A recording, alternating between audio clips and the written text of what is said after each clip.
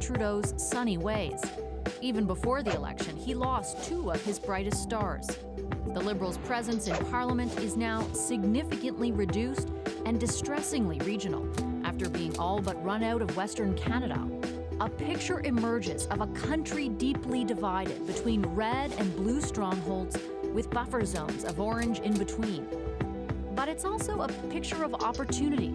Sure, Trudeau's team may have limped to the finish line, but its core remains largely intact. They are in a pretty strong minority position if they can convince the other parties to play ball.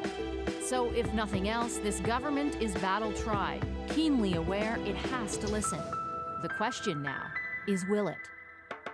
This is the Trudeau government swearing in.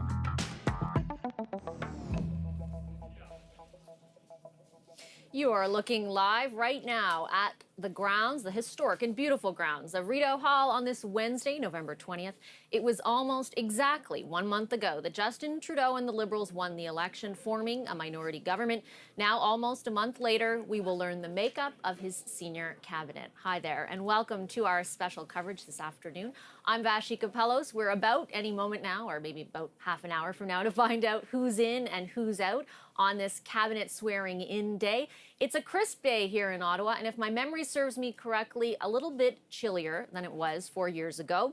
I believe on November 4th, when the initial cabinet was sworn in. It's also a little bit less sunny than it was 4 years ago, probably reflective of the politics at play. And speaking of politics at play, that's what we're going to be talking about in the lead up to finding out who's in this cabinet and who's out. And we've got you covered. We've got two of our best reporters, the CBC's Salima Shivji and the CBC's David Cochrane. They both covered the Liberal campaign extensively throughout the election. We've also got former BC Premier Christy Clark, former Alberta Premier Alison Redford, and former provincial cabinet minister in Quebec, Yolande James, to help us out throughout the afternoon with all of their insights. I'm going to start with Salima Shivji, though, of course. Salima, tell me what you're hearing about who we may see walking up that driveway.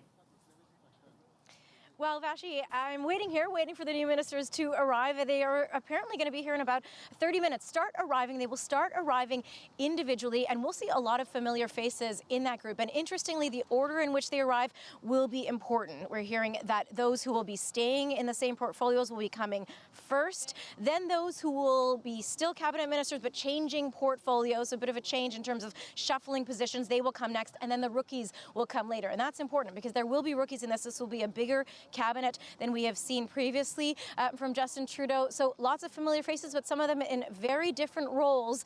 And I think David Cochrane can kind of run you through what we know so far, but we'll be keeping our eyes peeled to see who comes first and who stays in their same portfolios.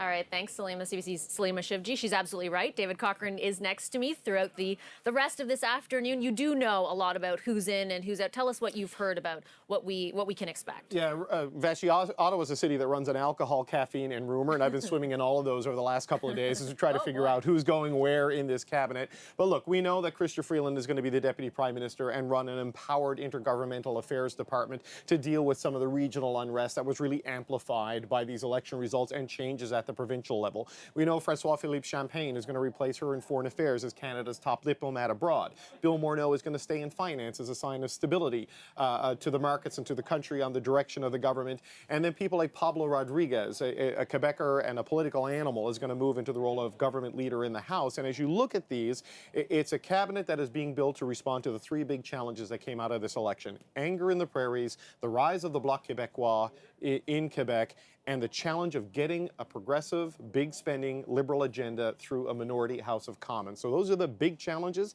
The team Trudeau is unveiling today is a response to that. We highlighted some of those big names. It's how they fill in the blanks around those that will give us a sense of whether or not this can be a successful minority or not. And you hit the nail on the head there, David, that so many of the challenges this cabinet is about to face are a direct result of the outcome of the election last month. It was an interesting, pretty long, and at times very nasty campaign. Here's a look back at Trudeau's campaign during the election. In every election, we get to make an important choice about the future of our country. We get to decide what kind of future we want to build together. That's why today we're announcing that we're actually doubling our annual investments in childcare. Cut taxes for the middle class, gives the middle class some breathing room. Keep delivering for the middle class, for national pharmacare. Plant 2 billion trees. Ban military-style assault rifles. Breaking news tonight, a dramatic night in Canadian politics. A photo of him wearing brown face. It was a dumb thing to do. I'm disappointed in myself. I'm pissed off at myself. We are fighting on the defining issue of our time because Jason Kenney and Doug Ford and other Conservative premiers don't want to do anything on climate change. Working hard on it. Tonight, you're sending us back to work for you with a clear mandate. We will keep investing in Canadians. Canadians gave me a lot to think about as they returned us in government, but with a clear requirement to work with other parties to figure out a way to move forward that isn't as divisive and challenging as this election was.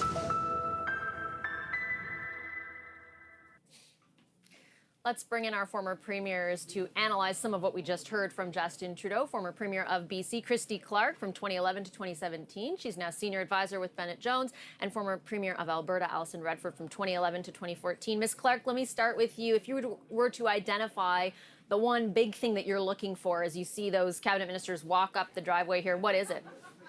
I think nobody talks about it this way, but I think that the most important thing that this government needs to do is fix the Federation. I really think the Federation is broken at the moment. And, what we see now as a result of the last 4 years of Trudeau's government is we see, as you said in the beginning, rise of the Bloc, a very alienated Western Canada. And it's kind of what we had after Pierre Trudeau Sr. was finished with the country. And but I think it's worse this time because the alienation in the West is much deeper. The anger in Alberta and Saskatchewan is very, very profound.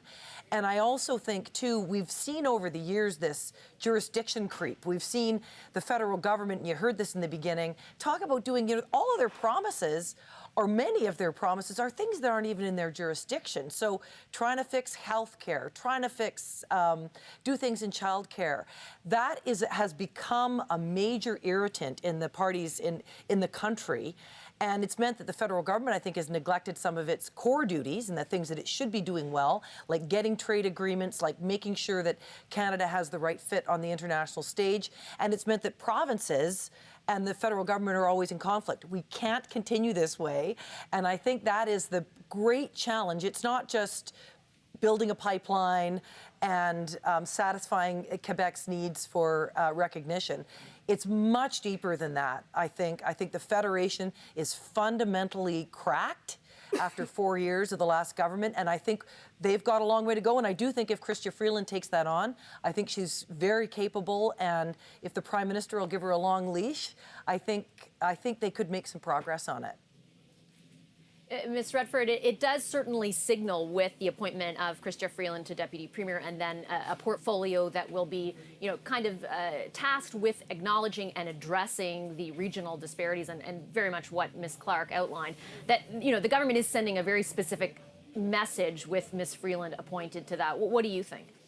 Well, I think that Christy's right. The acrimony and the partisanship on all sides over the past 30 days leading to today has been very troubling, and I think it's troubling for Canadians.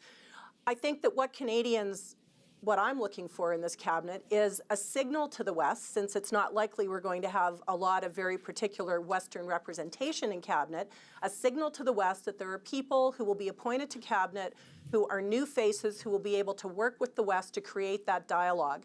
Because the issues that will matter, as the Prime Minister has said, in terms of building on sort of middle-class economic success for Canadians, and climate change means that many of the departments that need to be involved need to work together. So I think a more robust intergovernmental affairs department under Minister Freeland, if that's what happens, would be wonderful, with an understanding that things like transportation and infrastructure are also important in terms of building a policy that makes sense. Energy, transportation, infrastructure all need to come together, and that's something that's an opportunity right now for this cabinet. All right, I'm really glad both of you are joining us. We will be checking in with you throughout the broadcast. We do have to take a quick commercial break. Before we head into that break, though, we talked to Canadians about We asked them really what mattered to them and why they voted. Have a listen. I'm Jim. I live in Rosetown, Saskatchewan. I've been farming here for 34 years. I am apprehensive because all the talk, especially in the West here, about separation, and I've never seen it so bad.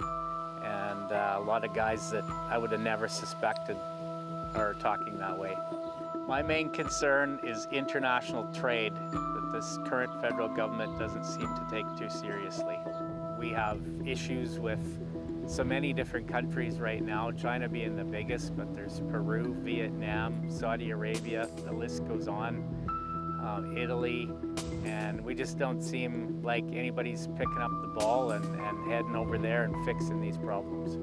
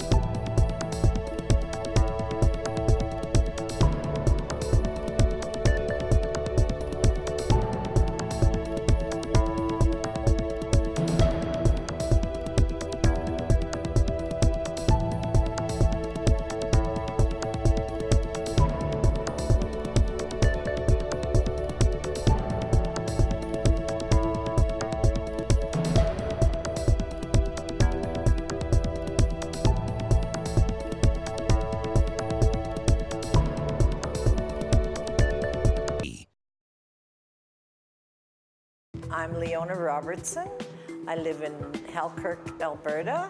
We are feeling that our energy sector is not being utilized, therefore nobody's at work. People can't afford to even come out to eat or have a drink. I can understand why people are talking about separatism, because all the equalization payments that our western provinces have made to the east over the many, many years, we do not see the same response coming back west. And we are the ones that are suffering out here now.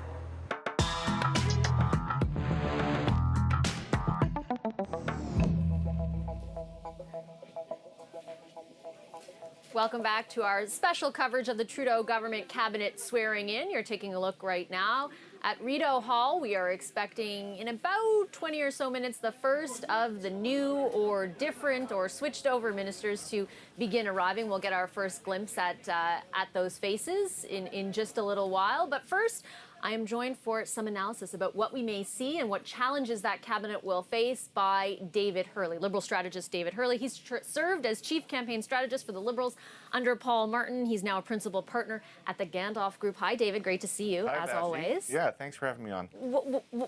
All right, what are you looking for? Well, we've had a lot of names leaked already. I'm not hearing any, vigorous pushback. So I think we know a lot of it in the broad strokes. I think some details are important, particularly the detail around whatever Ms. Freeland's new assignment is. And whether she has the tools at her disposal to do the job that she's being asked to do, which is, I guess, to knit together this country economically and to try to work with Alberta and Saskatchewan more constructively. And she's going to need some real tools and decision-making power to do that. So I'll be looking at that. And fundamentally, the key thing that we know about cabinets in minority government situations is that you need a very political cabinet. You need a cabinet with great political skills. You need a cabinet that knows where the pitfalls are, because most of these jobs cannot help you win an election, but all of these jobs can cost you an election. And if you are a minister that doesn't have attention to detail, or doesn't smell out a political problem when it's happening, or doesn't have the wherewithal to fight your department down from a bad idea, in a minority government, that can be much more damaging than in a majority government. Let's not forget that had SNC-Lavalin happened in a minority situation, there would have been an election last spring that would likely have been a different result. Good point, David, the other David, as the set falls apart here and our papers The wind got my notes. flow everywhere. David Hurley brings up a good point there on the specific context of this cabinet in this minority parliament. And I got an interesting question this morning. I was doing an interview and someone said, do cabinets even really matter? Isn't this all about the Prime Minister? And my argument was, actually, in this situation, they probably matter a lot, not just because of sort of who they have to reach out to, but specifically, it's beyond the stakeholders. It's actually the opposition that you have to try and bring on side, at least if you want to try and advance your agenda. Yeah, and how they respond to the Western thing. I mean, Justin Trudeau's brand is strong in lots of parts of Canada. It's not strong in Saskatchewan and in Alberta, so he can't be the face of the government's efforts to reconcile things with those provinces. So what we have is a sense of some of the team. We know some of the team that will be working with Chrystia Freeland on dealing with the Western alienation issue.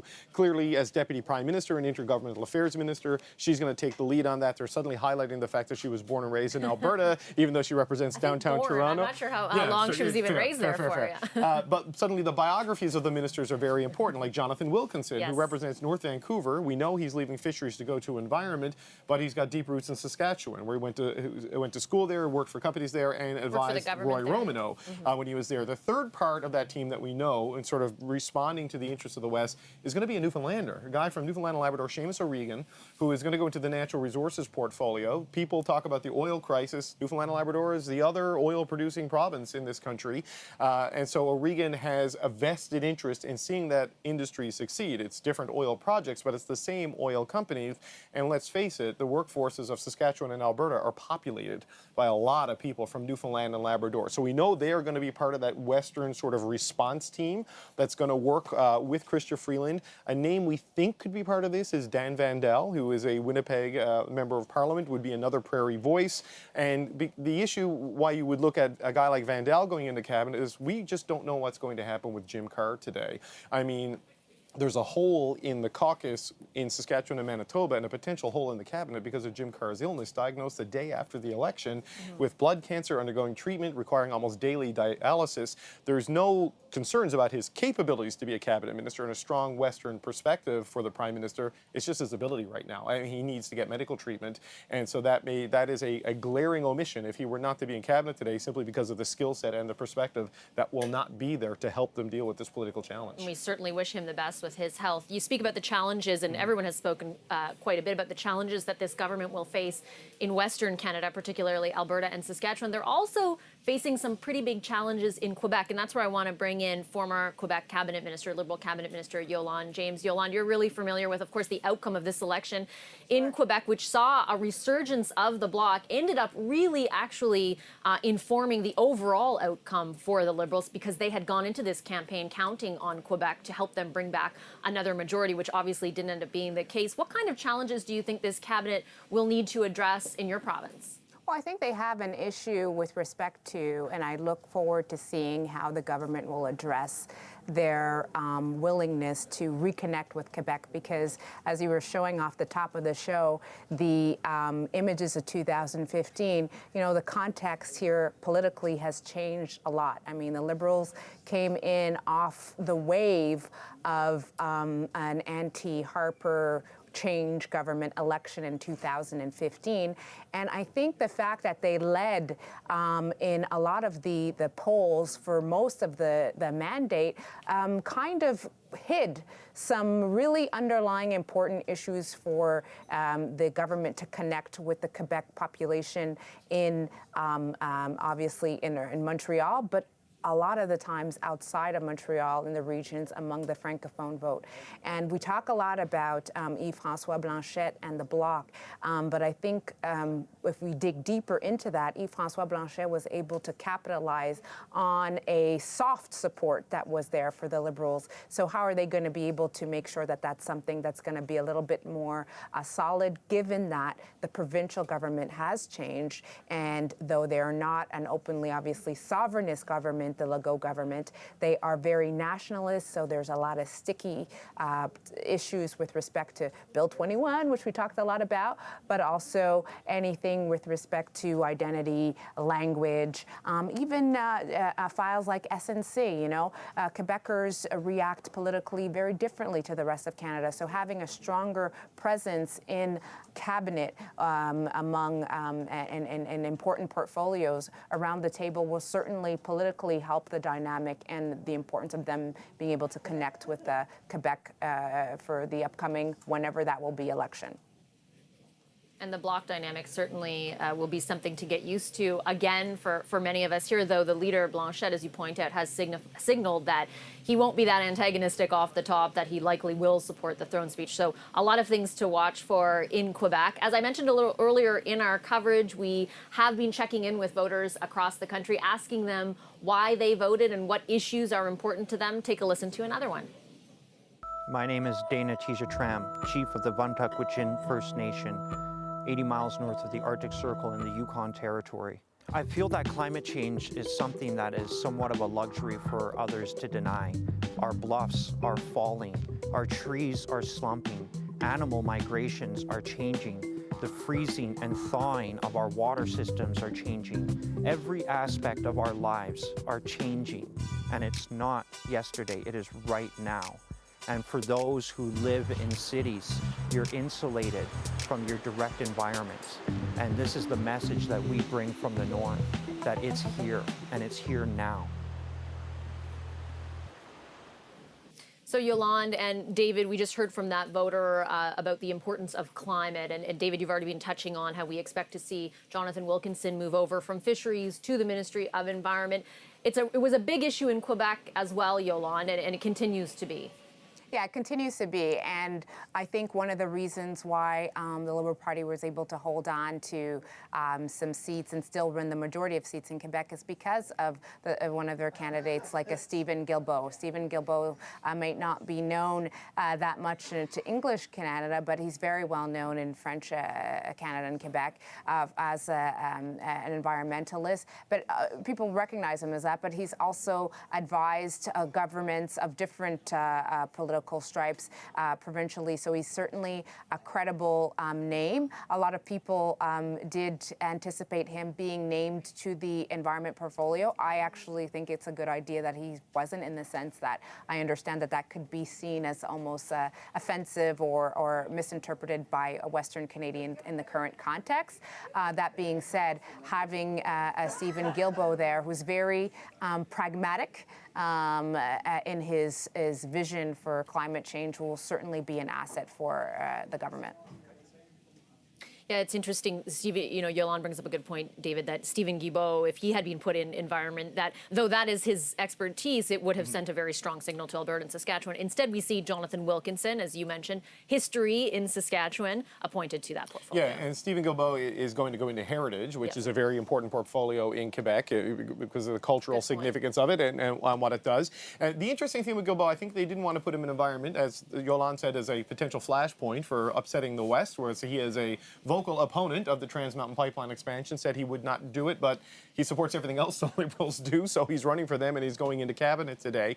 What you're going to see on climate change, my understanding is, in addition to the portfolio, which we know Jonathan Wilkinson is going to go into, he's held executive positions in clean tech companies, you know, science background, is you're going to see really a whole of government approach, because this is a minority parliament, but the Liberals will argue there is a majority consensus on the need for climate action as reflected by the votes for them, for the NDP, for the Greens, and for the Bloc Québécois. So you're going to see Wilkinson as the main person in environment and climate change. Guilbeault will be an important voice on that in Quebec in particular. And you have Seamus O'Regan, of course, the Natural Resources Minister. There's going to be an intersection there as they try to navigate the economic agenda in the West that will anger some people in Quebec. And then there's also Catherine McKenna. She was the environment minister. She was a very polarizing environment minister, a target of a lot of abuse. The rumor that has popped up over the last 18 to 24 hours is that she is going into infrastructure, where she can continue on the climate change agenda through green infrastructure, transit, and things that reduce pollution and increase resiliency. The big question with everything you just mentioned is, how will this minority government, or to what degree will the Liberals be able to advance their agenda, given that it is a minority parliament? We thought we'd take a look at that question through past minority governments. What were they able to accomplish? Here's the first look back. Lester Pearson's Liberals swung for a majority and missed twice in a row in 1963 and 1965. Yet, with NDP support, they universalized hospital coverage in Medicare, introduced the Canada and Quebec pension plans, the Canada Student Loans Program, official bilingualism, and the Maple Leaf flag. And building on previous work by John Diefenbaker's Conservatives, they're credited with introducing the world's first race-free immigration policy.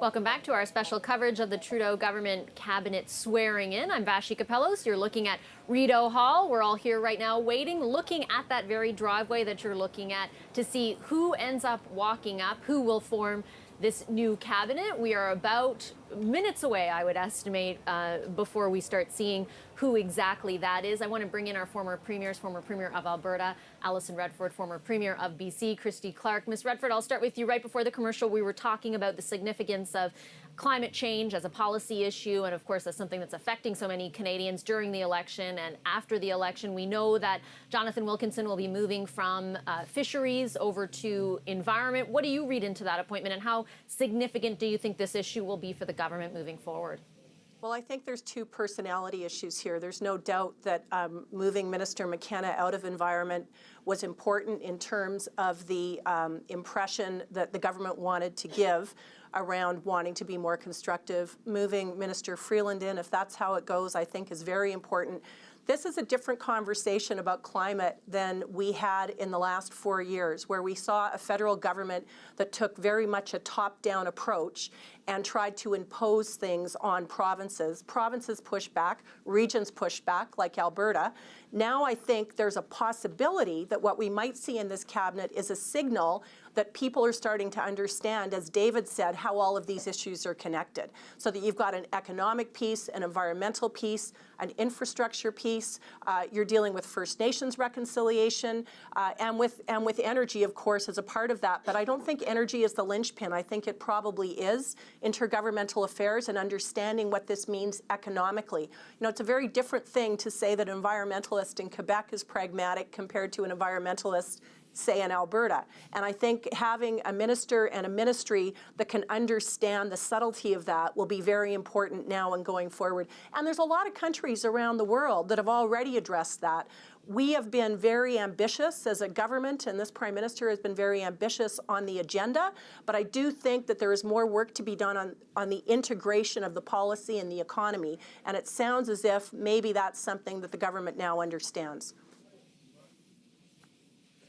And if you're just joining us right now, we were just looking at the tent room where we expect the ceremony to swear in these cabinet ministers to get underway at about 1:30 Eastern time. Right now, you're just looking at the entrance outside of Rideau Hall. We are still awaiting the arrival of those new ministers or ministers who perhaps has switched portfolios. There's the tent room right there. It's a beautiful room.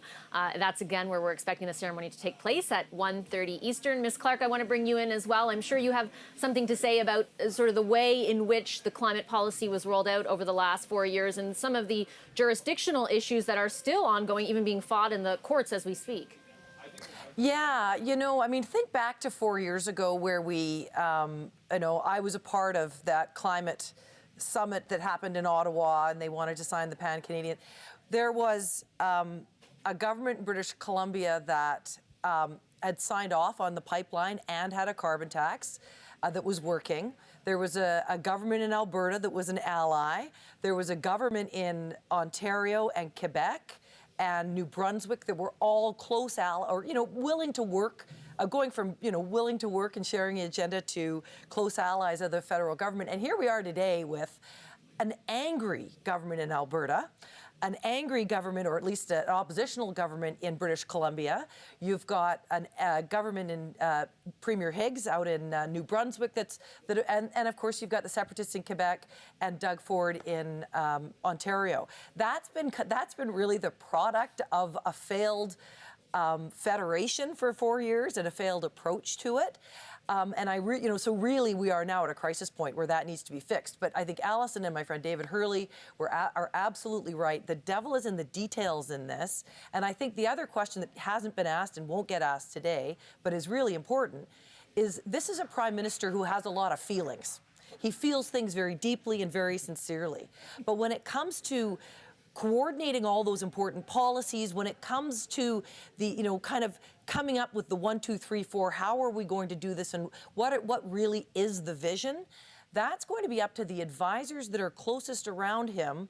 We won't necessarily see that today, but I think that'll be the next shoe to drop, is figure out who's going to be the principal secretary, who's going to be the chief of staff, who are going to be those advisors, because this Prime Minister hasn't had a record of listening to premiers.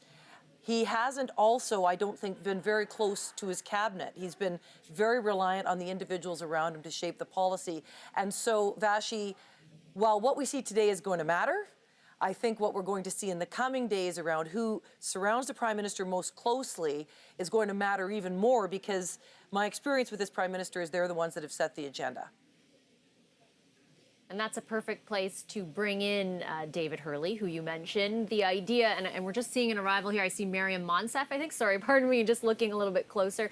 Maryam Monsef, who's currently the minister in charge of international development. She's the first person to arrive, so she will be remaining in cabinet to some capacity. We will find out shortly.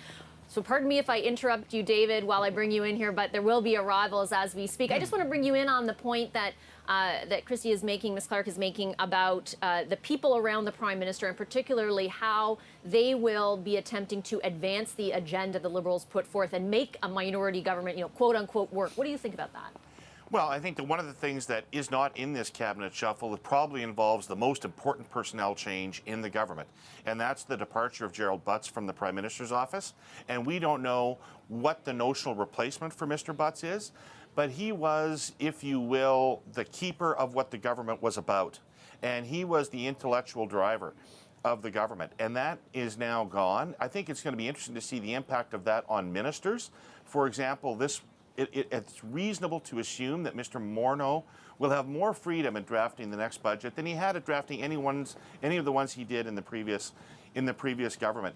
And it'll be interesting to see whether he's better at it or worse at it in the absence of that influence. But that personnel change is really, really critical, and I agree with Christy 100%, is how the PMO shakes out is a lot more important than most of these appointments we're going to see today. Interesting point. So I think we've got still Maryam Monsef walking up, and there's Lawrence MacCaulay. David Cochrane, I'll bring you in now. Lawrence MacCaulay, Minister of Veterans Affairs. He was one of the later shuffles in the four-year term. He looks to be remaining in that position. Yeah, I mean, arriving early, Maryam Monsef, she was there with Matt DeCourcy, by the way, yes, who was the MP newly for Fredericton engaged. Lost. They're newly engaged, so they're a caucus of two now, as opposed to two individual caucuses. I've been waiting to make that joke. MacCaulay, so they're arriving early. She was status of women's minister as well, Maryam Monsef was. Yes, they kind of changed the portfolio. Right, and that is Joyce Murray. That is Joyce Murray. Yeah. So it's hard to see because of the TV lights. Yeah. So MacCaulay coming in, but just to pivot back to what they were talking about in terms of rounding out the PMO, there is a name out there. We don't know the role. We don't know if it's 100% going to happen, but there is a persistent, constant rumor that Marc-André Blanchard, who, the former managing partner for McCarthy Tétrault, or chairman of McCarthy Tétrault, who helped Trudeau with the transition, currently Canada's ambassador to the United Nations, is being considered or wooed or coaxed to take on some sort of a senior role in the Prime Minister's office. A Quebecer, which would be important. So the Quebec wing of the party has been pressuring the PMO to bring in a senior Quebecer into the ranks. Blanchard would fit that bill. I hate to interrupt you, but I have to for a second, because there's Bill Blair, of course, former chief of the Toronto Police. He has been serving in a portfolio that essentially looks after organized crime, looks after the border, and guns is the big one. And that's what we're going to be watching for. Of course, it was a sort of central plank of one of the Liberals' campaign planks. They didn't go so far as to ban handguns or announce a ban It was the first big policy they pivoted back to after the blackface controversy derailed them. Blair, smart money is on him replacing Ralph Goodale as Minister of Public Safety. It's a natural fit for the skill set and his past portfolio. And here is Catherine McKenna, who, of course, currently serves, MP for Ottawa Centre, serves as Minister of Environment. We've been speaking with everyone on the show She's running so away. far. No, she's given a hug there, probably to some of her constituents who are able to make the walk over here for this ceremony. I think she's there with two of her kids, and she is currently the Minister of Environment. We know she's moving away from that portfolio because, as we've been discussing, Jonathan Wilkinson from BC will take it over. She has had a polarizing, I think is the word you use very, very accurately to describe the last 4 years. She's also taken more abuse than any has, human being deserves to take. Yes. And so she's moving out of environment, which is the flashpoint. The rumor is infrastructure. And there is François-Philippe Champagne, who will move from international trade to foreign affairs, a big portfolio. Yeah, he started international trade, went to infrastructure when they needed someone to sell the infrastructure spending and get things moving, and now he's going to foreign affairs. He is a Freeland replacement, a trade specialist, a lawyer, extensive experience abroad. He's pretty stoked about this, is what you hear around Ottawa. He's a high-energy, effervescent kind of guy, and I think he's going to be pretty keen to be getting into that portfolio. Salima, let me bring you in. François-Philippe Champagne, a big player for the Prime Minister in Quebec. I know you have a lot of experience in that province as well. well as a big player. Right from the start, he was, I believe, Parliamentary Secretary of the Minister of Finance to start. David mentioned went to international trade, then is now, then moved over to infrastructure and is now headed to foreign affairs. Your thoughts, Ms. McKenna as well, walking in as we're looking at right now, and then Minister Champagne as well.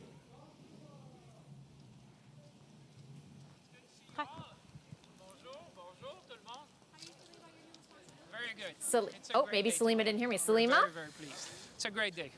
Hi, I'm here. I'm actually talking to Minister Champagne. So how are you feeling today? It's very good. It's a great day and look forward. There's a lot of challenges and opportunities ahead for Canada. So look forward to that new role. Vous êtes content de votre nouveau rôle? Très content. C'est une belle journée. Quel est le défi principal pour vous? Ah ben, il y en aura plusieurs. On aura la chance de parler des politiques. Mais là, pour l'instant, aujourd'hui, c'est de présenter le cabinet. Très content d'être là pour servir. Alors, je remercie le Premier ministre. Puis on est au service des Canadiens et des Content de la Canadiens. place que le Québec occupe? Toujours. Well, we'll have a lot of months ahead to talk about policy. So, guys, I don't know if you heard that well. But obviously, did. he tried to get Thank to his Minister Champagne. There you go. He's a lot of chances to talk about that later ahead. So not a major indication, but obviously he was grinning from ear to ear, looking pretty excited about his new role, which we understand. Of course, he's going to be the new Foreign Affairs Minister. Quite a promotion for minister in Justin Trudeau's cabinet that has performed very well, is a good communicator, and has a background in international trade. So he looked pretty excited today, didn't he? And right now, Salima, we're walking up the driveway at Marco Mendicino. David and I often joke, practically a regular Power and Politics correspondent. He's the Parliamentary Secretary for Power and Politics. Yeah, so he represents a downtown Toronto riding. He has really been a communicator for the government. They kind of put him up on all the stuff nobody wants to answer questions on. I'm thinking of SNC, for example, questions about the West, things like that. Well, this goes back to the point about this cabinet having to focus on political skills and communication. They like Marco Mendicino's communication skills, his toughness, his willingness to take on tough files. I'd speculated on your show last night that he was going in and maybe going into immigration. He's a lawyer with a former prosecutor. He's got a sharp mind and a good communicator, and that's where they might be looking at him. David Hurley, I'll use your last name because there's so many Davids here around me. We're also seeing Marie-Claude Bibeau, Minister of Agriculture, walk up right now. Your thoughts on who you've seen so far? Well, I think that Marco Mendicino is really going to thrill a lot of Toronto Liberals. He's very popular in the Liberal Party, especially in Toronto, where he's from. And he's, unlike some of the others, not to take anything away from them, but the Blairs and the Freelands, who really don't come from the party. They were stars that came down, and Liberals love them, and they're great. But Marco Mendicino is a guy that is part of the party and comes from the party and has done a lot of party things, even as an MP, chairing the Liberal caucus, chairing the campaign in Ontario. And he's at every convention, he's at every conference. This is going to be a very popular choice with the party, which is, by the way, something they needed to pay a little bit of attention to.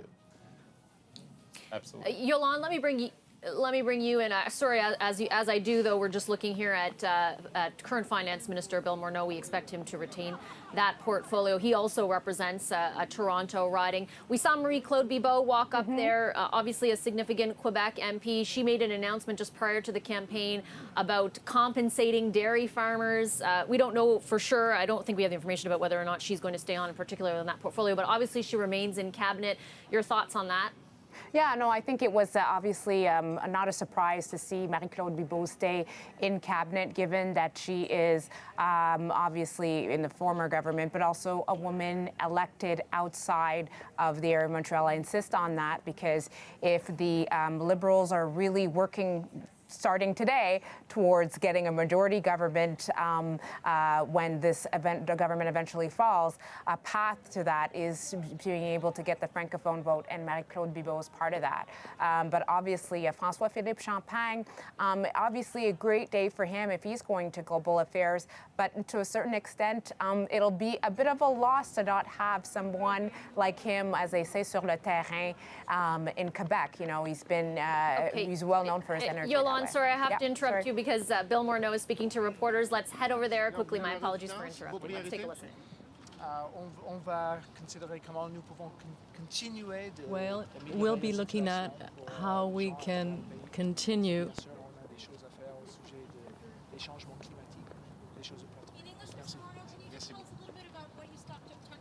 Good morning. How are you? How are you? No, I'm looking forward to continuing in the role. Obviously, it's very important for us to continue to improve conditions for Canadians across the country. And we clearly want to deal with climate change. It's an important issue that was talked about a lot in the campaign, and it's an important issue for all Canadians. How sign does it show to have you staying in that role, to have that continuity for this government? What sign does that say? I'm sure that what we want Canadians to see is that we're going to continue to work on their behalf to make sure that our economy is strong, that we continue to think about how we can create opportunities for all Canadians. So thank you very much. Thank you. Thank you. Thanks.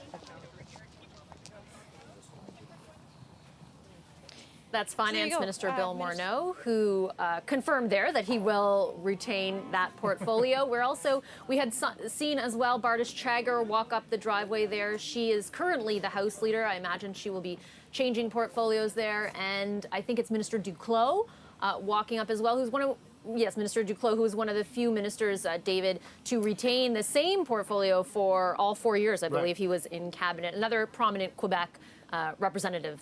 Yeah, Duclos is a guy whose name was on the short list for Treasury Board last time when Joyce Murray went into that job. And the thinking at the time was that if they wanted to get more political, he's a guy seen as very good on policy, very technocratic, but not the best communicator. And I think what you might see with this cabinet, the indications I'm getting is that some of the people who struggle with communications and politics might get inward-looking portfolios, things like Treasury Board and things like that, whereas people like Marco Medicino, where you got to deal with tough political issues, maybe like an immigration, will go in those front-facing positions. I'm just trying to squint to look closer at the TV to see who exactly that is.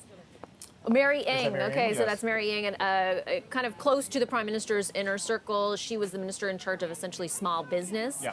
Not sure in particular what her role will be in the new cabinet, but she obviously remains in cabinet. Yeah, in an economic portfolio, yes. very tight with Katie Telford, who is the Prime Minister's Chief of Staff and returning in that role. And the first Chinese Canadian, one of the first Chinese Canadians in this government, or was the only Chinese Canadian in this government to hold a cabinet post. So an important position for Ng there, who is, I don't know if she's politically in the inner circle, she's certainly socially in the inner circle of the government. David Hurley, your thoughts on Mary Ng remaining in cabinet?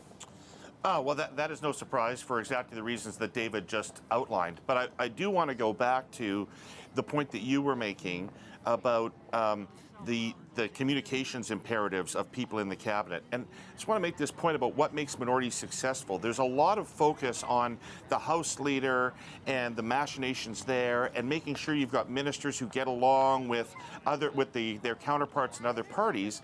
I think that's all way less important than it used to be, if it ever was that important. There may have been a halcyon day when people sat around and figured out policy solutions to things, but right now, it depends on your electoral strength. The lesson of the Martin and Harper minority governments is that if you are weak electorally and look like you would lose an election, it doesn't matter how popular the things you're trying to do are or how much the opposition agrees with them, they'll defeat you. And if, on the other hand, the opposition parties are scared of an election because you look strong, you can, as Mr. Harper did, govern like a majority and do what you want to do. Because the other parties won't bring you down no matter how much they hate what you're doing. The Liberals swallowed themselves whole for 2 years of Mr. Harper's government. So the political imperatives of this cabinet are you need to look like you would win an election all the time if you're going to govern in a minority. And there, on that note, is Navdeep Bains, currently the Minister of Innovation, Science and Economic Development Canada, a pretty prominent minister in the business community in this country. I've had a number of people involved in various businesses ask me if I think Navdeep Bains, David, will be staying in that portfolio. They're very curious to see what direction the government goes in when it comes to innovation. I know it's one of those sort of abstract concepts, but it means a lot to, for example, cell phone companies who were all told by various parties in the campaign that those bills are going to be restricted to some degree and in some capacity. And there's a lot of money in that department, Yeah. and it could drive the economic agenda. But one of the questions of the last week is whether that department is going to be split. We know there's a focus on dealing with the regions in a more systematic way coming in this cabinet. Are they going to make ACOA a ministry again? Are they going to make economic development its own thing with those regional development agencies? We don't know, but there has been complaints, not about Bains directly, but from my part of the country that why is the ACOA minister represent Mississauga? You know, that is a hard sell on the wars of Newfoundland and Nova Scotia, where people are looking to ACOA for money. Ms. Salima, let me head over to you because I see you have Mr. Baines there. We made in the campaign, so very excited about that. How is it gonna be different in a minority? So we'll talk about it afterwards for sure. Le mot français, M. Baines, vous êtes content? Je suis très fier. Merci. Some very, very telling comments there from Minister Baines. I want to bring in Ms. Clark. That's Mona. That was sorry, Mona Fortier. That's Mona Fortier. She was not sorry. in cabinet before. She was not. So we're getting to the portion of the program where we start seeing perhaps some new faces entering cabinet. That's Mona Fortier, who also represents a riding near Ottawa here, Ottawa-Vanier, in fact. She is also someone who often comes on the show to defend the government's decisions. So interesting to see that she's being rewarded with some type of position. There's also David Lametti, who's currently the Minister of Justice, walking up the driveway. He, of course, was part of the controversy, not a signatory, not a instrumental. He was part of what happened with SNC when he was ultimately the person who replaced Jody Wilson-Raybould in the Ministry of Justice and got a lot of the questions where SNC was concerned in the months that followed the start of that controversy in early February. Ms. Clark, I want to bring you in for a second because we've seen Navdeep Baines, we've seen Bill Morneau come up, talk about the direction of the country's economy, and I think it was kind of an under-discussed thing in the campaign, but there is a lot of concern about the potential for downwinds, for a recession in the future, or a slowdown at least. What are your thoughts on the significance, especially of that finance portfolio? Well, I think that the thing to watch in this, one of them, is what's going to happen to Nav Baines, because he's terrific, and it's not clear at all that this government has an economic agenda, and because what we're seeing in the cabinet today, lots of very capable people, but a focus on communicators and visionaries, economic visionaries, are not always and very frequently the same thing. So I think Nav is one of those guys, and we want to see what's going to happen with Nav Baines in this cabinet, because I just don't think a whole lot of communications and a lot of people who are good on power and politics, no disrespect intended, is going to help us really move the economy forward, which is what is urgently needed in this second term of a Liberal government. No offense taken. Ms. Redford, I want to bring you in. I just want to mention to our viewers that you're looking right now at Deb Schultz walking up the driveway. She is currently the Parliamentary Secretary to the Minister of National Revenue. So seeing her here signifies that she is taking a step up and moving into cabinet. Into what portfolio, we're unsure at this point. She represents the riding of King Vaughan, which is just kind of in that 905 area, but a little bit beyond it. So a pretty important area for both the Liberals and the Conservatives in the past election. Ms. Redford, based on what you've seen so far, your thoughts? Well, I think it's interesting to see a fair amount of stability around the economic portfolios. I was very interested in the very short discussion on innovation, because I think that is one of those portfolios that could really be elevated in the next cabinet, because it ties together all of the things that we've been talking about. You can do the climate work, you can do the energy work, you can do the infrastructure work, but if you're not really investing in that innovation agenda in a way that's really groundbreaking globally, then I think we lose out. And we have the opportunity to do that. As politicians, we talk about that. We've talked about it in the past, but really investing in it would be important. Yeah, that's a good point. I'm just going to swing over to Salima, where I think Ms. Schultz is taking some questions, or maybe she isn't. Never mind. There is Jonathan Wilkinson walking up the driveway right now. He, David Cochrane, you and I have talked about throughout the program so far. Of course, we've known for a little bit now that he will move into Catherine McKenna's portfolio of environment. He represents a riding in BC, a riding that is intimate, up close and personal with the TMX pipeline expansion. He's also spent a lot of time in Saskatchewan. Yeah, I just want to pivot back to Deb Schultz and Mona Fortier. So that is the first, I guess, surprises of the day, in that these are two new cabinet ministers, two women from Ontario. We know that Mona Fortier, for example, helped Ralph Goodale do the platform launch in the middle of the campaign, so she played a central role in that. So she was prominent in the announcement of policy. Now she'll be prominent in some way in the delivery of the policy. Her name had circulated. I'd heard there would be 6 new ministers today. She was one of the 6 that I had maybe heard. Deb Schultz is was a total surprise to me. Was not on my short list at all. You look at her bio, she's got a mechanical and aerospace engineering degree from Princeton University. So she's certainly educated and credible in that capacity, but it's a surprise for me to see her here today. And here is one of the most talked about events, and not a surprise at all. Chrystia Freeland walking up the driveway there with some members of her family. She currently serves as Minister of Foreign Affairs. David Hurley, I want to bring you in here. We know she's moving to become Deputy Prime Minister and that she will oversee a portfolio that is aimed at addressing some of the regional disparities that became so evident in the outcome of this election. Your thoughts on Ms. Freeland, her performance, and how much latitude do you think she'll be given by the Prime Minister?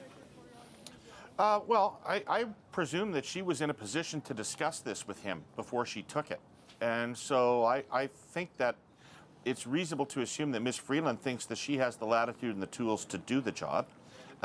And I think that she's shown real negotiating ability, obviously, with the United States and NAFTA and various other things. So to the extent that that's part of this job, she looks like she can do that. But to the extent that this requires a policy solution in Western Canada, a policy difference, she's going to have to be able to figure out what that is, both sell it in Western Canada and sell it in her cabinet and to her Prime Minister. So it's going to be a formidable job, because whatever's really going to work in Alberta and Saskatchewan is not likely to be something that is beloved around that cabinet table.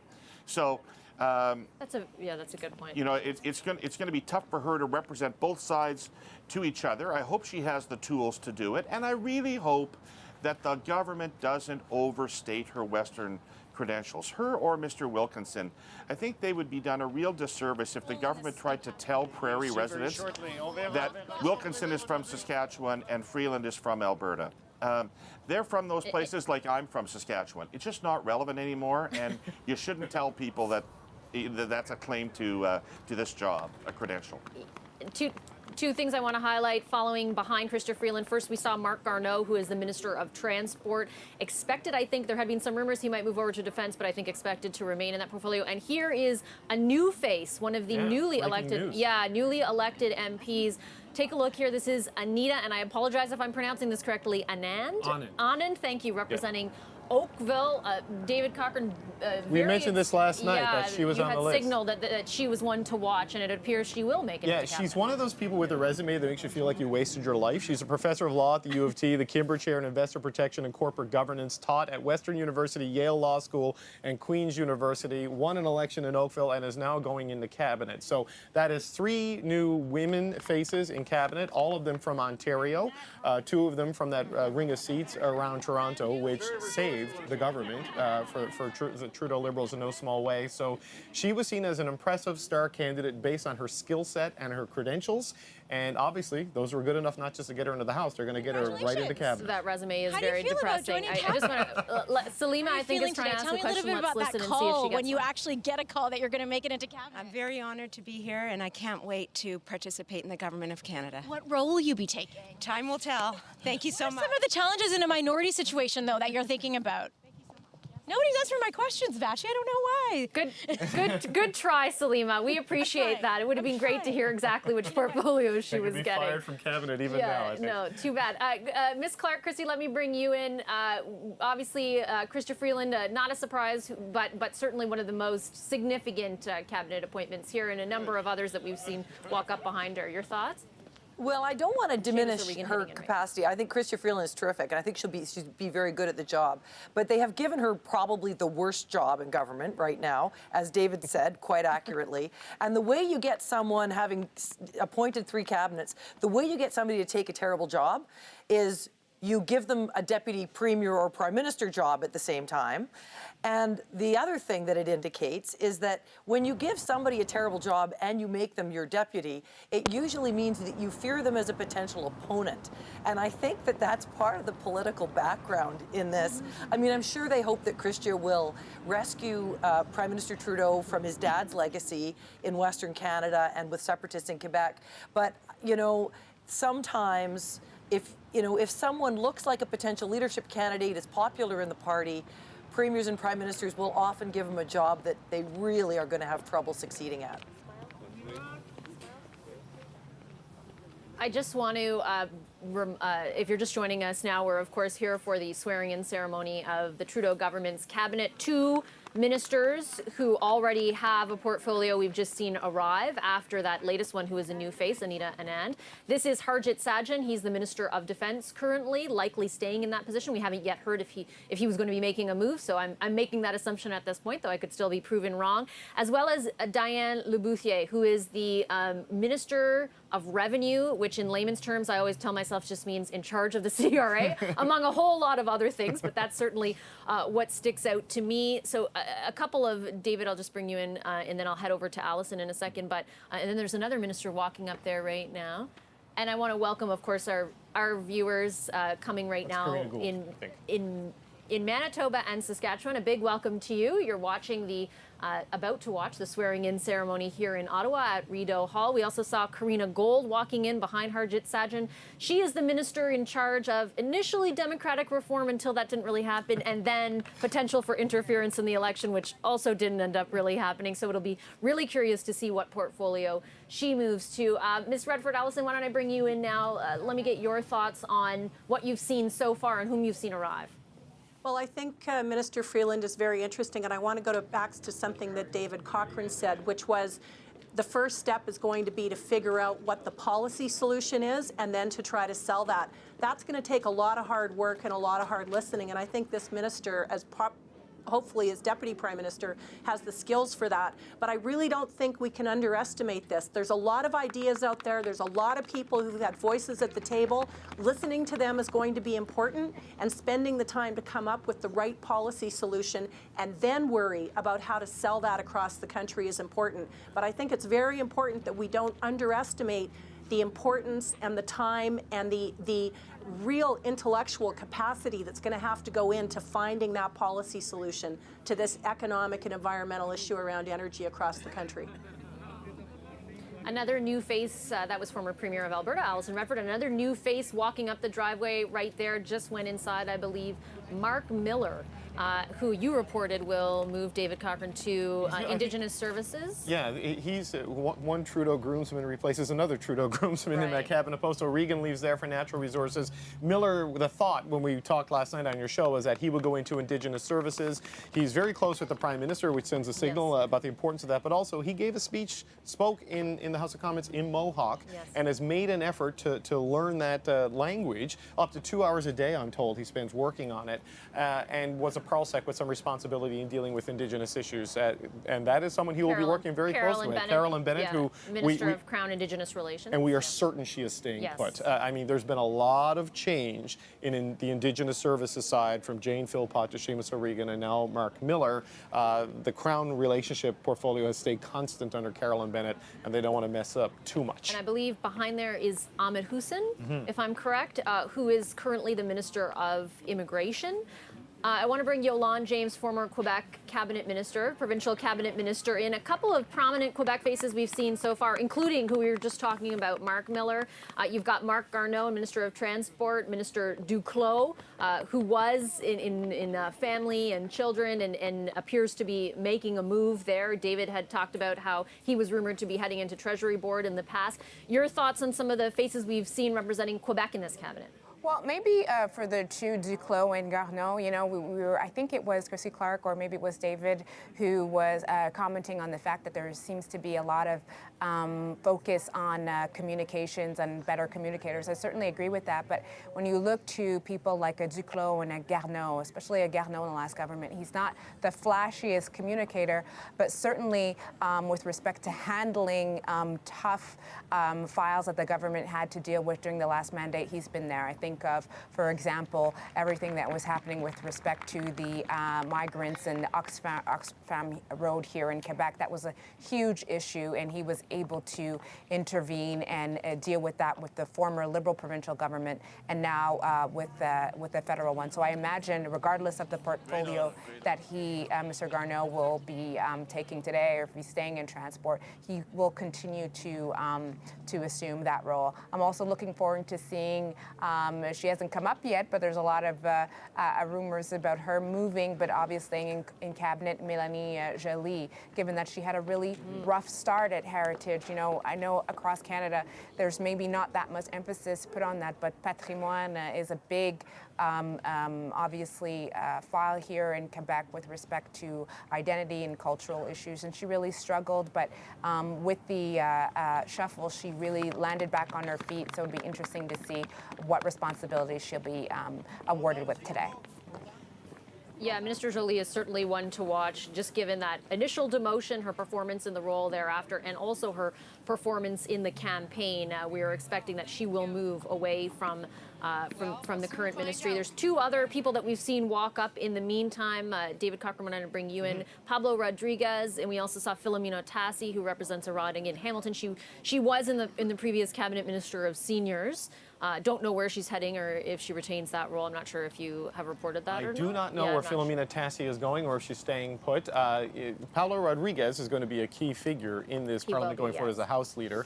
Mélanie Joly, as Yolande mentions, is we hear, mostly through the work of our Radio Canada colleagues, they're going to give them full credit, people like Louis Blouin and Madeleine Blais-Morin, who are working the phones constantly, is that not only is she going to be promoted, she's going to be promoted to an economic portfolio, some sort of an economic post. She was seen to put money and labor and time into helping other candidates outside of her own riding in the campaign and truly rehabilitate herself. She was one of the stars. Just one second, let's head to Salima. What kind of role you'll be playing? Je suis très, très, très heureux et j'accepte cet honneur-là avec beaucoup d'humilité. Patrimoine canadien, c'est un ministère qui vous sied?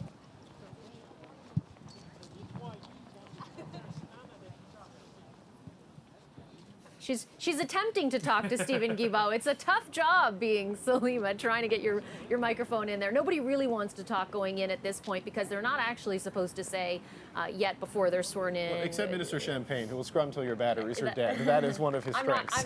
I'm not complaining, certainly. So far, David, you know, and Yolande touch on this, but Steven Guilbeault, a big figure in Quebec, certainly a well-known environmentalist in that province. The role of Minister of Heritage, a big one, and Yolande, maybe you can weigh in on this in a second as well, a significant one in Quebec. And there's Carla Qualtrough as well, who was the minister in charge of procurement for the last few years. A number of those big, let's listen. Lots of wait and sees, lots of wait and sees. So she was in charge of big files like, for example, the purchase of CF-18s and ships as well. So we'll be interested to see if she retains that portfolio. And we just saw another new face walking up. It's one of the ones we talked about on Power and Politics last night. Is Dan Vandel, a Manitoba MP for St. Boniface, St. Vital. He is a former deputy mayor, chair of the Protection Property and Public Works Committee in Winnipeg, and is a Métis and another Prairie voice. So we thought he might be on part of that Western Response cabinet team. He's also Métis, right? He's also Métis, yes. His arrival here today is confirmation that that's going to happen. He was one of the names that was mentioned very early when we learned the Jim Carr diagnosis of, and his whole ability to participate in cabinet was thrown into doubt. That Dan Vandel was someone you should pay attention to, and obviously we're going to be paying a lot more attention to him in the future as a cabinet minister. And we had also mentioned Mélanie Joly, initially the Minister of Heritage, moved over to tourism in one of the initial cabinet shuffles, seen at that time to be a demotion. She handled the file fairly well. And there's Pablo Rodriguez, the House leader. I think I had confused him initially with Steven Guilbeault. all the guys with beards. Look, one of the questions, too, as we're seeing a lot of the Quebec ministers arrive, we know Pablo Rodriguez is going to go into the House leader post. We know Steven Guilbeault is going to be the Minister of Heritage. Mark Miller, Indigenous Services. Mais le suspense va encore être maintenu parce qu'il reste encore un bon 15 minutes. Qu'est-ce que vous vouliez, vous, comme ministère? Je suis très contente d'avoir la confiance du Premier ministre. Et puis, vous le saurez après la cérémonie. No, you'll find out more after What the is this ceremony. promotion and how do you feel about getting a promotion? Well, I'm very happy to be part of the new cabinet for the new Trudeau 2.0 cabinet. And actually, I'm happy that the Prime Minister is giving me his confidence and trusting me. C'est quoi un cabinet 2.0 du gouvernement Trudeau? Qu'est-ce que c'est? C'est la What nouvelle, is the Trudeau Cabinet 2.0? What does that mean in a cabinet 2.0? What are some of the challenges ahead for this cabinet 2.0 that you mentioned? Well, I think that we've had a very strong signal given by Canadians across the country that we need to be working to bring regions to the table and to make sure we have strong Canadian unity. How important is the Quebec region, though? Very important, and that will be part of my job. Thank you. Thank you. And there's Pablo Rodriguez. I think Salima's going to try to get in there too. Let's listen in. I can't.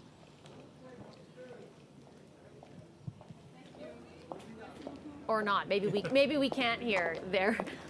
Go ahead, David. Yeah, the point I wanted to make is there has been a lot of pressure put on the Prime Minister to promote one of these ministers as a Quebec lieutenant, someone who would assume political responsibility for affairs in Quebec. This has been a persistent demand in the weeks leading up to this. So we're seeing, if he goes that route, we're seeing the potential roster of Quebec ministers, because quite a few have arrived, and it's obviously that is the safest path back to a majority for the Liberals is by regaining or making gains in Quebec. So will one of those ministers get that Quebec lieutenant And crossing your screen right now is Patty Hajdu. She represents a riding in Thunder Bay. She's also currently the Minister of Labour. Unsure yet if she will make a move there, but she obviously stays in cabinet. David Hurley, let me bring in you right now. We heard Mélanie Joly there.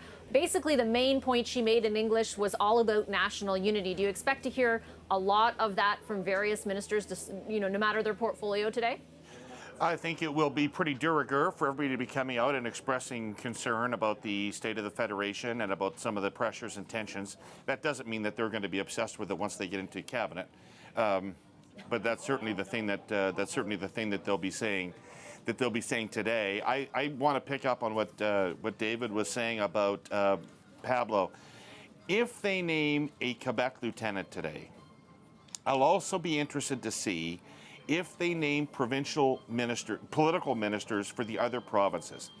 Previous governments have named a minister in each province responsible for the political affairs of that province. And the Trudeau government eliminated those positions in 2015. And in a minority situation, when they have to be constantly more political, and having seen that maybe the loss of political ministers hurt somewhat, I wouldn't be surprised if they went back to that model in this cabinet, certainly in the province of Quebec. Christy, what do you think about that idea, and do you think it would be beneficial in BC?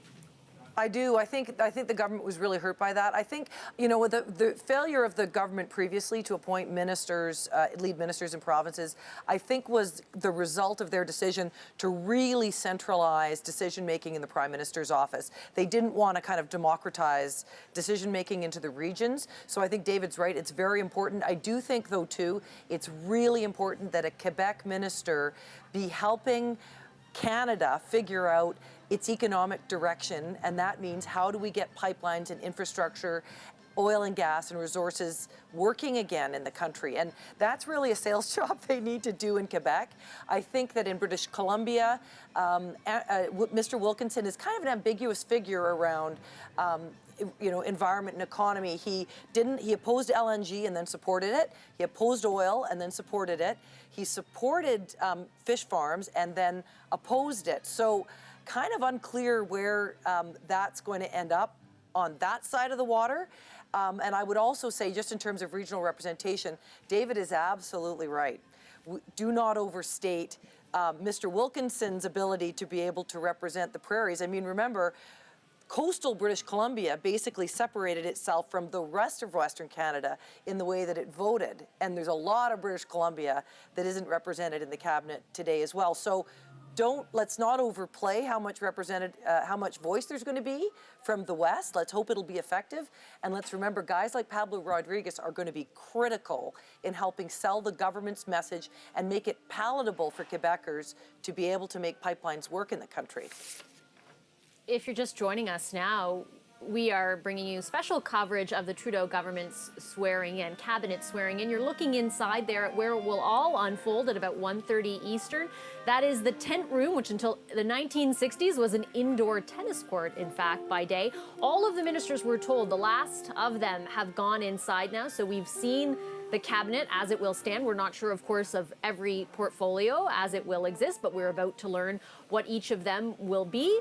As I mentioned, that ceremony will get started at 1:30. Alison, Ms. Redford, I want to bring you in for a second to just weigh in on some of those questions of national unity and particularly the representation or lack thereof in Alberta and Saskatchewan. A lot of speculation leading into this today about whether someone from outside Parliament would be appointed to represent. It doesn't represent the regions. It doesn't look like that happened. What do you make of what you've seen so far and how it might apply to that issue of representation? Well, I'd make 3 comments. First of all, the risk with appointing political ministers, although as former politicians we understand that model, is that it will certainly highlight the fact that you cannot have political ministers from Alberta and Saskatchewan since there isn't actually cabinet representation. I absolutely agree with David and Christy with respect to how much you want to oversell the origins of Minister Freeland and Minister Wilkinson. But as a more general comment, you know, there are 4 things that I've heard today. One is, you know, Seamus O'Regan will be a good Minister of Energy because he's from an oil-producing province. It's true, but the economic structure around that is very different. It's very different than the way that the energy economies run in Alberta and Saskatchewan. The companies are not the same. The ones that are active in Alberta and Saskatchewan are very unique, and they're not offshore companies. They're medium and small and some larger companies that deal with oil sands. Lastly, a comment with respect to a Western cabinet representation and strategy. You know, I remember when I was young, before I was ever in elected politics, one of the risks always in national parties, both progressive conservative and liberals, was to assume that if a person was from, say, Manitoba, that they could represent the West. And I think we made a lot of progress to overcome those assumptions, and I think it would be a mistake to go back to those. So it's important that there's a focus. There's important that the government signals that they understand the challenges that they face, and I think the risk is that if they overgeneralize, people in Alberta and Saskatchewan are going to say exactly that, and that what this demonstrates could be that they don't understand. So I think it's important, it's a very sensitive time, not to generalize, not to presume, as Christy said, that even all of British Columbia is the same, let alone British Columbia and Alberta or Newfoundland and Alberta. So we really have to be cautious, even though I think everyone's saying those things for the best possible intentions. But we're going to have to really get down to the nitty-gritty to figure this out. We are about 15 minutes away from the start of this ceremony. I hesitate to say for sure because sometimes these things tend to run a little bit late. David Cochrane, I want to bring you in right now because we've seen who will be in this cabinet, which also means we've seen who isn't in this cabinet. So there are 4 faces missing from this parade of ministers today who were key ministers last time. Jeanette Petitpas-Taylor, who was the Minister of Health, represents a riding in New Brunswick. We haven't seen her today. Christy Duncan, who was science and amateur sport at the end of it, represents a Toronto area riding. We haven't seen her. Jim Carr, not here today. I think we'd understand his absence, even if he were going back into cabinet, but also Dominic LeBlanc, also recovering for cancer treatment, also with serious health issues. All indications we got last night is that he is definitely going back into cabinet and would play a core role given his relationship with the Prime Minister and his political skills. When you're building a political cabinet, Dominic LeBlanc is someone you want in the middle of it, but not here. Now, that could be medical related, not quite yet cleared for travel and this sort of a thing, but the other 2, Jeanette Petitpas-Taylor and Christy Duncan, are a bit of a mystery right now because they were in significant roles, you know, in science, you know, which was one of the core things that the government had to its brand, and of course health. Not here. What does that mean? And the health one particularly is of interest to me because pharmacare, right? That is a big sort of semi-promise made by the Liberals. I mean, they committed to the idea of universal pharmacare. They didn't really, in their platform, allot a whole bunch of money for it. But you've got the pressure of the NDP exactly too, right? If you're yeah, that's what I wanted to say. I mean, the NDP has said, and Jagmeet Singh, the leader of that party, has come out and said unequivocally, this is what I need to hear in the throne speech in order to support it. Now, the NDP's support of the throne speech is not necessary for it to pass a vote. But still, they have made it kind of seem as though that is the big push for their agenda that they're going to make. So, pharmacare, dental care, dropping the challenge of the compensation for Indigenous children. These are sort of the structural things the NDP has said right out of the gate, which gives you an idea of the challenges Pablo Rodriguez and the Prime Minister's office is going to have as Parliament resumes on the 5th of December. Yeah, and as we're looking here, if you're just joining us now, we are covering the swearing in of the Trudeau government's cabinet, Nat and Obed right there of the ITK. is seated in that room next to Perry Bellegarde, the National Chief Perry Bellegarde of the AFN, the Assembly of First Nations. We are expecting that ceremony to get underway in about 15 minutes or just under 15 minutes if all things go as planned. They're in the tent room here at Rideau Hall, beautiful and historic Rideau Hall. Yolande, let me bring you in for a second. Some thoughts on who we aren't seeing in cabinet today? That's interesting. I think from a Quebec perspective, certainly we're seeing more people than before. And that could potentially be a response to the hypothesis that the government doesn't go forward with naming a lieutenant for Quebec, which I would support. I think that would be certainly a positive thing.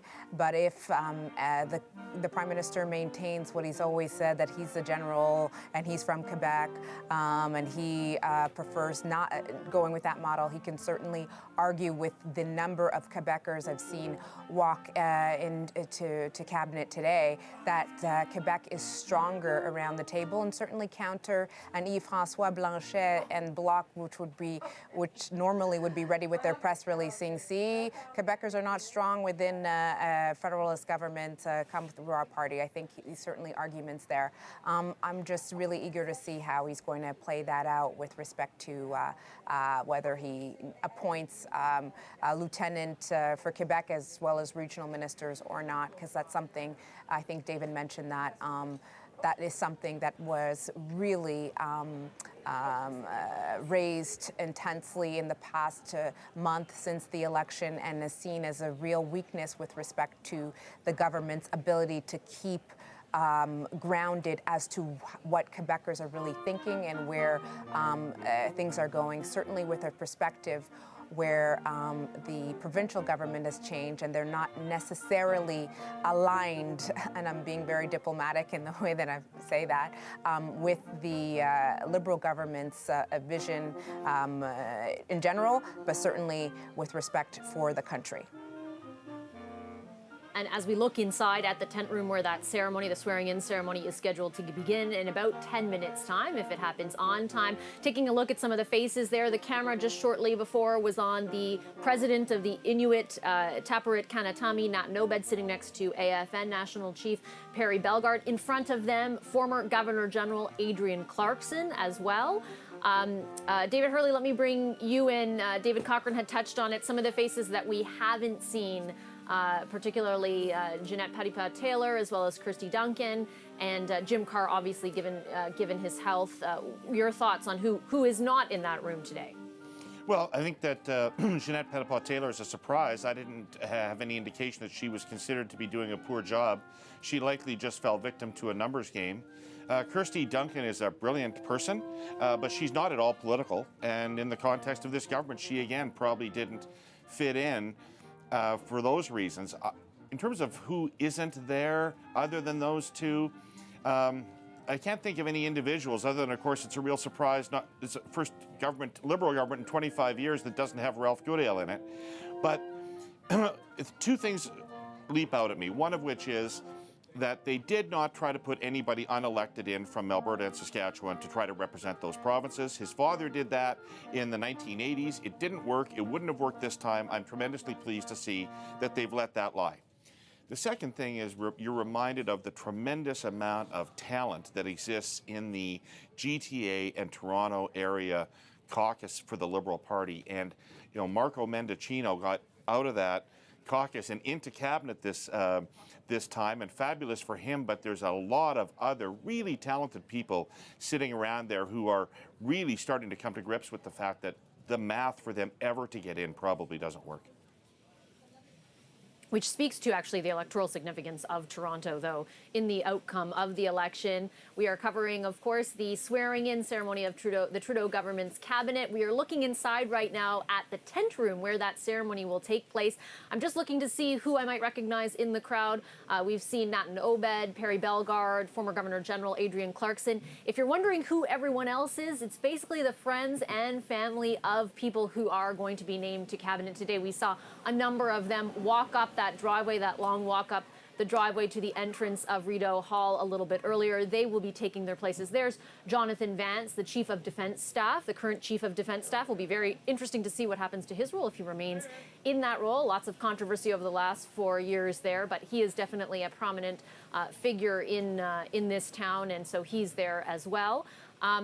David Cochran, let me bring you in right now. Who else are you looking for in that Well, room? I mentioned that we did not see Dom LeBlanc today. We didn't see him walk up. I do not know if he's going to be here. I do know he's going into cabinet. And also, I was texted by a very helpful Liberal who said, one of your first shots of the tent room showed Jolene LeBlanc, his wife, and his campaign manager, Victor Boudreau, sitting in there. That gives us a hint. So that gives us a hint. If the campaign manager and the wife of Dom LeBlanc are here, we can probably confirm that he is definitely going back in. It's a question of whether he can travel just yet, and you know, as he undergoes treatment for his cancer, when he gets the not necessarily a clean bill of health, but a bill of health that's good enough for him to resume travel. And certainly, it's cold. He wouldn't necessarily, when your immune system is suppressed, even if you have to walk for the cameras on a cabinet day, you don't want to be doing it on a cold day in November in Ottawa.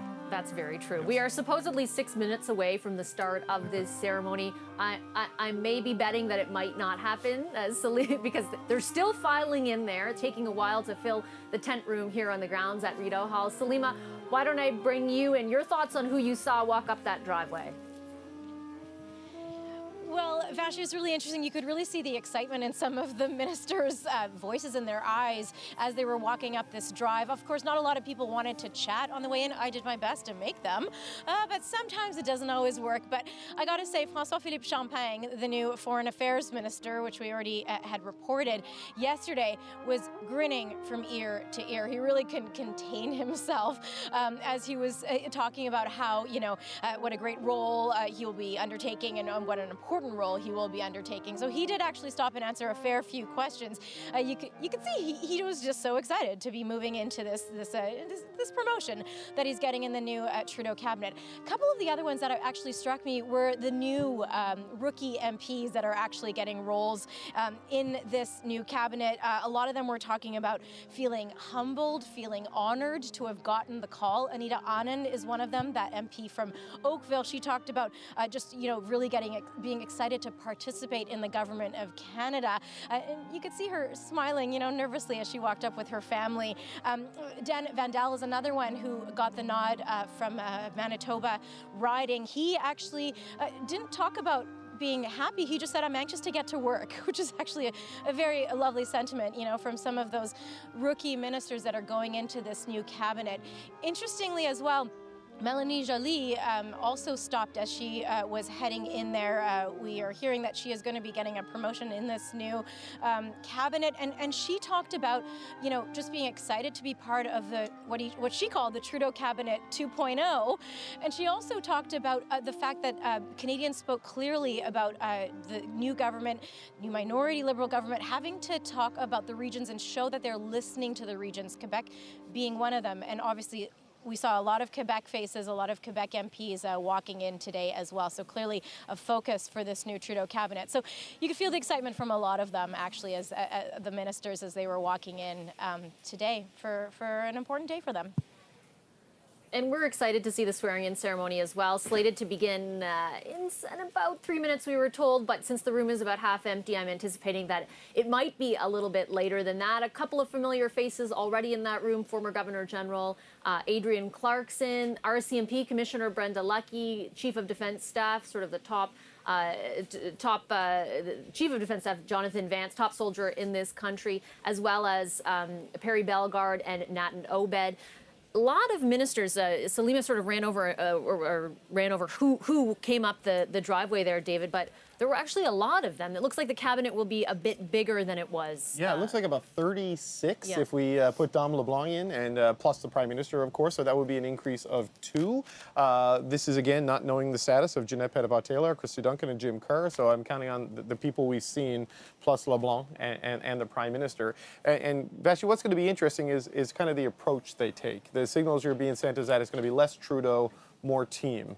You know, less woke, more work. Try to send the message that, because they've realized a couple of things. You should copyright that term now. but they've realized a couple of things in that when it's all about him, when he falls, they fall with him. So that in 2015, Trudeau got all the credit, or a lot of the credit, for winning the majority. And in 2019, he's getting a lot of the blame for losing the majority. In particular, when blackface happened and different things like that, it became very difficult for the rest of the party to sort of to deal with it because so much of their success was tied to his personal brand. So I think they're going to project an air of more seriousness, less celebrity than we saw in the last time. I suspect he'll be traveling far less often. I mean, the reality of minority means he needs to stay to vote, but more of a demonstration of taking this very seriously and getting down to work and making it about that. Christy, why don't I get you to weigh in on that? You know what it's like to be at the center of a government. What do you think of the idea of more work, less woke, if in fact that's what ends up happening? Well, I think it's what they should. I think it's what they should be doing. I don't think it's what they will be doing. I think that, I mean, the thing, as I said, you know, the Prime Minister feels things deeply, but really, you know, the thinking really gets done by his staff next to him. The other thing that I would say, though, is look at what's going on today. I mean, just look at the swearing in, everybody walking up. It's like a reality TV show. I'm not sure that this suggests a more serious, more policy-focused, more visionary government. I think what it suggests is that this is going to be a much more communications-focused, much more political government than even the one we had for the last 4 years. So I don't think that bodes particularly well. That's not David Hurley. That's not necessarily a surprise, given how you've essentially summed it up. I think, at least if not today, other days that I've spoken to you, as everything is about your electoral chances in a minority government. It is, and that's how you get done what you want to get done, is by looking like you are going to be successful if there's a campaign. So I don't have a problem if they're political, but that's a little different than what Christy was saying, which is not work, not substance, but communications overlay. I think I'd go with the more work, less woke thing. I think that certainly the less woke will be welcomed by many people in the country, and a more serious, more grounded government is, I think, part of what the message was in the election. So that all being said, I kind of agree with Christy. This looks pretty glossy and highfalutin. So they certainly could have put together a more workmanlike effort. I remember in 1993 when Mr. Kretschmer wanted to make a point about humility and modesty, he had them all come up in in a couple of vans. No limos, no beautiful walks through the forest. They drove up in a van and they got out and they were sworn in. Yeah, it's interesting. I guess I would denote the changes between 2015 and now. First of all, 2015 was really like a movie. I mean, we all have that picture of them all walking up together, the big family photo that was taken. There will be a family photo this time. But we also remember that Justin Trudeau came up with them. He didn't this time, right? He was already in the building. Alison, let me bring in you. This idea of work not woke, style over substance, what do you think? Well, I remember when I used to talk to Peter Lougheed about the best advice that he could give the head of a government, and that was sit at your desk and work with your caucus. And that's what your caucus wants to see, that's what your cabinet wants to see, and I think as head of government, particularly now in a minority situation, that the Prime Minister will do well by being seen to be taking this very seriously. You know, the tone coming out of today, not just the signals, but as we see things unfold in terms of first initiatives over the next 3 or 4 weeks, will be very important leading up to Christmas. And I hope it's serious. I mean, I think one of the things that's really good about having Minister Freeland moving into, hopefully, the role that she'll have, is that she's used to traveling. I mean, she is used to being on the road all the time, 24 hours a day in different time zones. So in some ways, if part of her work is to be going across the country and spending time in Western Canada, that should come quite easily to her. And I hope that that she is able to do that, and that she makes that effort very soon. We are looking inside at the tent room. It's a few minutes past what was supposed to be the start of the swearing-in ceremony, but we are anticipating that will begin any moment now. It's the swearing-in of the Trudeau government's new cabinet. Yolande James, former Quebec provincial Liberal minister, is also with us. Yolande, I want to bring you in. I'd love to get your thoughts on what you think the messaging from the government will be like today, given what we've already seen, the faces that we've seen enter cabinet, but also what we know about as far as the challenges this cabinet will face going forward. Well, I know that there's been a lot of maybe comments in terms of the look, I think there certainly is a contrast with respect to what we saw with them all walking in 2015 without today people looking gloom and gloom. I mean, I kind of think that I get it's a minority government, but you know, being sworn into cabinet in the life of an elected person is a really great moment, considering that you will have a lot of challenges as minister. I think it's okay that they take it in and enjoy the moment. That being said, substance-wise, obviously we'll be looking to hear from first the Prime Minister, and I expect to hear him reiterate the understanding that I get it, that you put me back in, but you didn't put me back in majority. And here, in the appointments that I'm making today, is the first step, the first of many steps that I'm making to be able to address the concerns of the country. So that's what I'm looking to. And as to the whole conversation with respect to, I don't know if you call it woke or communications versus substance, I'm a big believer that you need both. First, if you want to talk about communications, first let's talk about the substance of what you want to communicate, but being able to take the time and really make sure that those messages get through to the electorate is really important. And I certainly saw that lacked at times, certainly in French press in Quebec. And if they ramp that up, not just on the look of things, but on exactly what the government is doing and where they're headed, that is certainly a positive thing. As we wait for the start of this ceremony, we look inside that tent room. A lot of family and friends of the people getting sworn in are there. They accompanied them as well up the walk to the entrance of Rideau Hall. Both former premiers Alison Redford and Christy Clark know a little bit something about that and about the presence of family during an occasion like this. Alison, what's it like? I know your daughter was a part of this as well. I remember going to that swearing in, actually. Yeah. Yeah, well, I mean, it is exciting, and I think Yolanda is right. At the end of the day, it's a pretty thrilling thing, and I heard a couple of questions being asked of new ministers. What was it like to get that phone call? And it's overwhelming. I mean, even if you are really confident as a politician and you're glad that you got elected, when you get a phone call and you're asked to go to a cabinet, that's a pretty exciting thing. And then your family has to start to figure out what that means. But I wanted to make a point, a couple of things. Yes, it is sort of a very positive day and a happy day, and it should be that. Having kids part of this is important. I think that we've heard a lot about how there would be gender parity. It looks to me like there probably is gender parity.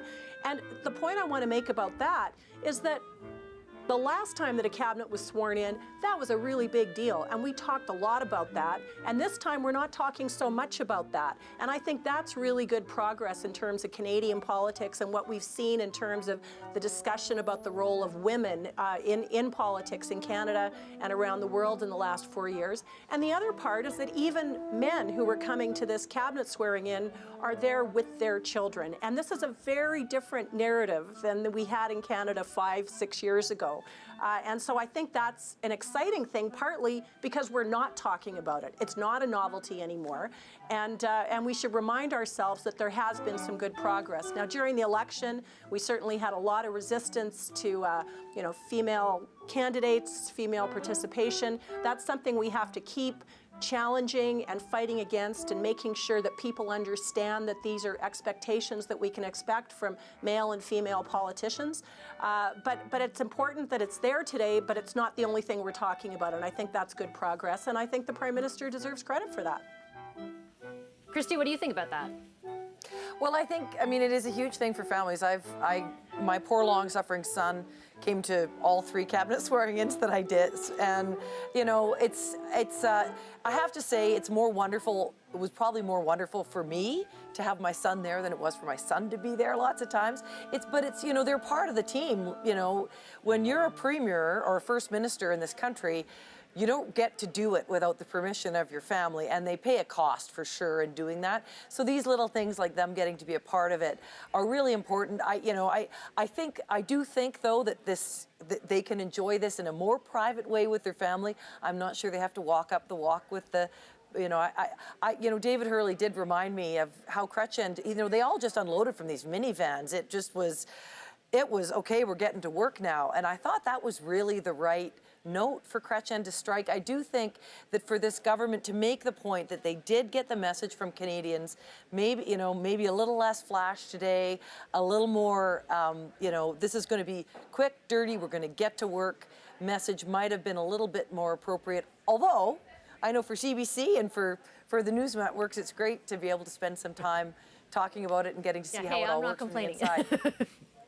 Yeah, very true, very true. I think we were just looking at, and correct me if I'm wrong, I'm sure I'll get some tweets, but Justin Trudeau's mom talking to former Governor General Adrienne Clarkson. I think that was Maggie Trudeau. So that'll be interesting to see who else in Justin Trudeau's family attends today. Obviously, if she's already entered the room, then we are expecting the rest of them shortly, and the rest of the family and friends from ministers who are going to enter to get in as well. It's 1:38 right now. We are expecting that ceremony to get underway any moment. David, we have been touching on in various ways the relative strength or lack thereof, however you want to look at it, of this government. I mean, the 157 seats, it wasn't the 130 that many predicted at the outset of the campaign. What do you think that does to, I guess, the context in which the cabinet will operate? Well, we were just talking about all the families being here. This may be the last time a lot of them see their families, because in a minority parliament, you can't travel. It's tough to go home. You need a full, you can't just have 30, 40 people out of the house at a time. And one person I should mention who is inside is Dominic LeBlanc. We're told he's here. Okay. He's going into cabinet. He just couldn't do the walk. And that is completely understandable given what he's been dealing with. So it's not just his wife and campaign manager here for the fun of it. They're here to see him. So again, another family member there. And, you know, on that, I don't know if that sends a bad message to people, that it's all flash and stuff. I mean, how many people in this country get into cabinet? How often does that happen to you in your life? And the people most important in your life are kind of the people you want there. And this is a government with a focus on families, as they like to say. It's certainly, they created a ministry of children and families and human development. So I don't know. I think cut politicians a bit of slack of having a family. I guess the questions just arise because of the way in which things like this, and not necessarily swearing-ins, but ceremonies and the show of things were conduits for some of the criticism that they received during the campaign about 100%. Being more about style. But compare this to 2015, which was like a movie premiere. Yes, and we talked about this last night. Like, that was almost like a red carpet moment. We're now being told 5 minutes, apparently, Vashi. Because it's classic Trudeau. He's 15 minutes late. We sort of counted that. But like last time, they had this cabinet that was almost like they were casting a movie about a cabinet rather than building a cabinet with a skill set necessary to survive. So they've seen some of these people with no political skills last time, or experience last time, let alone cabinet experience. Some of them worked, some of them failed, some of them left. They seem to be making more deliberate political choices this time because of this new reality you talk about. They can't travel, they need to be in the House, they need to compromise to get things across, and the Premier's landscape. I was at that climate summit that Christy Clark talks about. When she was there, she was on side. When Trudeau was elected, there were Liberals essentially from coast to coast, plus Brad Wall and Greg Selinger. We have a very different provincial landscape right now in 2019. David Hurley, let me get you to weigh in on that as we wait the start of the ceremony, 5 minutes away now. Well, certainly the picture nationally in terms of the provincial governments has changed entirely in the 4 years. Now that normally happens. When you are the federal government, you start to lose provincial governments. Pierre Trudeau started in '68 with a bunch of Liberal provincial governments, and by the end there were none. As soon as Mr. Mulroney got elected as Prime Minister, the Liberals started to win provincial governments back. So that is just the trend of the way things happen. But it also obviously makes federal executive federalism much more difficult. And in particular, in this instance, I think we have a couple of premiers. I'll sort of defer to Alison and Christy on this, but it's my sense that we have a couple of premiers who aren't necessarily interested in a quick resolution of the problems in Prairie Canada, but who are actually milking this for a fair bit of political advantage. So it's not like you're necessarily dealing with a completely good faith partner either. That's a very diplomatic way of putting it. I do want to get Alison and Christy both to weigh in on that. Alison, what do you think? Well, I think that that's very true. There's certainly a lot, as I said, partisan and regional advantage that provincial leaders are trying to play right now.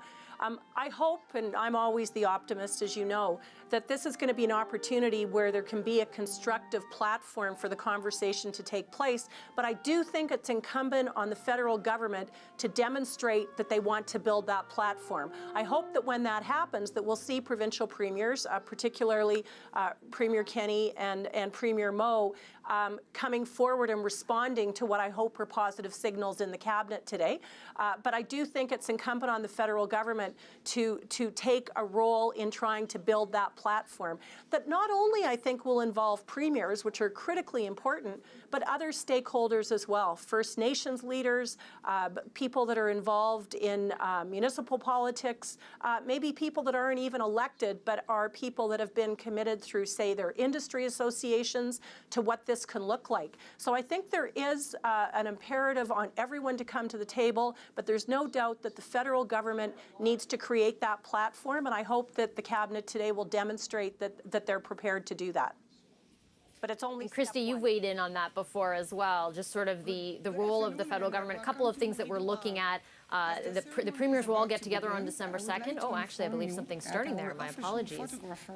Looks like there's at least some sort of introductions being made. I might have to cut you off, but initially, I mean, the premiers will meet on December 2nd, and then Mr. Trudeau has promised to meet with the premiers in the new year.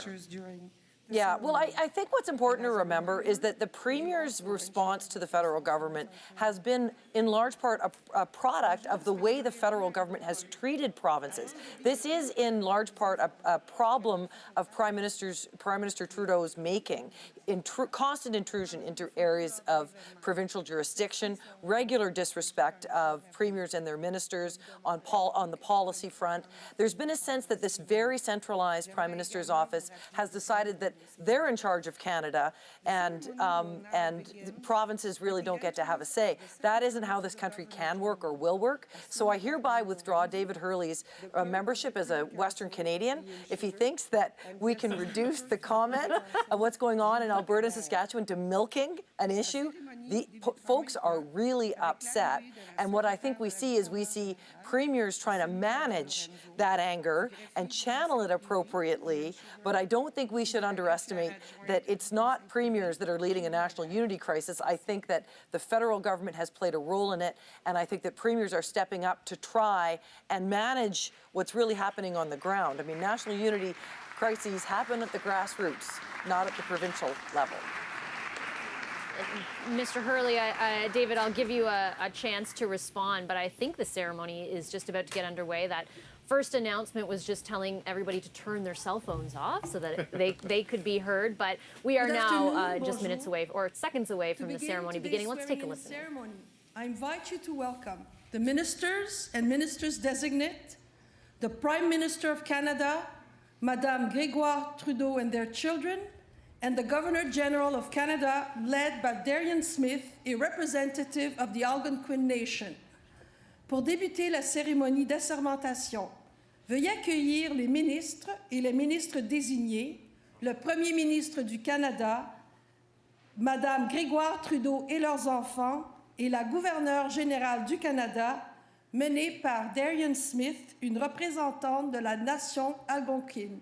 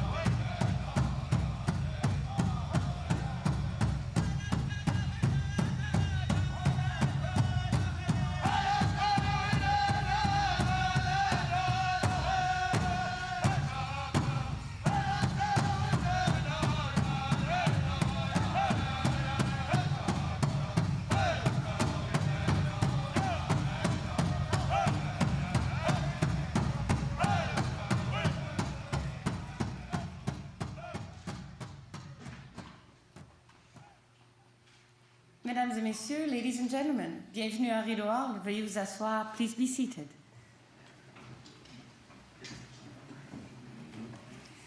Bonjour, bonjour. Puisque nous sommes sur le territoire ancestral, Since we are in the ancestral land of the Algonquin people, in a beautiful Algonquin language, Nidanamikwa kakina Anishinabek umaka tewach, achish kakina megwach, kakika nidutamawach.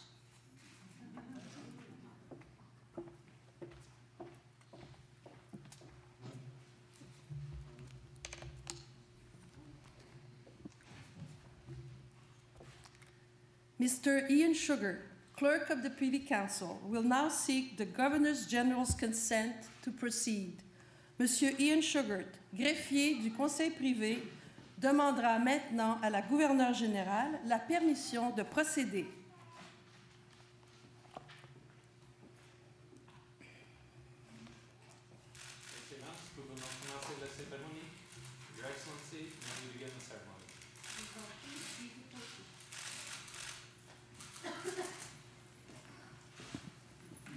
With the Governor's general approval, we will now proceed with the swearing-in of members of the 29th Canadian Ministry.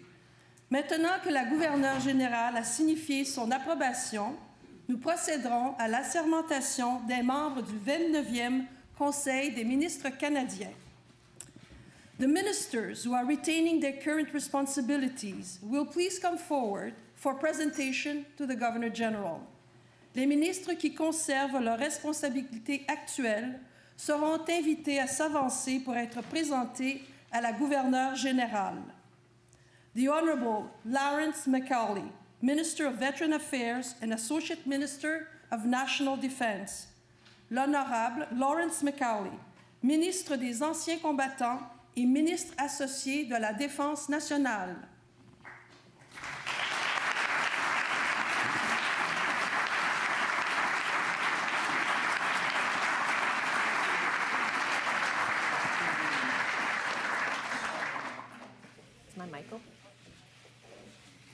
If you're just joining us now, you are watching the swearing-in ceremony for the Trudeau government's new cabinet. This is one of the ministers, Lawrence MacAulay, who will retain his position. In fact, all of the ministers who keep their portfolios will be the first ones to take part in the ceremony. They don't go through all the same oaths as other ones because they're already members of the Privy Council. So we're going to take a step back and let you listen in to most of this. We'll obviously interject with information we think is relevant when the time comes. But let's take a listen into the ceremony unfold now here at Rideau Hall.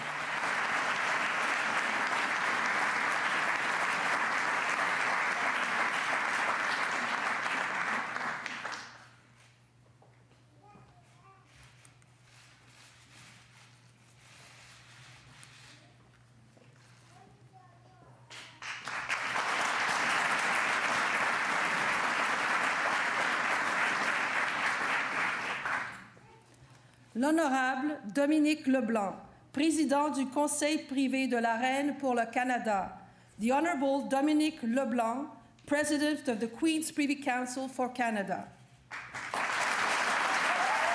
this is Dominique LeBlanc, a long-time Liberal cabinet minister, also someone who has been very sick fighting cancer, and you can see that physically right here. In fact, Minister LeBlanc did not walk up the driveway to enter Rideau Hall, and he had a mask on until just a few moments ago. A standing ovation from the people who have gathered in the tent room here at Rideau Hall for Minister LeBlanc. He was initially tasked as House Leader and then moved over to being in charge of intergovernmental affairs, essentially dealing with the provinces on behalf of the federal government.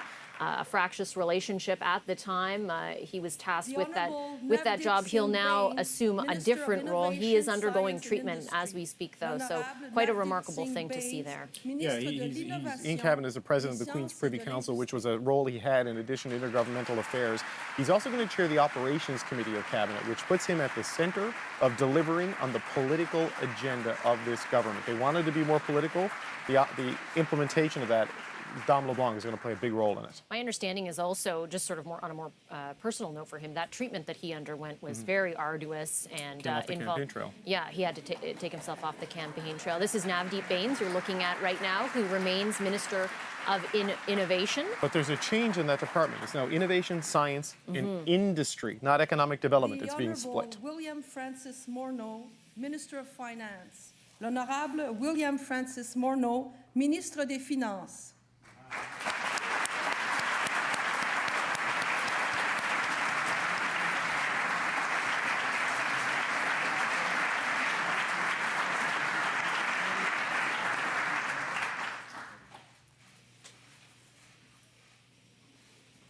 Bill Morneau there remains Minister of Finance. He's been in that role right from the beginning, represents downtown Toronto riding. He is among the group of ministers who remain in their portfolio, and that's who you're seeing right now walk up in this ceremony. That's how the grouping will work. My understanding is it's ministers who remain in the same portfolio first, then previous ministers who are switching portfolios, and then the group of new faces. Right here, Marc Garneau, who remains Minister of Transport for this government.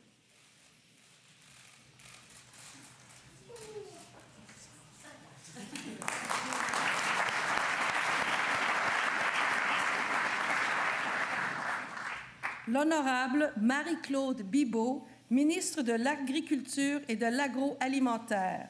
The Honorable Marie-Claude Bibeau, Minister of Agriculture and Agri-Food.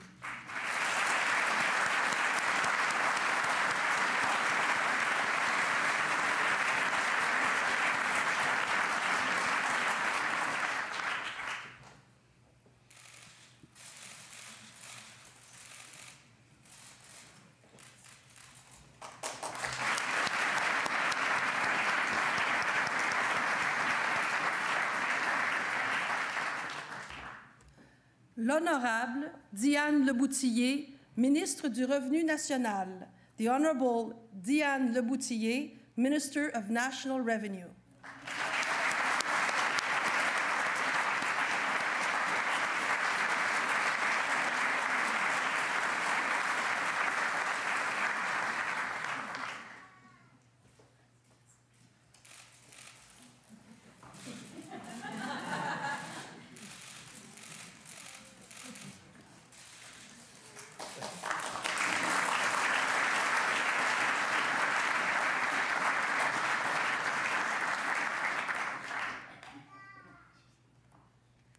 The Honorable Harjit Singh Sajjan, Minister of National Defense.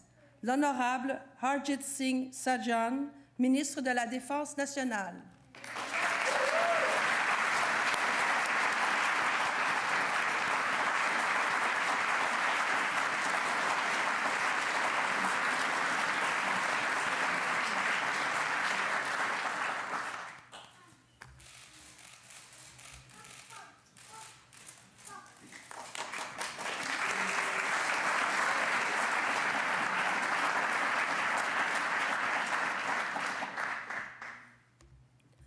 L'Honorable David Lametti, Ministre de la Justice et Procureur général du Canada. The Honorable David Lametti, Minister of Justice and Attorney General of Canada.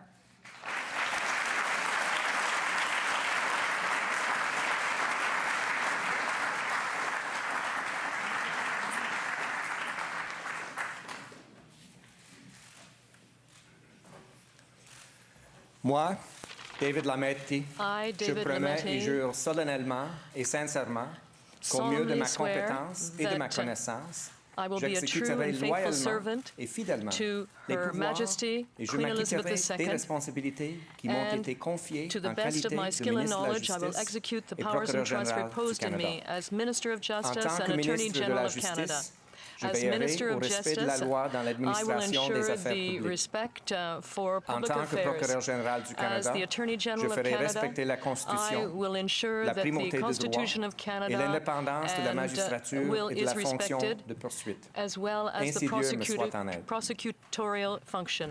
So help me God. I, David Lametti, do solemnly and sincerely promise and swear that I will truly and faithfully, and to the best of my skill and knowledge, execute the powers and trusts reposed in me as Minister of Justice and Attorney General of Canada. As Minister of Justice, I will see that the administration of public affairs is in accordance with the law.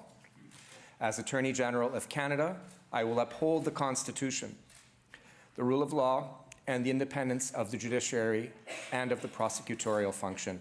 So help me God.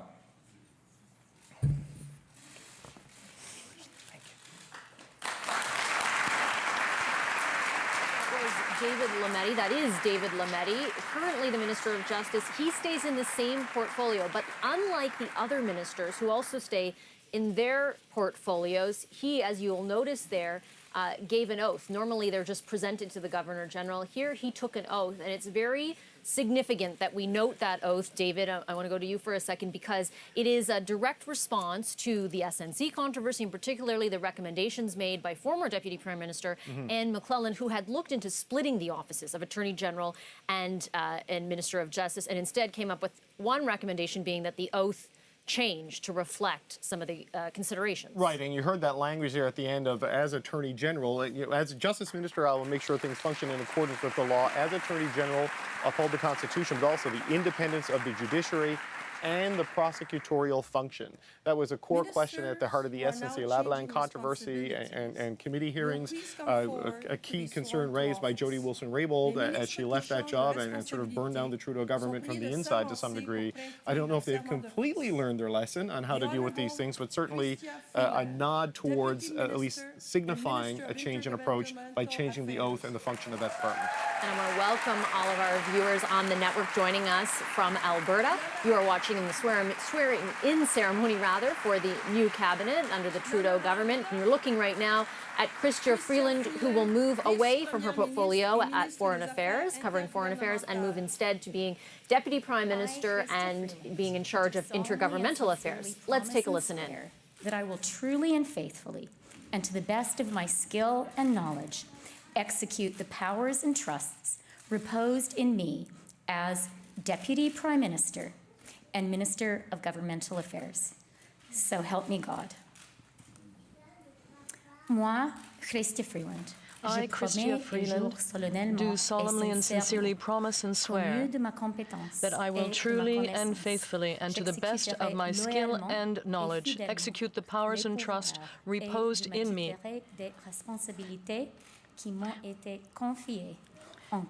as Deputy Prime Minister and Minister of Intergovernmental Affairs. So help me God.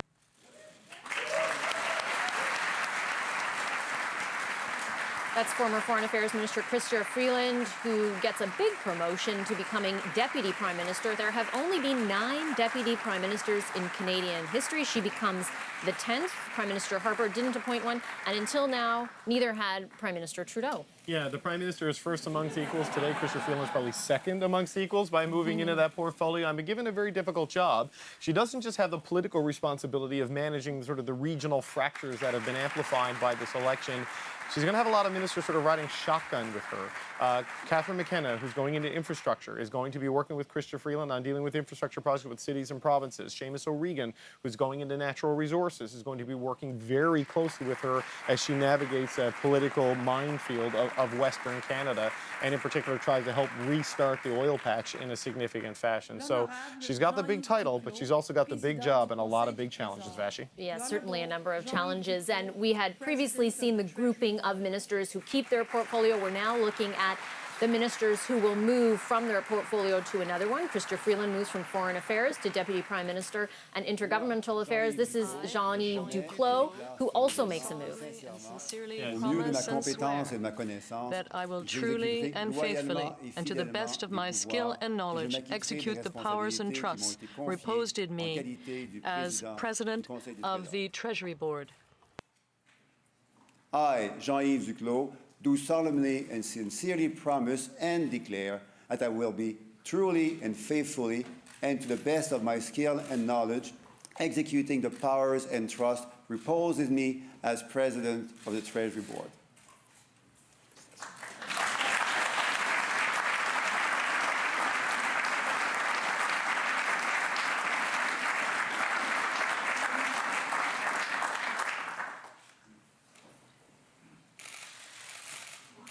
Jean-Yves Duclos, who had been rumored to be perhaps taking over president of the Treasury Board earlier when the resignation of Jane Philpott from that portfolio prompted yet another cabinet shuffle. He didn't at the time, but he now moves from Families, Children, and Social Development over to the president of the Treasury Board, which will become a pretty key role. It's basically the kind of purse strings of the government. So a lot of what David was talking about when it comes to dealing with the provinces and infrastructure, a lot of that depends on the flow of money out of the federal coffers, and he will essentially be in charge of that. Up next, Mélanie Joly. David, you talked about her quite a bit, her performance during the campaign. She's being rewarded with a promotion as well. Yeah, she's going to be the new Minister of Economic Development and also with responsibility for official languages, which is quite the rebound from Minister of Tourism, official languages on la francophonie. Now, it's important to note, too, that in this economic development portfolio, she will be responsible for all of the regional development agencies, such as the Atlantic Canada Opportunities Agency.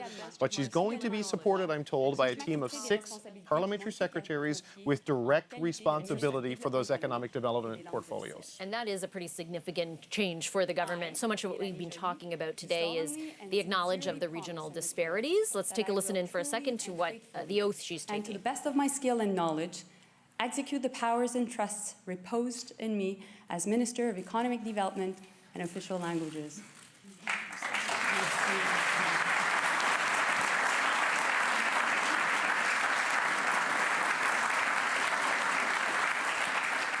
So Mélanie Joly, David, as we were mentioning, moves from initially heritage, then to tourism, which was seen as a demotion. She's now taking over economic development. And you want to deal with those regional issues. The team of Parlsec she get is going to be really important because, people didn't like the idea that everything went through a Mississauga minister in the past. There's a guy not here today from Atlantic Canada that a lot of people were rooting for, and Sean Fraser, who's the MP for Central Nova. Be a perfect candidate for a parliamentary secretary for the Atlantic Canada Opportunities Agency. It gives him a more prominent role and a chance to make a real meaningful difference in the regional economy. So people like that can get those roles where they actually have a little bit of clout at the table, even if they're not in cabinet. And I think also you mentioned the idea from Mississauga. I mean, there's so much of what we've been talking Nothing about. And Mississauga. the outcome of the election, here's Catherine McKenna, is sort of the impact in those regions. They want to see someone who knows those issues inside out, representing them. Exactly. You want someone to go to on these things. And here's Catherine McKenna taking the oath. She moves to the Ministry of Industry. Promise and declare that I will truly and faithfully, and to the best of my skill and knowledge, execute the powers and trusts reposed in me as Minister of Infrastructure and Communities. Moi, Catherine McKenna, I, Catherine McKenna, et déclare do solemnly and sincerely promise and declare qu'au mieux de ma that I compétence will truly et and de ma faithfully, connaissance, and to the best of my skill and knowledge, execute the powers and trusts reposed in me qui m'ont été confiées en as qualité Minister de ministre of Infrastructure de and Communities. Thank you.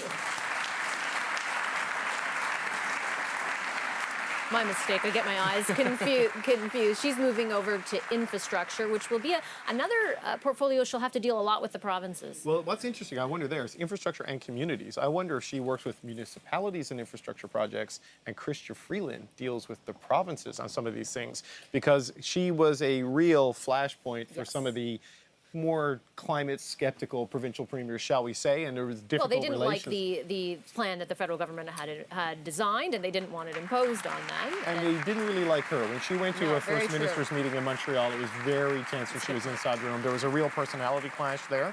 But she gets to work on issues that are part of the climate agenda and infrastructure, and it sounds like a role with municipalities. And up next, Myriam Monsef. L'honorable Myriam Monsef, ministre des Femmes et de l'égalité des genres et du développement économique rural.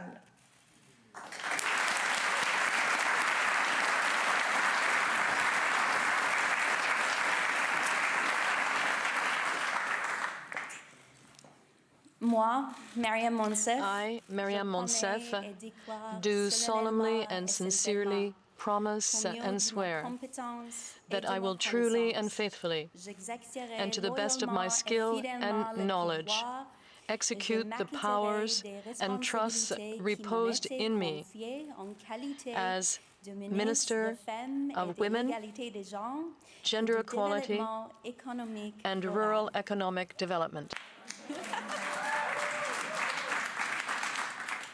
I, Mariam Monsef, do solemnly and sincerely promise and declare that I will truly and faithfully and to the best of my skill and knowledge execute the powers and trusts reposed in me as Minister for Women and Gender Equality and Rural Economic Development.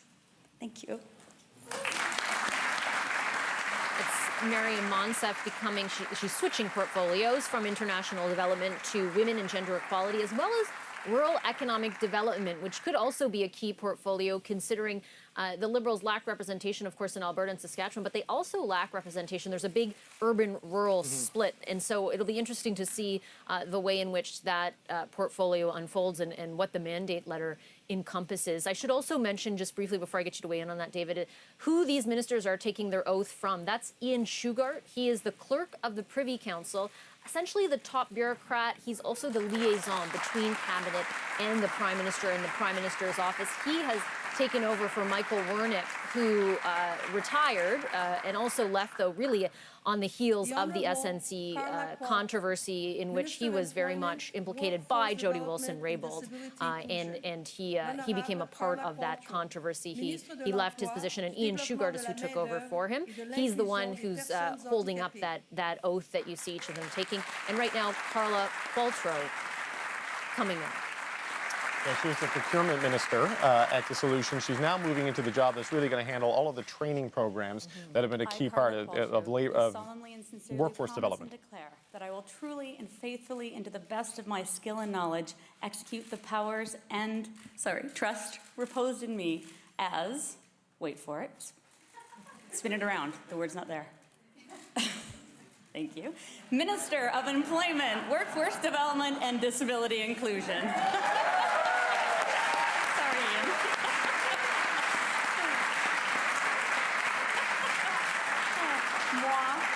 Carla Qualtrough, je promets et déclare Carla Qualtrough, do solemnly and sincerely promise and declare that I will truly and faithfully, and to the best of my skill and knowledge, execute the powers and trusts reposed in me as Minister of Employment, Workforce Development, and Disability Inclusion.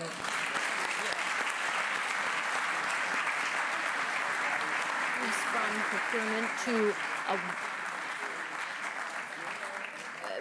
Carla Qualtrough there moves from the Ministry of Procurement and Public Services to Employment, Workforce Development, and Disability Inclusion. She's been visually impaired since birth. You saw her make a little joke there about the flipping of the page from the Clerk of the Privy Council, Ian Shugart. Part of her portfolio, she also competed in 2 Paralympics, I should say. Part of her portfolio, David, includes now workforce development and disability inclusion. Yeah, you've seen over the last series of budgets, as the Liberals say their plan is to help people deal with the transition in workplaces, automation and different things come in. A lot of training programs, retraining programs. Qualtrough started out with a very minor role in 2015 in amateur sports, moved to procurement, and is seen as a real strong performer and star, and they want her in this portfolio. And here's Patty Hajdu, who represents a riding in Thunder Bay. She moves to Health, Ministry of Health, big portfolio. She moves from Minister of Labor to that portfolio. We've been talking earlier, David. Let's listen about the portfolio itself, but let's listen in first to Minister Hajdu taking the oath. Execute the powers and trust reposed in me as Minister of Health. Moi, Patricia Hajdu, I, Patricia Hajdu, do solemnly and sincerely promise and declare that I will truly and faithfully, and to the best of my skill and knowledge, execute the powers and trusts reposed in me as Minister of Health.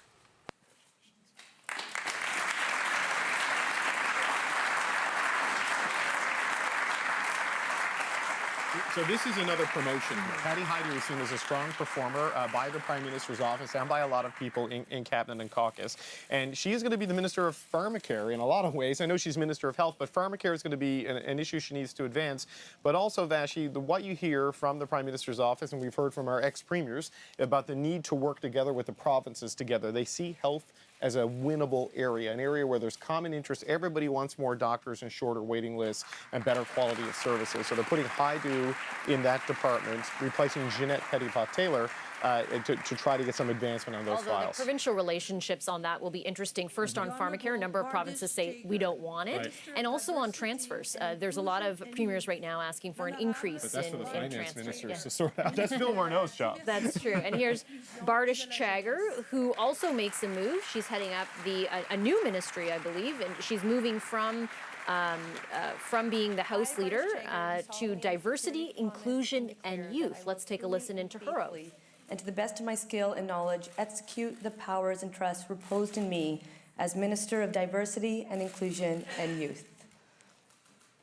Moi, Bardish Chagger, je promets et déclare Do solemnly and sincerely promise and declare that I will truly and faithfully, and to the best of my skill and knowledge, execute the powers and trusts reposed in me as Minister of Diversity, Inclusion, and Youth.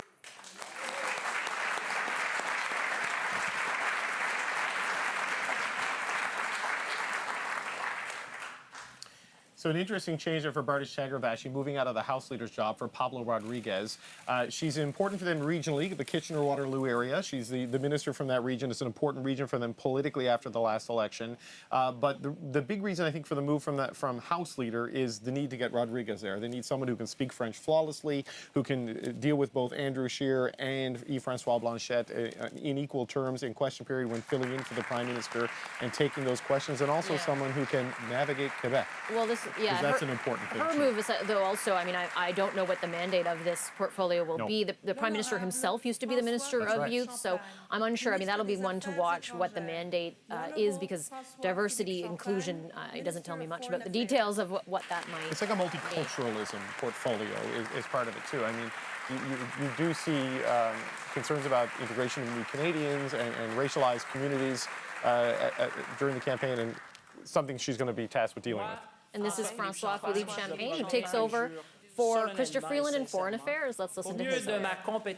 That I will truly and faithfully, and to the best of my skill and knowledge, execute the powers and trusts reposed in me as Minister of Foreign Affairs. So help me God. I, François-Philippe Champagne, do solemnly and sincerely promise and swear that I will truly and faithfully, and to the best of my skill and knowledge, execute the powers and trusts reposed in me as Minister of Foreign Affairs. So help me God.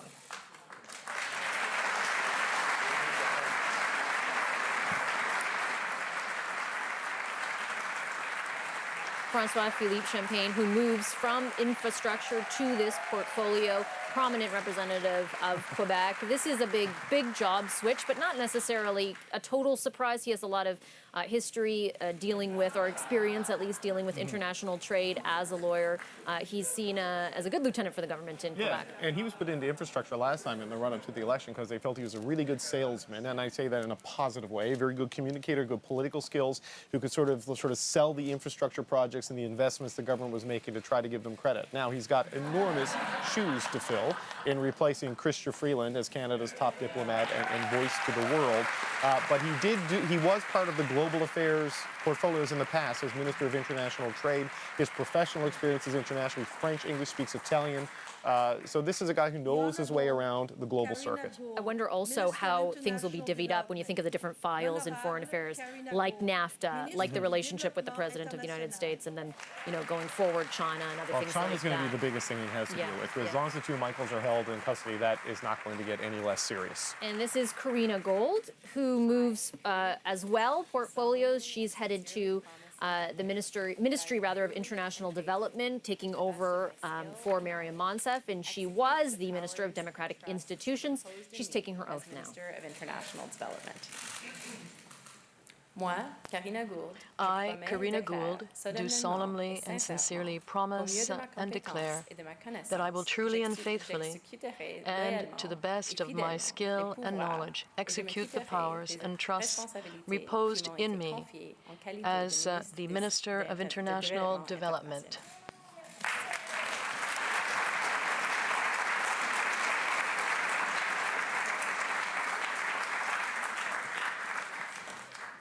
That's Karina Gould there, making a move from democratic institutions to international development. She will likely be part of the team, David, that continues to try and fight for that seat at the UN. Obviously, the Minister of Foreign Affairs we saw before her. I think that's in trouble. Francois-Philippe Champagne. Yeah, that's one of the priorities at least that she'll be a part of. Again, will be interesting to see her mandate. One of the interesting things here, Vashi, is there is on our cabinet list no minister for democratic institutions. That standalone portfolio that she led does not exist. I asked about this because we're not seeing an amateur sport minister, for example. I'm told these are things that are going to be folded back into the larger department. Sport historically was part of heritage, for example. Democratic institutions, what I've been told is that will fall under Dominic LeBlanc's responsibility as chairman of the Queen's Privy Council. Particularly significant because it was initially created to address democratic reform, the promise of reform that they made in 2015 that was subsequently one of those ones that didn't end up happening. And so she actually took that portfolio over right after they announced that they weren't going to do any electoral reform. And here's Ahmed Hussein. He also makes a move. He was Minister of Immigration. He moves to Families, Children and Social Development, taking over for Jean-Yves Duclos. I will truly and faithfully, and to the best of my skill and knowledge, execute the powers and trusts reposed in me as Minister of Families, Children and Social Development. So help me God.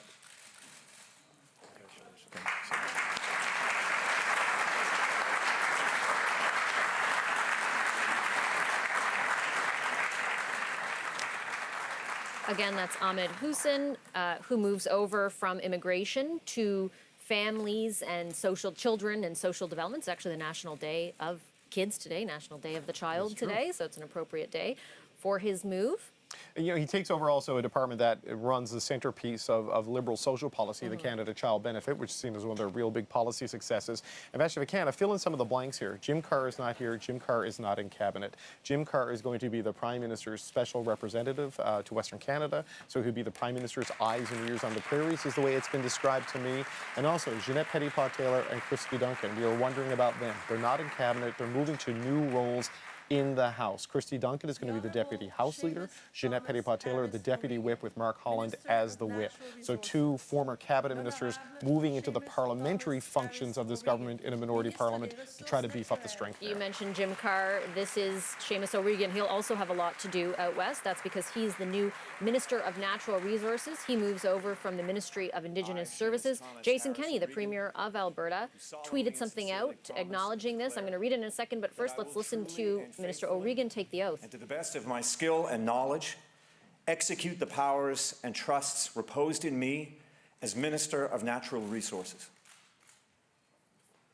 Moi, Seamus Thomas Harris O'Regan, do solemnly and sincerely declare that I will truly and faithfully, and to the best of my skill and knowledge, execute the powers and trusts reposed in me as Minister of Natural Resources.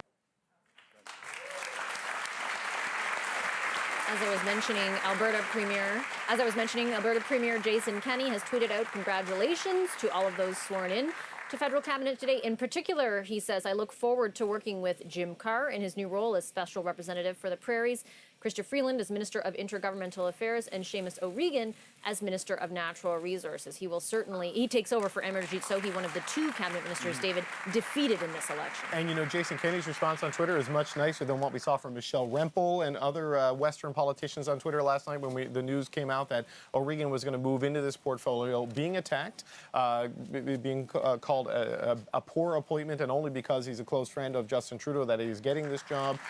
The Liberals would tell you that his close friendship with the Prime Minister should be seen as an asset in this. It's someone Trudeau relies on, someone Trudeau trusts, and he does come from an oil-producing province of Newfoundland and Labrador. But he has a difficult constituency and a skeptical constituency he's going to have to deal with out west. Very skeptical. That's a good point. The Honourable Pablo Rodriguez, Leader of the Government in the House of Commons.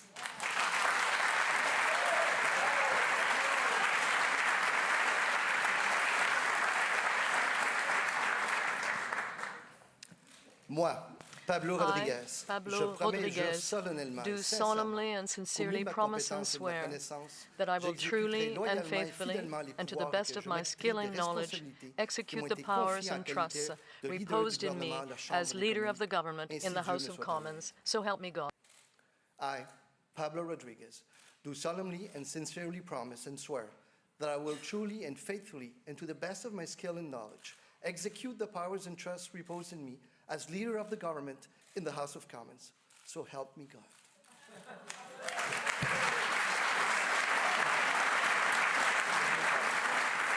Pablo Rodriguez there, moving over from Minister of Heritage and Multiculturalism to House Leader in the government, as well as Quebec Lieutenant. Very significant role considering what we saw in this last election and the uprising, or I guess the resurgence of the Bloc Québécois. This will be a crucial role for a couple of reasons, the Quebec part and also the House Leader part, David. Well, yeah, so the House Leader thing, this is a major role in a minority parliament. You've got to be able to manage things. You've got to be able to keep your own team under control and find a way to realistically advance your agenda. The Quebec Lieutenant role is something that the Quebec wing of the party and really the province has been demanding for quite some time. They want someone who can deal directly, in particular with the Premier, with François Legault, who played an enormous role in the outcome of this recent election. And it's also a sign that they have been listening to the demands of the caucus, which is something the PMO has been accused of not doing in the past. And next up, Bill Blair, former Chief of Toronto Police, moving over to the role left empty by Ralph Goodale, one of the two defeated cabinet ministers. He, of course, represented a riding in Saskatchewan. Longtime Liberal cabinet minister Ralph Goodale. Here's Bill Blair taking the oath. Sterling Blair, do solemnly and sincerely promise and swear that I will truly and faithfully, and to the best of my skill and knowledge, execute the power and trust reposed in me as Minister of Public Safety and Emergency Preparedness. So help me God.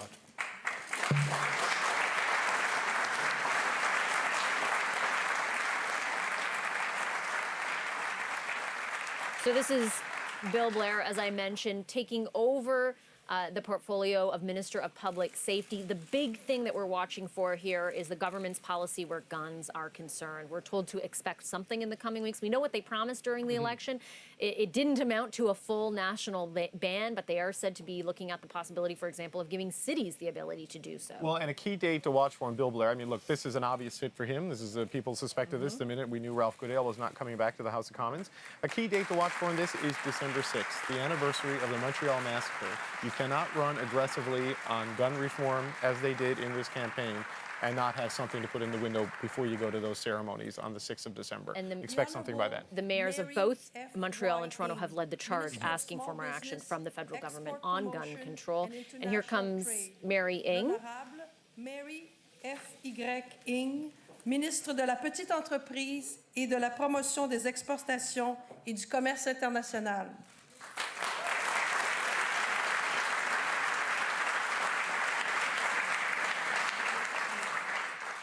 I, Mary Ng, do solemnly and sincerely promise and declare that I will truly and faithfully, and to the best of my skill and knowledge, execute the powers and trusts reposed to me as Minister of Small Business, Export Promotion, and International Trade.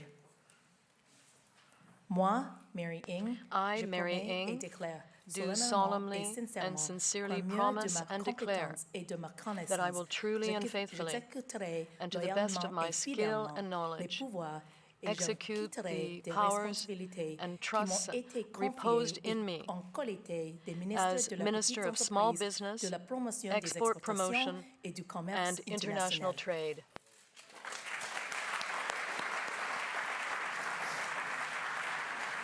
So Mary Ng represents the riding of Markham-Thornhill, known to be close to the Prime Minister's inner circle. She keeps the same portfolio, David, but adds a really, really significant job to that. International trade. I mean, this has been a big part of the government's international agenda is trade expansion. This was part of the role that Jim Carr had going into the last election. I still think the way this has been explained to me is that she's small business.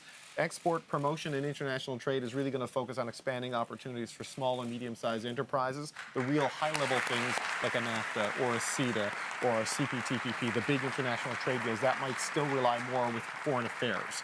With someone like Champagne taking the lead on international trade, much like Chrystia Freeland did with NAFTA, even though she wasn't technically the trade minister. So I think it's more on that small and medium-sized business expansion. And that NAFTA stuff is still ongoing because though there's a deal, it hasn't been ratified in this country or the one south of us. Yeah, and nothing's done until it's officially done in America right now, that's Very for sure. true. This is Philomena Tassi taking the oath. She becomes Minister of Labour. And sincerely promise and swear that I will truly and faithfully, and to the best of my skill and knowledge, execute the powers and trusts reposed in me as Minister of Labour. So help me God.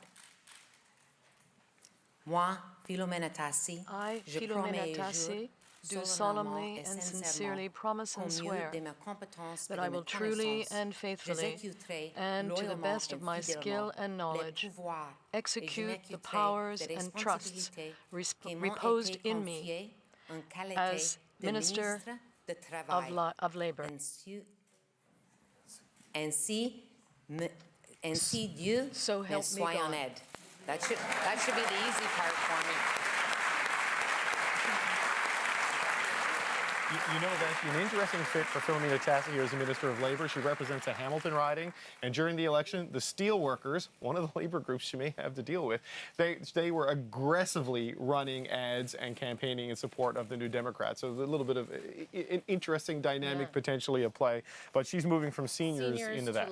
Seniors to Labour. Seniors was an interesting portfolio. I would think it was created for, and she was one of the first ministers associated with that portfolio under this government. And that was done for two reasons: to recognize the importance of a voting bloc that tends to vote in high numbers in seniors, but also she's of Italian descent, and there was no Canadian representation in the cabinet. Both of those issues were solved with the appointment of Philomena Tassi. Jonathan Wilkinson, Minister of Environment and Climate Change. Minister of Environment, L'Honorable Jonathan Wilkinson, Ministre de l'Environnement et du Changement climatique.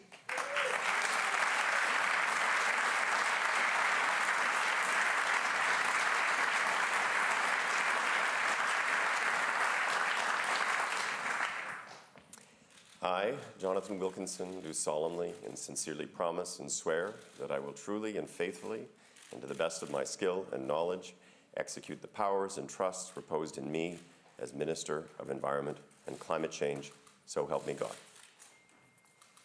Moi, Jonathan Wilkinson, I, je Jonathan promets Wilkinson, et jure do solemnly and sincerely sincèrement, promise au mieux de ma and swear compétence et de ma connaissance, that I will truly and faithfully j'exécuterai and to the loyalement et best of my fidèlement les skill pouvoirs and knowledge et je execute m'acquitterai the des powers responsabilités and qui trusts m'ont été reposed confiées in me en qualité de as Minister de of the l'Environnement Environment et du Changement and climatique. Climate Change. Ainsi Dieu me soit So en help aide. me God.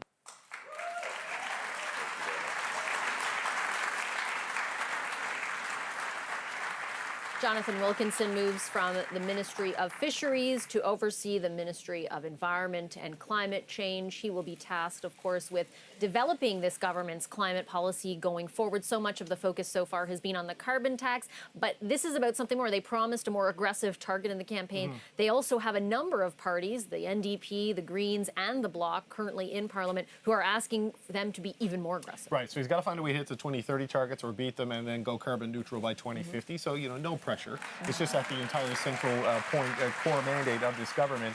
He's also the guy who's going to bring in the Impact Assessment Act, which is something that people in large-scale projects are a little bit worried about and how that is going to go. So he's seen as a guy who listens, he's seen as a compromiser, and he's also was the parliamentary secretary in this job under Catherine McKenna for about 3 years before he went full cabinet. And I think there are a lot of people in Alberta and Saskatchewan wondering what he's going to do with C-69, that Impact Assessment Act, and then C-48 as well, whether there could be any sort of regulatory changes that might come in post-legislation. I, Bernadette Jordan, do solemnly and sincerely promise and declare that I will truly and faithfully, and to the best of my skill and knowledge, execute the powers and trusts reposed in me as Minister of Fisheries, Oceans, and the Canadian Coast Guard.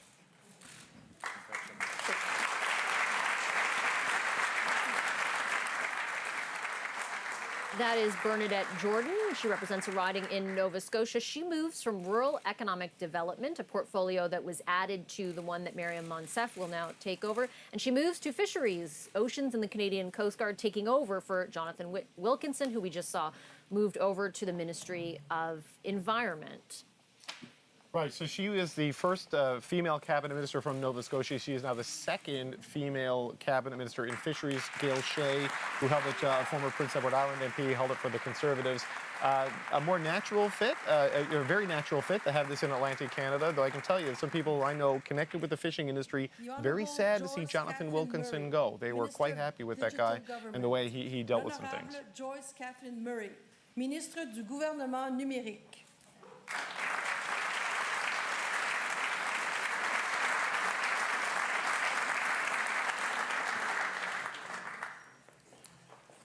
I, Joyce Catherine Murray, do solemnly and sincerely promise and declare that I will truly and faithfully, and to the best of my skill and knowledge, execute the powers and trusts reposed in me as Minister of Digital Government. Moi, Joyce Catherine Murray, I, Joyce Catherine Murray, do solemnly and sincerely promise and declare that I will truly and faithfully, and to the best of my skill and knowledge, execute the powers and trusts reposed in me as Minister of Digital Government.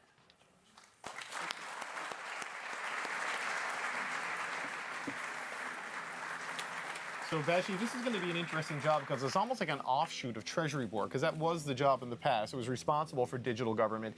And what Joyce Murray is going to be doing, this is going to be a very inward-looking portfolio in a lot of ways. It's going to be revamping the way government services interact with Canadians, so the way you do things online. What isn't clear to me is whether or not she ends up with the Phoenix Pay system, whether that's something that goes into digital government, which would be... Still very much not fixed Phoenix Pay Still system. very much problematic Phoenix Pay system. So that in the past has been in procurement, where Anita Anand is going, where Carla Qualtrough was.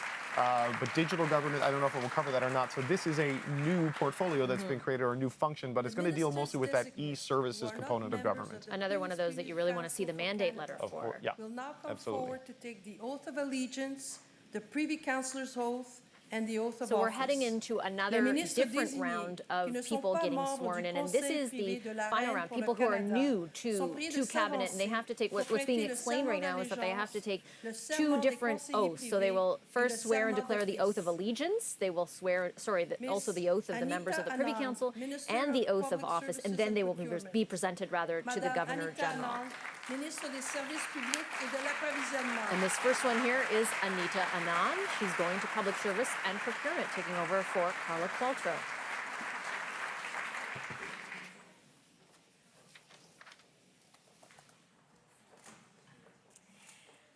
I, Anita Anand, do swear that I will be faithful and bear true allegiance to Her Majesty, Queen Elizabeth II, Queen of Canada, her heirs and successors. So help me God. I, Anita Anand, do solemnly and sincerely swear that I shall be a true and faithful servant to Her Majesty Queen Elizabeth II. As a member of Her Majesty's Privy Council for Canada, I will, in all things to be treated, debated, and resolved in Privy Council, faithfully, honestly, and truly declare my mind and my opinion. I shall keep secret all matters committed and revealed to me in this capacity, or that shall be secretly treated of in council. Generally, in all things, I shall do as a faithful and true servant ought to do for Her Majesty, so help me God.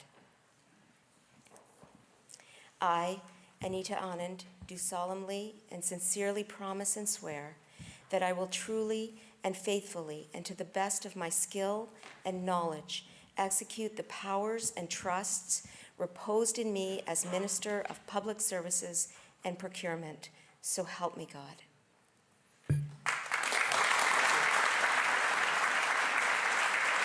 That is the first of the new crop of ministers in this cabinet. Anita Anand, she represents the riding of Oakville. She has an extensive resume that, as David so rightly pointed out, would depress most of us. She's a professor of law at the University of Toronto. She's taught law at Western, Yale Law School, and Queen's.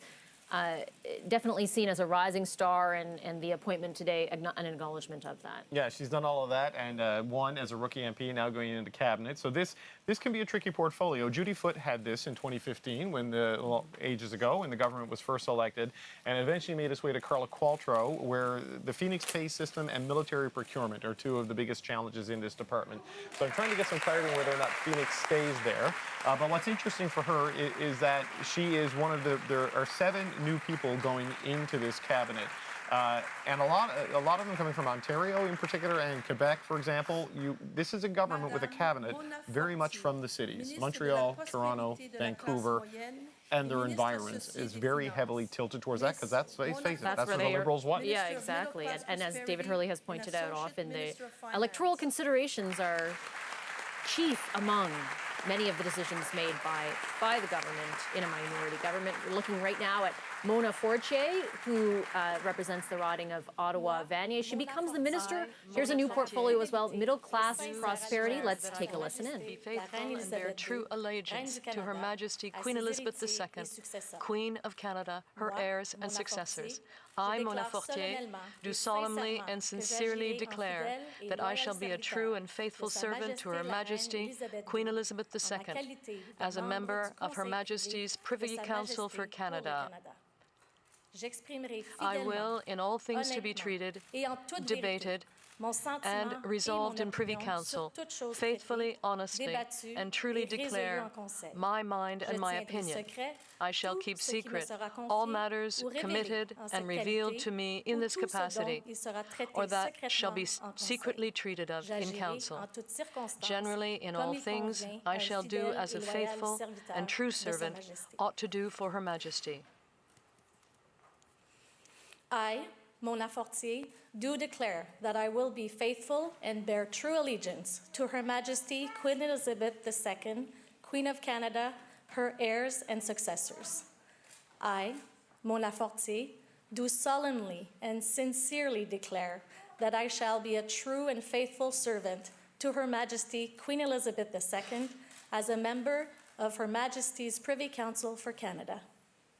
I will in all things to be treated, debated, and resolved in Privy Council faithfully, honestly, and truly declare my mind and my opinion. I shall keep secret all matters committed and revealed to me in this capacity, or that shall be secretly treated of in Council. Generally, in all things, I shall do so as a faithful and true servant ought to do for Her Majesty. Moi, Mona Fortier, je promets et déclare do solemnly and sincerely promise and declare that I will truly and faithfully, and to the best of my skill and knowledge, execute the powers and trusts reposed in me as Minister of Middle-Class Prosperity and Associate Minister of Finance. I, Mona Fortier, do solemnly and sincerely promise and declare that I will truly and faithfully, and to the best of my skill and knowledge, execute the powers and trusts reposed in me as Minister of Middle Class Prosperity and Associate Minister of Finance. Mona Fortier becomes the Minister of Middle Class Prosperity. Not exactly sure the details of that mandate, but we do know that the Prime Minister has said his first order of business when Parliament convenes on December 5th, or at least among them, will be introducing the tax cut that his party promised during the campaign. Ms. Fortier was elected in a by-election in April of 2017, and she served, David, as the co-chair of the party's National Platform Committee as well. Yeah, so Middle Class Prosperity is the sort of cabinet title that comes right out of a platform because it has no department. Tellingly, she's also the Associate Minister of Finance, so there's like a junior finance minister now working with Bill Morneau. I'm told to look for her to focus on a lot of the platform. There the two of them are there right they are. there. They're going to have to work. That's a good sign because they're going to have to work together very closely. A lot of the platform implementation. She was there with Ralph Goodale at the National Press Theatre when they rolled out the platform. This job is all about delivering on those promises to middle-class Canadians. That's going to be her role. Mr. Stephen Guilbeault, Minister of Canadian Heritage. Here comes another new minister, Stephen Guilbeault, prominent Liberal in Quebec, or person who ran for the Liberals, I should say, in Quebec. He takes over the Ministry of Heritage from Pablo Rodriguez, the new House leader. Stephen Guilbeault, do swear that I will be faithful and bear true allegiance to Her Majesty Queen Elizabeth II, Queen of Canada, her heirs and successors. I, Stephen Guilbeault, do solemnly and sincerely declare that I shall be a true and faithful servant to Her Majesty Queen Elizabeth II as a member of Her Majesty's Privy Council for Canada. I will, in all things to be treated, debated, and resolved in Privy Council, faithfully, honestly, and truly declare my mind and my opinion. I shall keep secret all matters committed and revealed to me in this capacity, or that shall be secretly treated of in Council. Generally, in all things, I shall do as a faithful and true servant ought to do for Her Majesty. I, Stephen Guilbeault, do declare that I will be faithful and bear true allegiance to Her Majesty Queen Elizabeth II, Queen of Canada, her heirs and successors. I, Stephen Guilbeault, do solemnly and sincerely declare that I shall be a true and faithful servant to Her Majesty Queen Elizabeth II as a member of Her Majesty Privy Council for Canada. I will, in all things, be treated, debated, and resolved in Privy Council, faithfully, honestly, and truly declare my mind and my opinion. I shall keep secret all matters committed and revealed to me in this capacity, or that shall be secretly treated of in council. Generally, in all things, I shall do as a faithful and true servant ought to do for Her Majesty. Moi, Stephen Guilbeault, je promets et déclare Do solemnly and sincerely promise and declare that I will truly and faithfully, and to the best of my skill and knowledge, execute the powers and trusts reposed in me as Minister of Canadian Heritage. I, Stephen Guilbeault, do solemnly and sincerely promise and declare that I will truly and faithfully, to the best of my skill and knowledge, execute the powers and trust reposed in me as Minister of Canadian Heritage.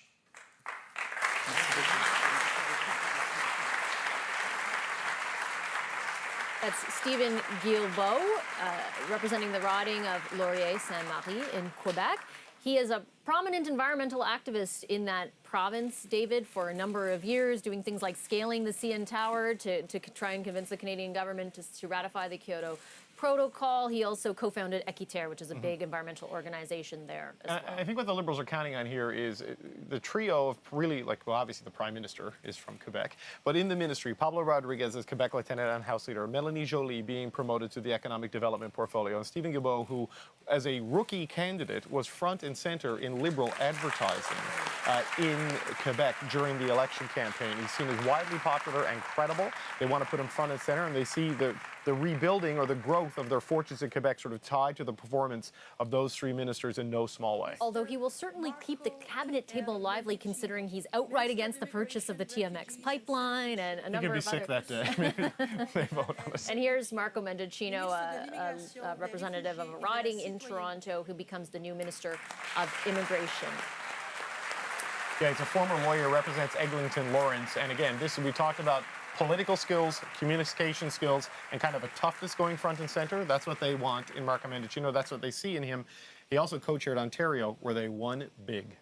I, Marco Mendocino, do swear that I will be faithful and bear true allegiance to Her Majesty Queen Elizabeth II, Queen of Canada, her heirs and successors, so help me God.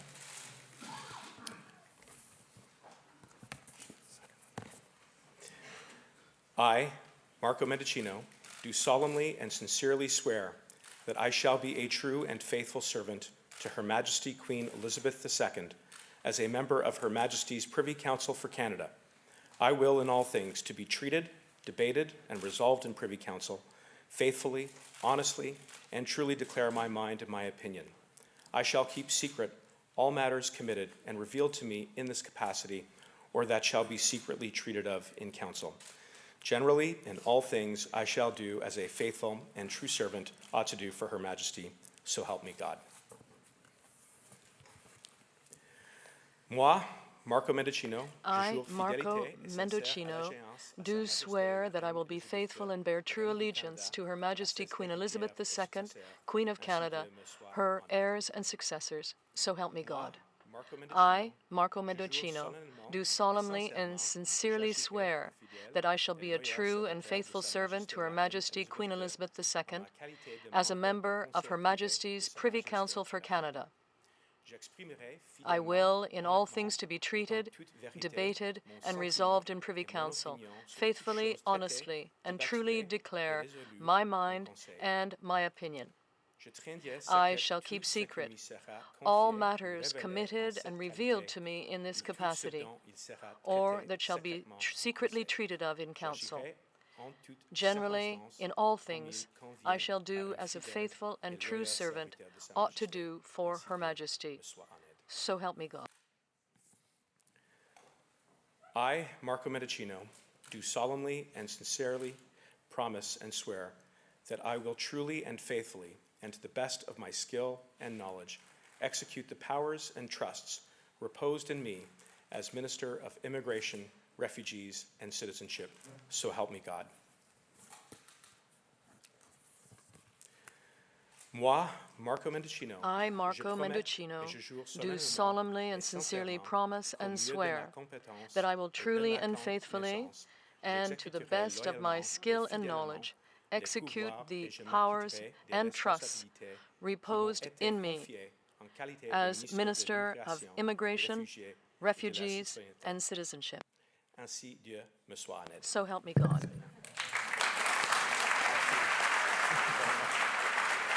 Marco Mendicino becomes the Minister of Immigration, a former prosecutor, as well as David Hurley pointed out, and yourself, David Cochrane, integral member of the party for a number of years, in particular in Ontario, which of course was key to the election outcome. The portfolio will also be an interesting one. It was a contentious one over the last 4 years, particularly with the traversing of a number of people seeking refugee status across official points of entry at the border. That had died down because the numbers had dwindled over the last year a little bit. It's still a flashpoint but issue it with the is. Conservatives. Yes. Andrew Scheer was with him the day he went to Roxham Road during the campaign and tried to make it an issue again. And so Mendicino is going to have to deal with that. But he does come from a legal background, a former prosecutor.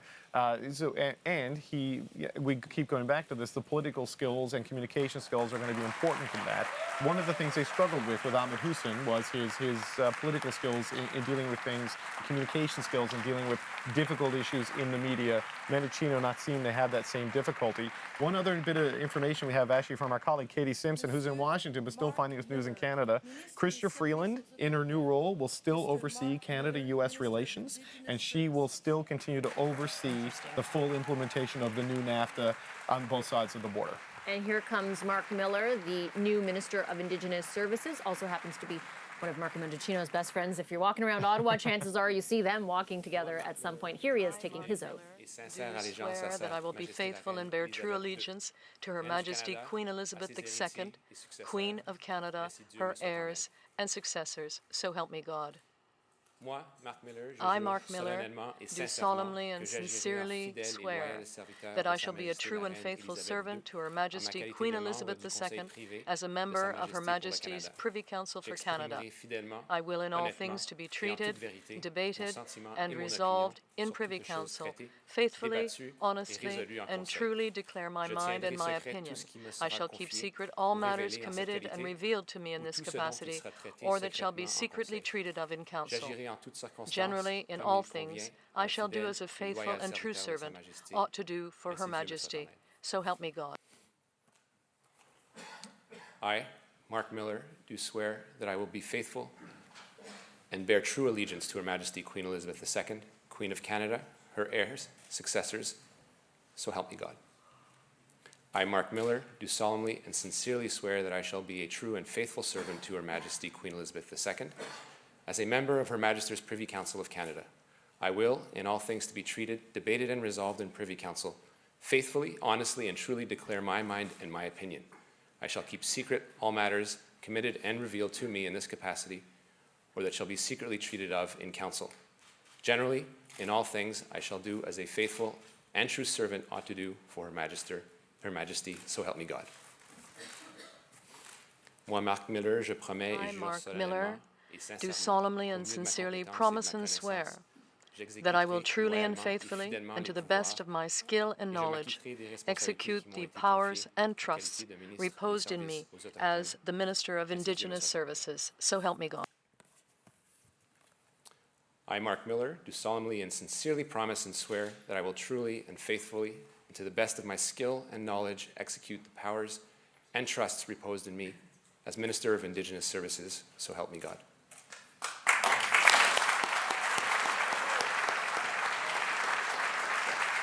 Mark Miller takes over for Seamus O'Regan in the Ministry of Indigenous Services.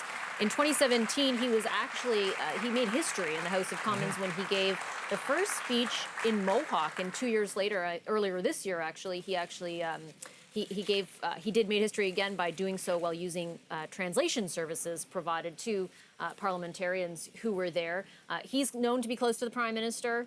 David, your thoughts on his promotion here? He's going to have some interesting challenges ahead, because I think he's the third minister to hold that portfolio since it has been created not that long ago. So there's a bit of a revolving door from Jane Philpott initially, then to Seamus O'Regan, now to Mark Miller.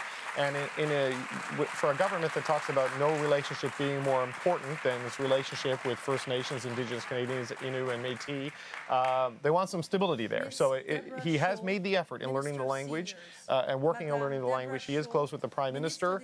Hopefully you'll have the ear of the Prime Minister if you are counting on Indigenous services, but it's going to be a tough job. He's also in charge of something the NDP has been talking about. That is the appeal the government launched against a decision that they would have to compensate kids who were taken away from their reserves. This is Deb Schultz now being sworn in. Take a listen. Queen of Canada, her heirs and successors. I, Deborah Schultz, do solemnly and sincerely declare that I shall be a true and faithful servant to Her Majesty Queen Elizabeth II as a member of Her Majesty's Privy Council for Canada. I will in all things be treated, debated, and resolved in Privy Council faithfully, honestly, and truly declare my mind and my opinion.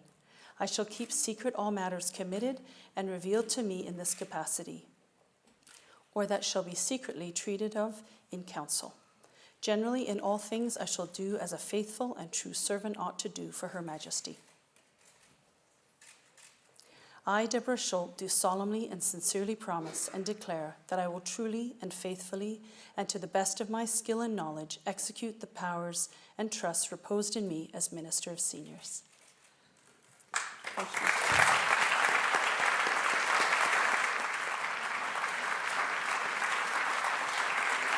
You know, Vassy, to me, this is the surprise of the cabinet in a lot of ways. As you know, you're talking to people in the whisper circle in Ottawa, trying to find out who's going in. Deb Schultz is not a name that really came up. You know, she does have a degree in mechanical and aerospace engineering from Princeton, so she's obviously got some brain power to go along with this new cabinet portfolio. But she's in King Vaughan, she's in that area just around Toronto that politically was important for the Liberals. But when I was speaking to someone today, when we heard that she was going in, they said, look, she's someone who caught our attention over the last 4 years, and someone they saw that could bring a lot of energy and focus to this particular portfolio. I confess that she did not, I think, catch the media's attention in Ottawa, but maybe that is sometimes a good thing. Yeah. Slow and steady wins the race. She was the parliamentary secretary to the Minister of Revenue, who often didn't do English interviews because she could not speak English, and so she was to a large part talking about issues to do with the CRA often. But you're right, she kind of flew under the radar. And here's another new face, Dan Vandal, who becomes the Minister of Northern Affairs. A standalone ministry for the first time. It's always been a responsibility for another ministry. Now it's full-blown. Do swear that I will be faithful and bear true allegiance to Her Majesty Queen Elizabeth II, Queen of Canada, her heirs and successors.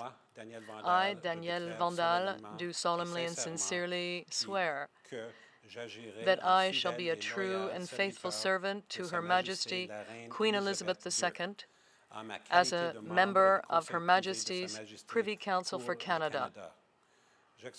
I will, in all things, to be treated, debated, and resolved in Privy Council, faithfully, honestly, and truly declare my mind and my opinion.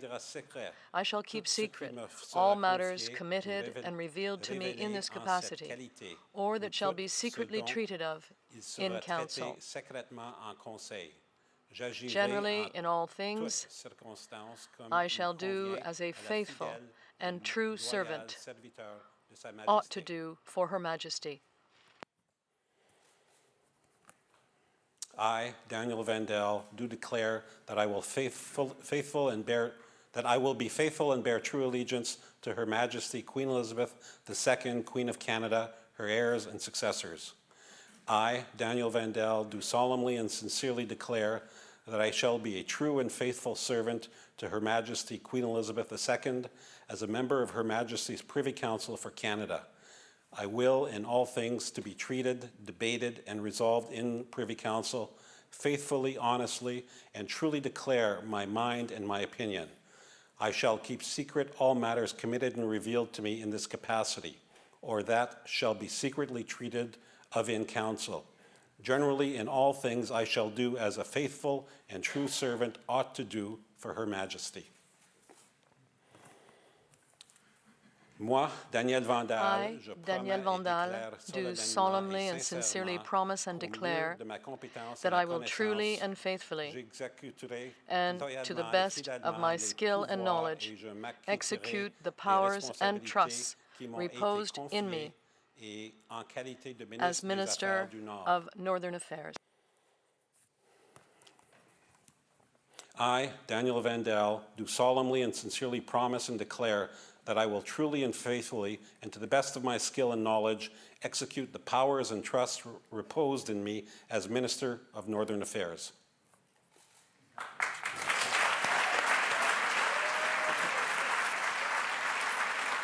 Dan Vandal represents a riding in Manitoba. He served 5 terms as a Winnipeg City Councillor. He was elected to Parliament back in 2015. He's also Métis. He becomes the Minister of Northern Affairs. A big welcome to our viewers on the network joining us now in British Columbia. David, this is a significant portfolio for a number of reasons. First of all, it didn't exist before. A lot of people, I was just at a conference last week where someone from Nunavut came up to me and said, what's going to happen with the North? What are they going to do? What about an Arctic policy? Something they actually released just before the campaign, to little fanfare, but some criticism. So this will be definitely a ministry to watch. Yeah, he's the Minister of Northern Affairs. It's a standalone minister for the first time. It's mostly existed as someone who's had responsibility for Northern Affairs. Dominic LeBlanc had it as Minister of Intergovernmental Affairs before. So it's standalone, and that's significant in that way, but he's there as a prairie voice, with Jim Carr not being able to sit in cabinet. Dan Vandal is there, and he's going to be part of that team led by Chrystia Freeland that responds to a lot of the concerns of Western Canada and the North. And I believe he was also the last minister to be sworn in. So following this, here's what you can expect. The Governor General, the Prime Minister, and the Clerk of the Privy Council, Ian Shugart, will sign the oath books to formally attest to the swearing in of the ministry. I believe that's what's being explained right now. So that's what's coming up next. It's a bigger cabinet this time around. A few more ministers around the table. We've got 36 ministers and 1 prime minister. Pardon me, something else is happening first. I think this is throat singing. Yes. 2 young throat singers, young Inuit throat singers, Samantha Metcalf and Kaylin Desgrand-Pré.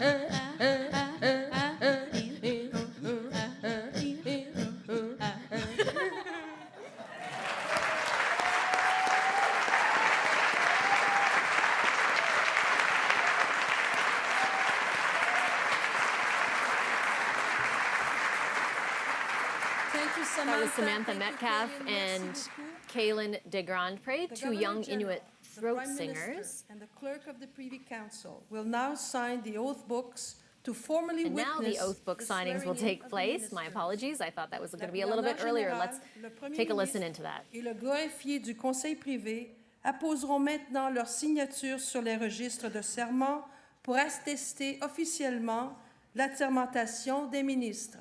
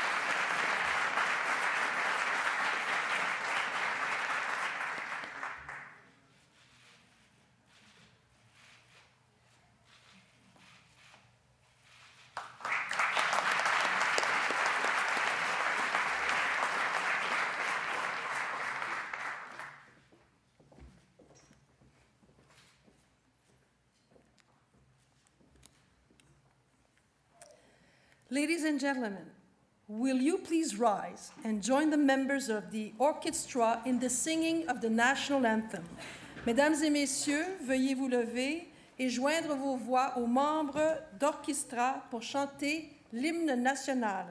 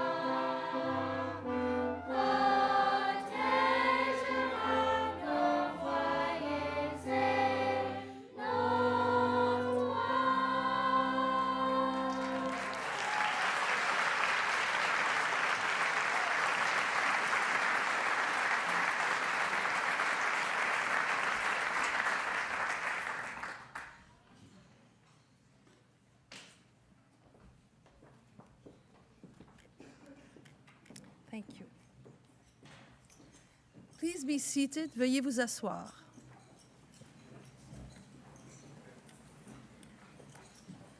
To conclude the ceremony, I invite two Métis dancers from Manitoba, Desiree Orvis and Hunter Oleszczak, to lead the closing procession. Please remain at your places for the departure of the Governor General, the Prime Minister and his family, and the members of the 29th Canadian Ministry. Pour conclure la cérémonie, j'invite deux danseurs métis du Manitoba, Desiree Orvis et Hunter Oleszczak, à diriger la procession de clôture. Veuillez demeurer à vos places pour le départ de la gouverneure générale, du Premier ministre et de sa famille et des membres du 29e Conseil des ministres. Merci de votre participation à cette cérémonie. Thank you for being with us today.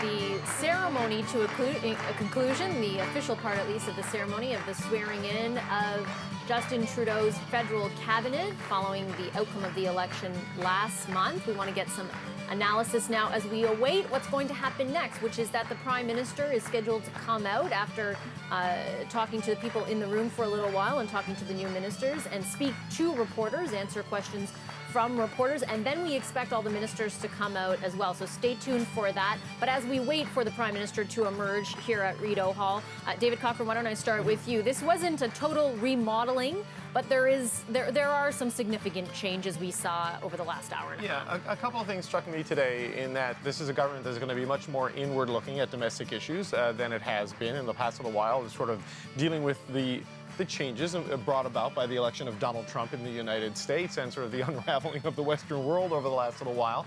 And they're going to have to respond to some significant domestic challenges. A lot of continuity, but also some new energy being brought in with 7 new people and a redeployment of cabinet ministers to deal with legislative affairs, essentially, by moving people out of cabinet to roles like whips and deputy House leaders that have some experience there to deal with that. The moment that stood out for me, and I think the moment that will probably stand out for a lot of people, was watching Dominic LeBlanc with his head completely free of hair, wearing a surgical mask, making his way in here to be sworn in, and the sheer ovation and joy that that moment brought to the Liberals in that room. I mean, regardless of your political stripe, for him to overcome the prognosis and diagnosis he had as he battled cancer and a suppressed immune system and had to step away from cabinet duties and even come off the campaign trail to get treatment at a Montreal hospital, to see him make it all the way back to move into his this role as the president of the Queen's Privy Council and also the chair of a newly created cabinet committee on operations, which is going to be central to the advancement of the government's political agenda. So not only is Dominic LeBlanc back in cabinet, he is at the very core of what this minority government is going to try to do. Pablo Rodriguez will have to get things through the House. He's going to have to really make sure things get done properly and politically in a smart way. Let's bring in David Hurley, Liberal strategist David Hurley. David, what stood out for you this afternoon? Well, let me start by echoing what David said. I mean, the thing about Dominic's been involved in the Liberal Party since he was a child. And everybody across the country that's involved in the party knows Dominic and loves Dominic. Whip smart and incredibly funny, as all of us who know him know. So, that was lovely to see. In terms of overall, a lot of continuity on the economic front, a little bit of a hint maybe that they're going to get more focused back on the middle class economics. That comes from not the types of people that are in jobs, but some of the titles that they gave people indicates that maybe they want to move more in that direction. I think that Pablo Rodriguez as Quebec Lieutenant is a very good choice. Pablo was a star candidate when he ran for Paul Martin in 2004, and I think that he's well suited to do that job. I guess personally, as somebody that's giving a lot of thought to the situation in Alberta and Saskatchewan and how we knit all these things back together, I think the appointment of Seamus O'Regan to Natural Resources is a bit of a disappointment and will be seen as a bit of a disappointment out there. He's not known as a particularly heavy hitter in the cabinet, nor has he been particularly accomplished. And it's an oddly prominent job to give him, I would say. And on that point, of course, I want to bring in the former premiers in a second. But first, former cabinet minister in Quebec, Liberal cabinet minister in Quebec, Yolande James, is also with us. Yolande, on the point David brought up where Pablo Rodriguez is concerned, who will act as the Quebec lieutenant, your thoughts on that? Major, and I think it's a really, to echo David's point, that it's a really strong move. You know, a lot of people in Quebec will remember Pablo Rodriguez after the 2011 election, where the Liberals were really in a hard spot. He was among the Liberals that really just kept working and was an important part of rebuilding the party in the tough times, and in the context where I think the party really has to be concerned with making sure that they are building bridges with the current provincial government that is obviously not Liberal, but very popular, and also trying to navigate those nationalist, not easy waters. Pablo Rodriguez is somebody who understands the delicacy of being able to do that dance, and will be able to do so quite efficiently. So I think that will be something that will be very well received, not to mention generally the weight that Quebec now holds in cabinet is something that is undeniable, and I think will be very well received. Maybe on a negative point, and I'm probably going to go against the grain on this, as I watched every single person get sworn in, not to take away from the competence of people, I just kind of felt like this was an opportunity for Mr. Trudeau to come forward with a smaller cabinet, in taking in the fact that he's a minority government. I'm of the school of leaner and meaner, and I just feel like this is a bigger cabinet with bigger cabinet in a minority context. The expectation will be greater as well. I kind of question that choice.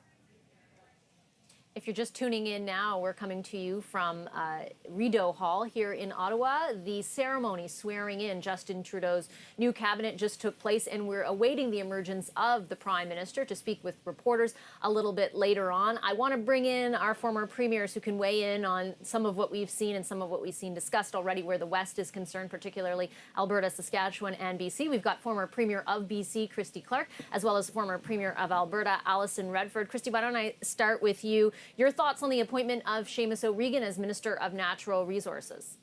Well, can I just start and echo Yolande's comments? I don't think bigger is better. I think that bigger cabinets lead to bigger government, and bigger government leads to a weaker economy. I don't think there's any question about that. So she is definitely not in the minority on that, in my respect. I would say for Seamus O'Regan, he's not popular with oil and gas community in Newfoundland and Labrador, and I don't think he's necessarily well suited for this job out here. I mean, the thing is that Seamus O'Regan he's a close friend of the Prime Minister. That's a benefit for sure. And he's an extremely strong communicator, again, a benefit. But oil and gas does not need a better communicator. Oil and gas needs someone who is going to be able to take this incredibly complicated file and work with other ministers across government, continue to work with Minister McKenna, who hasn't been a fan of it, continue to work with other ministers in other policy areas like fisheries and oceans, and put together a really complex solution that's going to get oil to the coast and make sure that our oil and gas sector in Canada is continuing to grow. So I'm not sure that's going to give anybody a whole lot of confidence that he was chosen for that. I think that it's great that Dominic is going to be there and Jim Carr is going to be there. Without Minister Goodale and some other old hands, it's really important that there be some adult supervision in the room. I mean, this is still a kind of a rookie group of folks, and without a strong economic direction. So I think that's really, really important. And I was sorry to see Nav Bains get what looks a little bit like a demotion to me. I mean, he's been a terrific minister. He might have been an excellent oil and gas minister. taking on something really hard like that. And I'm glad to see too that they have a digital government minister. I think Joyce Murray is actually the right person for that job. And I don't think we understand yet fully how much we are going to be impacted in every area of our lives by what's going on in the digital world. And governments nowhere in North America have gotten a hold of that. So, some good and some bad here, but overall, cabinet's too big, way too unfocused, and not nearly enough attention to economic growth, oil and gas, and the things that, you can say you have a minister of the middle class, but if there are no jobs for middle class people because there isn't middle class growth, even this Miss America contest we saw today isn't going to get it there. Allison, I want to bring you in, Ms. Redford, in a second. I just want to point out that if you're looking at your screen right now, you see all of those ministers that we are referencing, gather in one room. They're taking what's known as a family photo, and we will bring that to you as it happens. Allison, what do you think? What stands out to you for this cabinet? I think it's great that we are now seeing an operations committee in government. Prime Minister Mulroney had one chaired by Don Mazankowski. It was very effective in terms of being a cabinet committee. I hope it will be, that can bring together some of these issues and put together, as Christy said, the nuts and bolts of a real plan to implement. I think that's important. I do think that it would be a mistake to think that Minister O'Regan understands the oil and gas industry in Alberta. I'm prepared to give him the benefit of the doubt and suggest that he's someone who can listen and understand. But I think that more importantly, probably right now, is the relationship that he can have with the Deputy Prime Minister around this. I will say David Cochrane's comment that the Deputy Prime Minister is still going to be responsible for NAFTA, while I think that's probably very comforting for Canada, it's slightly disappointing when, from my perspective, that was the one signal where the government could have said, we're putting someone very senior in to deal with Western Canadian issues, to integrate a lot of these things. And when I hear, oh, by the way, she's also keeping this other very important portfolio that could very well require travel to the United States, that's a little troubling to me as well. I apologize for cutting you off. I just want to point out to our viewers that they are seeing that family photo right now. That as you were talking, there was some applause, and that was for the Prime Minister as he walked into the room. It's himself next to Governor General Julie Payette, and Chrystia Freeland is to the left of the Prime Minister. We were just talking about her with former Premier of Alberta, Alison Redford. And this is essentially the moment where they get to take their picture. You'll remember the picture probably that was taken in 2015, the one outside, used very often in the 4 years that followed. This is the family photo. This time, a number of ministers surrounding the Prime Minister there, Finance Minister Bill Morneau, the new Minister of Indigenous Services right behind Prime Minister Trudeau is Mark Miller, and to his right, if you're facing your screen, is Navdeep Bains, who retains his portfolio as Minister of Innovation. Some new faces, but not a lot. Sorry, Ms. Redford, I cut you off. You were saying? No, that's fine. That I think that, one of the things that could have been a very clear message from the Prime Minister today was that he was putting an emphasis on Western Canada by putting the Deputy Prime Minister into the Minister of Intergovernmental Affairs. And I'm a little disappointed to hear, as David said, that she will also be responsible still for the implementation of NAFTA. I think those become slightly distracting, and I think that's not a great signal for the West. I do think that it's going to be important for the new Minister of Energy and Natural Resources to listen, but that direct line of communication between industry leaders in Alberta and part of the conversation as to what climate change policy looks like is important. And I think the Prime Minister has a challenge to communicate to people in the West, which I don't think we saw today, that he understands how these issues are connected. So what those ministers have to say and how they demonstrate that they can work together and work with premiers is going to be very important in leading up to the December climate conference. My guess where, David, Chrystia Freeland's role as far as NAFTA is concerned, and I should mention that our colleague Salima Shivji is preparing right now to ask the Prime Minister a question, so that's why we haven't heard from her in a bit, but we certainly will in the coming minutes. The idea with NAFTA, my guess is, and I take Ms. Redford's point completely about how it might be disappointing to some that her efforts will be split, but she was really the face of that deal, and because it is at that very tenuous point, I guess I could call it, in the U.S. congressional system, kind of being used as a political football right now. I imagine there was some thought to her staying on to shepherd that through the ratification process, should that process even unfold. Well, the other thing, too, is so much about the United States and dealing with that government in particular is that it's very transactional in nature and relationship-based. And she has had her ups and downs with senior people in the Trump administration, but she knows them. They have a level of professional respect and trust for her that is kind of critical at this point, that if it does get to the point that you need to get all the key players from the negotiations back together, it would be very difficult at this stage for Canada to send in someone new. So, look, who knows where that's going to go? I mean, predicting what's going to happen in American politics right now is not something I would, I would put a lot of money on, but she needs to stay, at least have some mind on that. The question is, does her responsibility for Canada-U.S. relations continue beyond that particular legislative process, or does that then revert fully to Minister Champagne, who's the new Foreign Affairs Minister, while she focuses on all the internal governmental affairs stuff? It would strike me as a bit odd if she were in charge of U.S.-Canada relations and Canada or federal government-provincial relations. Like, that's all the big files under one place. It suggests to me it's a temporary thing because your focus would be completely split, as Alison Redford said. But I think it's sort of a situation, though, that I don't know if the Prime Minister had much of a choice here. It may not be ideal, and I understand that there's still concerns about how this responds to the West and how this responds to the oil sector, but this is also day one of a new cabinet coming in, tasked dealing with these specific things. I mean, they have the structures in place, and look, they can have all the symbolism, they can pick the right person, they can have the right titled cabinet things. It's all going to be about their actions and about the choices that they make from this day going forward as they try to deal with these new realities head on. Speaking of those actions and choices, the opposition parties are beginning to respond to these cabinet picks. I believe we have Jagmeet Singh, NDP leader Jagmeet Singh, responding a little earlier. Let's play a clip of that. Mr. Trudeau, Prime Minister Trudeau announced a new cabinet today. And for me, changing the ministers or not doesn't give me any more or less confidence in this government. What would give me confidence is a clear indication of the policies that this government will enact that are going to benefit people. Because for the past 4 years, in a majority, this government hasn't prioritized people. Instead, they've prioritized those at the very top. And that has to change. So, David, before I bring in the other David, echoing what Jagmeet Singh, they're echoing what he said before.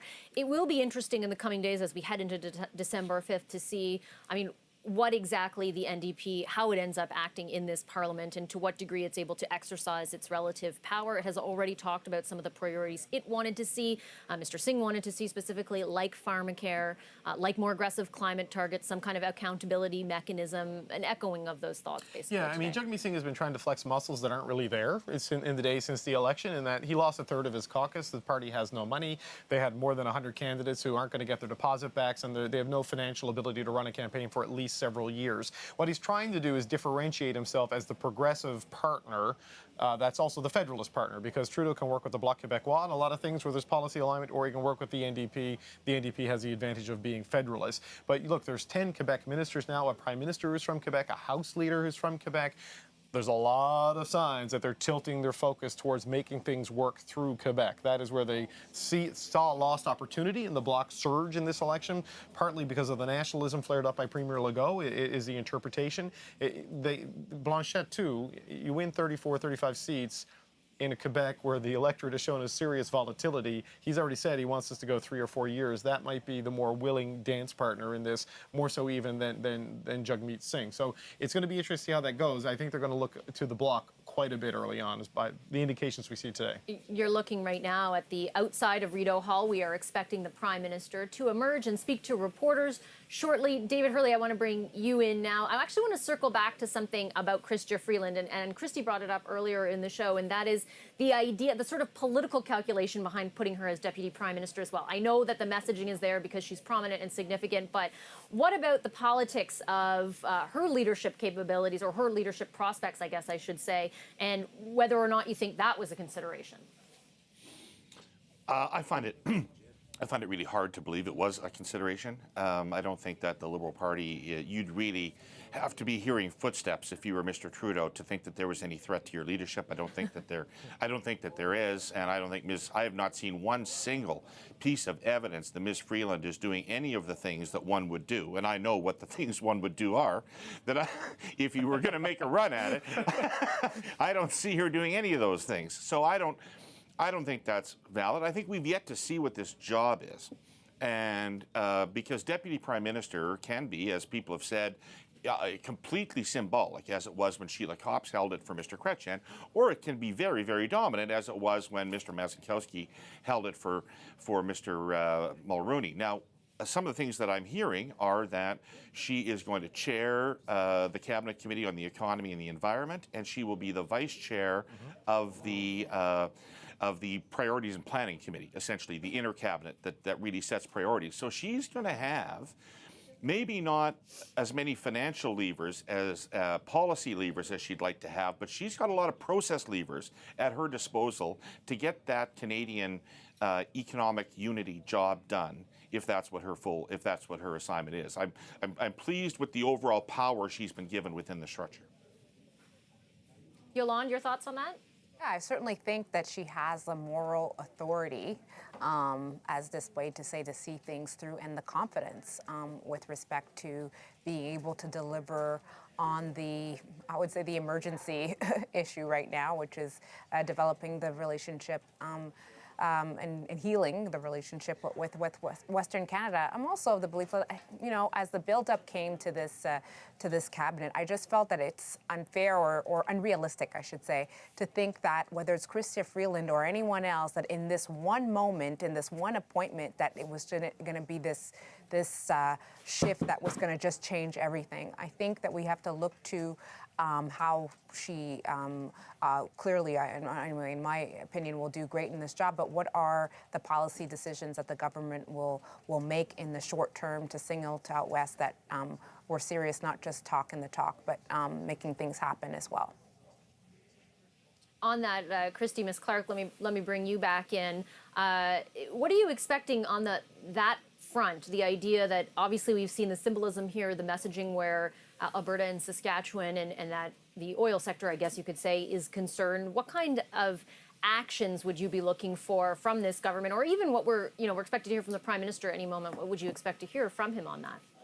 Well, I don't know. I mean, it's hard to say what to expect because I don't see a strong economic agenda in here. But I think what they need to do is British Columbia set an example on this. I mean, in my experience, what we did is we wanted to get an LNG business going for our province, and we brought together all of the ministers for employment, for Indigenous work, for economy, for schools and education, and we put them all on a single committee that was just devoted to getting the LNG project done, or getting them done. And I think they're going to need to do the same thing with oil and gas. They're going to need to have a minister who is responsible overall for coordinating that, and they're also going to need deputies. I mean, the thing is that this is not about titles at the cabinet, and as Yolande said, as capable as Chrystia Freeland is, she's not going to be able to do this on her own.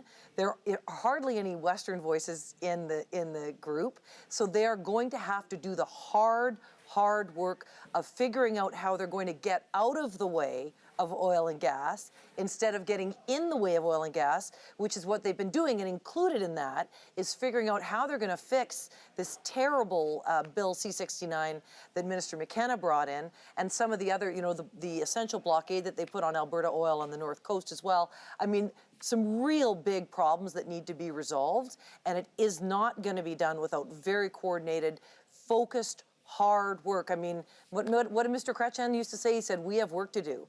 And I would have loved to have seen today kind of a little bit more of that. We have work to do. We're going to get down to it. Let's get on with it. Alison Redford, I want to bring you in a second, but first I just want to read a statement from, and we'll talk about Bill C-69 and C-48, which Christy highlighted, but Andrew Scheer's statement on this cabinet had just landed in our inbox. I'll read a portion of it.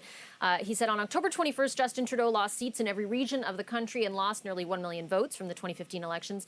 Canadians sent him a clear message that they want a new approach. Naming a new cabinet was an opportunity for Trudeau to change course and abandon, and this is Mr. Scheer's word, his reckless approach of dividing flooding the country with failed policies. Instead, he's doubled down on the same faces and the same failure. So the messaging there, that's just a portion of the statement, but the messaging from the Conservative Party at the outset of this is that there's not enough change in cabinet. They would have liked to see more. Allison, I'll ask you on Bill C-48, Bill C-69. Those are other things that Mr. Scheer highlights in this statement.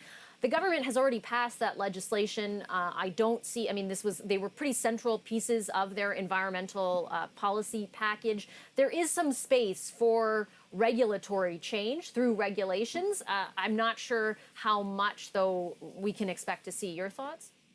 Well, I have very high expectations that as ministers start to move into taking on their responsibility, that we'll start to see that integration where we actually have policy focus at a cabinet level and in the senior public service level to talk about how we deal with what currently exists in regulation, whether it was passed in the last 6 months or in the last 6 years, and then how we use that to actually look at economic development. The next conversation is not about only oil and gas or only about the environment. It has to be about how we bring all of this together, and there does have to be a place to do that. I am hoping that what we saw today was the Prime Minister say that that's the job of the Deputy Prime Minister, and it seems to me that that would be a very logical place to start. She has the skills, she has the strength, and she has the opportunity. So I'm hoping that the next step, as David Hurley said, was what are the nuts and bolts around what this looks like? There is an opportunity here to do this. There is an opportunity to change the conversation, to acknowledge the role of oil and gas, but to also acknowledge the role of economic development, innovation, and First Nations. So there's a lot of work to be done. There is space, and I hope that what we saw today was the start of that with some people that I think are pretty talented and might be able to get it done so that we can create that platform and begin to have a real conversation and get out of the partisanship, which is the only way we're going to get through this as a country. All right, I know you have to leave us now, but I want to thank you for your insights and your time this afternoon. Really appreciate having you with us. Thanks, Ms. Redford. It was a privilege. Thank you very much. Allison Redford. Thank you. Bye. And I want to thank you. Inform our viewers that you're staring right now at that screen, not just at me, but at the microphone set up right outside the entrance to Rideau Hall. We are standing by waiting for the Prime Minister to emerge from the building after, of course, this swearing-in ceremony and talk to reporters. I want to bring in David Cochrane. This is actually, I was thinking back, I think this is only the second time since the election that the Prime Minister has given a press conference, and I remember like a more lengthy one. He's talked going into caucus and things like that, but that first press conference that he gave certainly denoted a difference in tone versus election night. There was a lot of use of the word reflection. Yep. There was more humility, at least I noticed in the tone that he delivered his comments through. What are you expecting this afternoon from him? I think it's going to be forward-looking and explaining how they're going to deal with these three main things of the West, of dealing with a resurgent separatist party in Quebec, and the challenges of working, making this place work for Canadians, because he's in a minority situation. You don't have all the levers you can pull in a majority government. And look, I know we spent a lot of time talking about Western alienation and oil and gas and economic opportunity there, and that is undoubtedly a key question. But you also have to remember that this is a parliament in its composition that is progressive and left-leaning. The majority of Canadians voted for parties that would be considered progressive, especially on things such as climate change and the environment. The Liberals maybe being the least ambitious of some of the people who have been elected to the House of Commons. So while I know former Premiers Clark and Redford want to see a lot of focus on particular sectors and particular economic issues in particular parts of the country, there are 8 other provinces out there and some territories who also have some concerns. And in particular, a lot of those are on the environment, are on spending to help middle class. And I think we're going to see something on that because they do plan to run a progressive agenda that spends money to help people and really has some meaningful climate action. That is their stated intention. And that, I think, will dominate this parliamentary agenda more than I think dealing with the anger in Western Canada, particularly the anger as articulated by people like Jason Kenney and Scott Moe, because the conversations you have with senior Liberals, they tell you, look, we are dead serious on dealing with the issues raised by the West. That's not the same as satisfying all of the concerns of Kenney and Moe, because politically, they just don't think that's possible. Yeah, no, I think that the specific asks of Premiers Kenney and Moe are obviously, they're untenable. Most of them are just not going to happen. From the perspective of the federal government. However, I think from the perspective of people who live in Alberta and Saskatchewan. To a degree, those premiers reflect their concerns. I'm not saying the list of demands, but they are reflecting what they're worried about. But I think you're right. It's not necessarily going to be represented in the parliamentary agenda. And just to clarify, I'm not making this argument. no, I'm I know. explaining what some of the thinking is. Because this is why they're reaching out to mayors, for example. Because look, Kenny and Mo, it's set in stone. It is not an argument they're going to win. They're not going to change their minds. They're working around to some degree by talking to municipal leaders and other people, civil society leaders, to see what direction, and what solutions might lie there. Because there is a partisan reality that kicks in once you're dealing at the First Minister's table as well. David Hurley, what do you think about that? Well, I think the reality of the government, as David laid it out, is essentially true. I've spent a lot of time today talking about Ms. Freeland's job and what her role might be, and Mr. O'Regan. But the reality is, there's, I think, 13. There are 13 ministers from the GTHA out of 36, and there are 10 or 11 out of Quebec. So you can see that they are essentially playing defense in Ontario, loading up that area that delivered them the government. Lots of ministers there. Perhaps the surprise is not Vancouverton, but lots of ministers there. And then in Quebec, more ministers, an offensive there because the route to the majority is holding what you have in Ontario and adding to it in Quebec. So that is going to be, that's how the government's structured, and that is going to be the main political thrust of the government.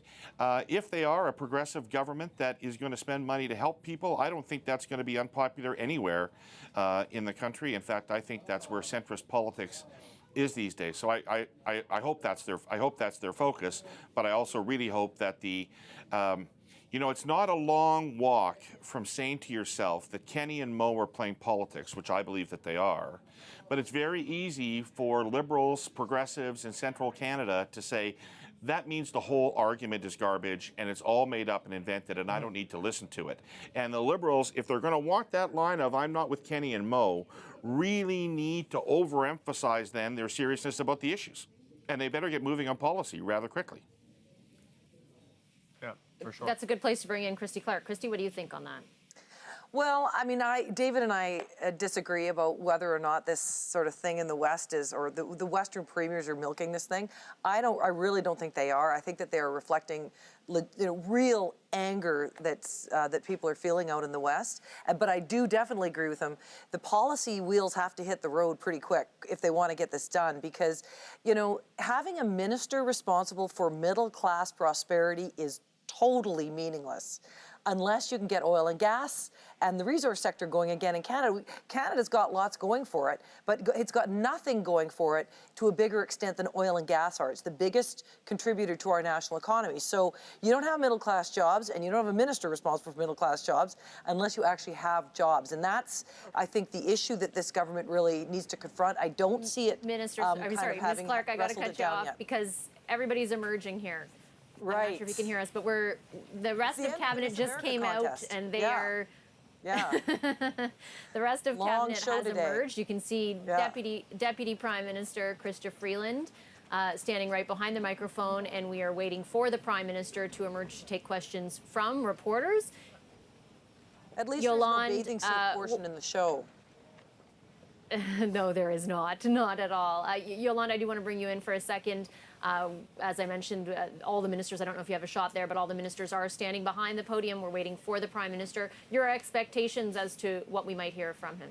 Well, I think he's got to be able to set out what's next. I tend to think of things as the timeline, right? He took a month, and I thought that was a good thing to build his cabinet, but now he's got to be looking forward to Christmas, not just in terms of celebrating the holidays, but in terms of what does he want Canadians to be thinking during that time, and that, as much as everybody has he's got a strong minority government, the expectation is on him to make things work. So what that means to me is that he's got to make compromise, bring it back in style, and say that he can get this government working, and behind him is a team of talented people that are able to make that happen. And here comes the Prime Minister with his team behind him. He's stepping up to the podium now. Bonjour Let's tout le listen monde. in. Alors, A few weeks ago, Canadians sent us a message. They sent a message to all parliamentarians in this election. They expect us to work together on the major issues of concern to them, whether it is economic growth in order to help the middle class, whether it is the fight against climate change, whether it is public safety. We will always work by uniting Canadians right across this country. And today, we are announcing a new cabinet that is positioned to do precisely that. We realize that there is a great deal of work ahead of us in order to deliver for Canadians with respect to their high expectations of themselves and of their future. And that's exactly the team we have now to do that. To be able to get down to work the way Canadians asked us to in this last election, to pull together the country, to focus on issues of economic growth for the middle class, to fight climate change, and to keep Canadians and their communities safe. That is our focus, and this is the team to do that. As we work hard for Canadians every single day, we will work hand in hand with all parties in the House, ensuring that we can move forward on priorities that Canadians have and respond to the challenges and opportunities facing us as a country and indeed as a world. It was pointed out to me that today is also National Child Day, which means it's a reminder that everything we do as a government every day needs to focus squarely on the well-being of our children and our grandchildren as we build a better world every day. Merci beaucoup d'être ici aujourd'hui. Je suis content de prendre vos questions. Good afternoon, Prime Minister. Salima Shivji, CBC News. Can you tell us concretely what the choices that you made in building this cabinet are meant to address the challenges that you're facing as a minority government, obviously with 10 ministers from Quebec in this group, with the rising Bloc Québécois, as well as the tensions in the West? I think we recognize that this Parliament will be one in which collaboration, in which working with a broad range of parties and indeed stakeholders across the country is going to be incredibly important. And the team that we've assembled here is a team that is going to focus on working hard every single day for Canadians, and I'm extremely excited about getting to work with them. How do you do that on climate change when some of the other parties are pushing for higher targets than your emission targets right now in terms of working together on a central issue for your government? How is that even possible at this point? I think we reflected and we saw very clearly in this last election that Canadians want action on climate change, and Canadians also want to see us continuing to grow the economy. And having a broad range of voices within Cabinet and indeed across Parliament will allow us all to work together in ways that build a stronger and brighter future for us all, while at the same time ensuring the jobs we need today and the economic growth we need tomorrow. Li Mingzhou, New Time Dynasty TV. Ms. Trudeau, when you formed the last government, there seemed to be an exerted effort to build a closer relationship with China. However, with the arrest of Michael Kovrig and Michael Spavor last year, the communist regime seemed to be resorting to hostage diplomacy when dealing with Canada. So according to the recent reports and polls, the vast majority of Canadians seem to have a negative view on China or the regime. When realizing that it doesn't respect international norms, doesn't respect basic human rights and rule of law. So my question is, under the current situation, are you or is the government going to revisit and reshape the government's China policy with a new understanding of the regime and the situation? We have always understood two things about China. Obviously, China is a growing global economy that has an impact on countries around the world with its trade dealings, and there are opportunities for Canadian businesses, Canadian exporters, and Canadian investors to do well with better relations, economic relations with China.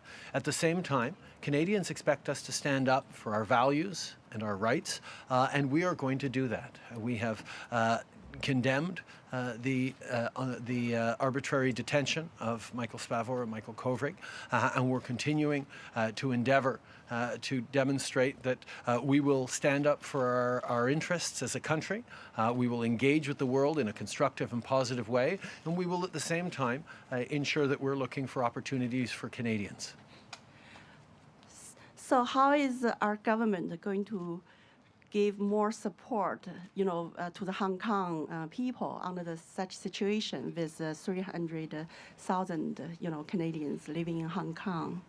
As you know, there are 300,000 Canadians living in Hong Kong, and it is an issue of concern for us all. We have repeatedly called upon China to respect the terms of the one country, two systems principles. We will continue to call for de-escalation and an end to violence and true dialogue that will lead to a more peaceful situation. Bonjour, M. Trudeau. Mathieu Goyer de Radio-Canada. Radio-Canada. What finally convinced you to name a Quebec lieutenant when previously you said it wasn't necessary? Well, I think it is important to listen to people. And Quebecers clearly said to us that even with a record number of Quebecers within the government party, 40 MPs, they still wanted to have a stronger voice.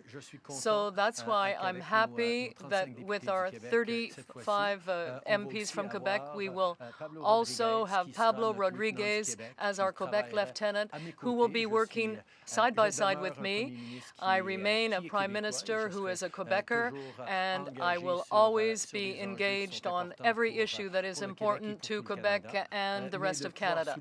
But to be able to highlight the appointment of a Quebec lieutenant that will have a very strong point of contact with Quebec so that we continue to work together on Quebec priorities, I think that's important, just as we continue to work on priorities for all of Canada. I recognize that we have an opportunity and a need to ensure a clearer, stronger voice amongst our great team of MPs from Quebec and cabinet ministers from Quebec to ensure that the messages that we're hearing from and the engagement with Quebecers is done in the strongest possible way.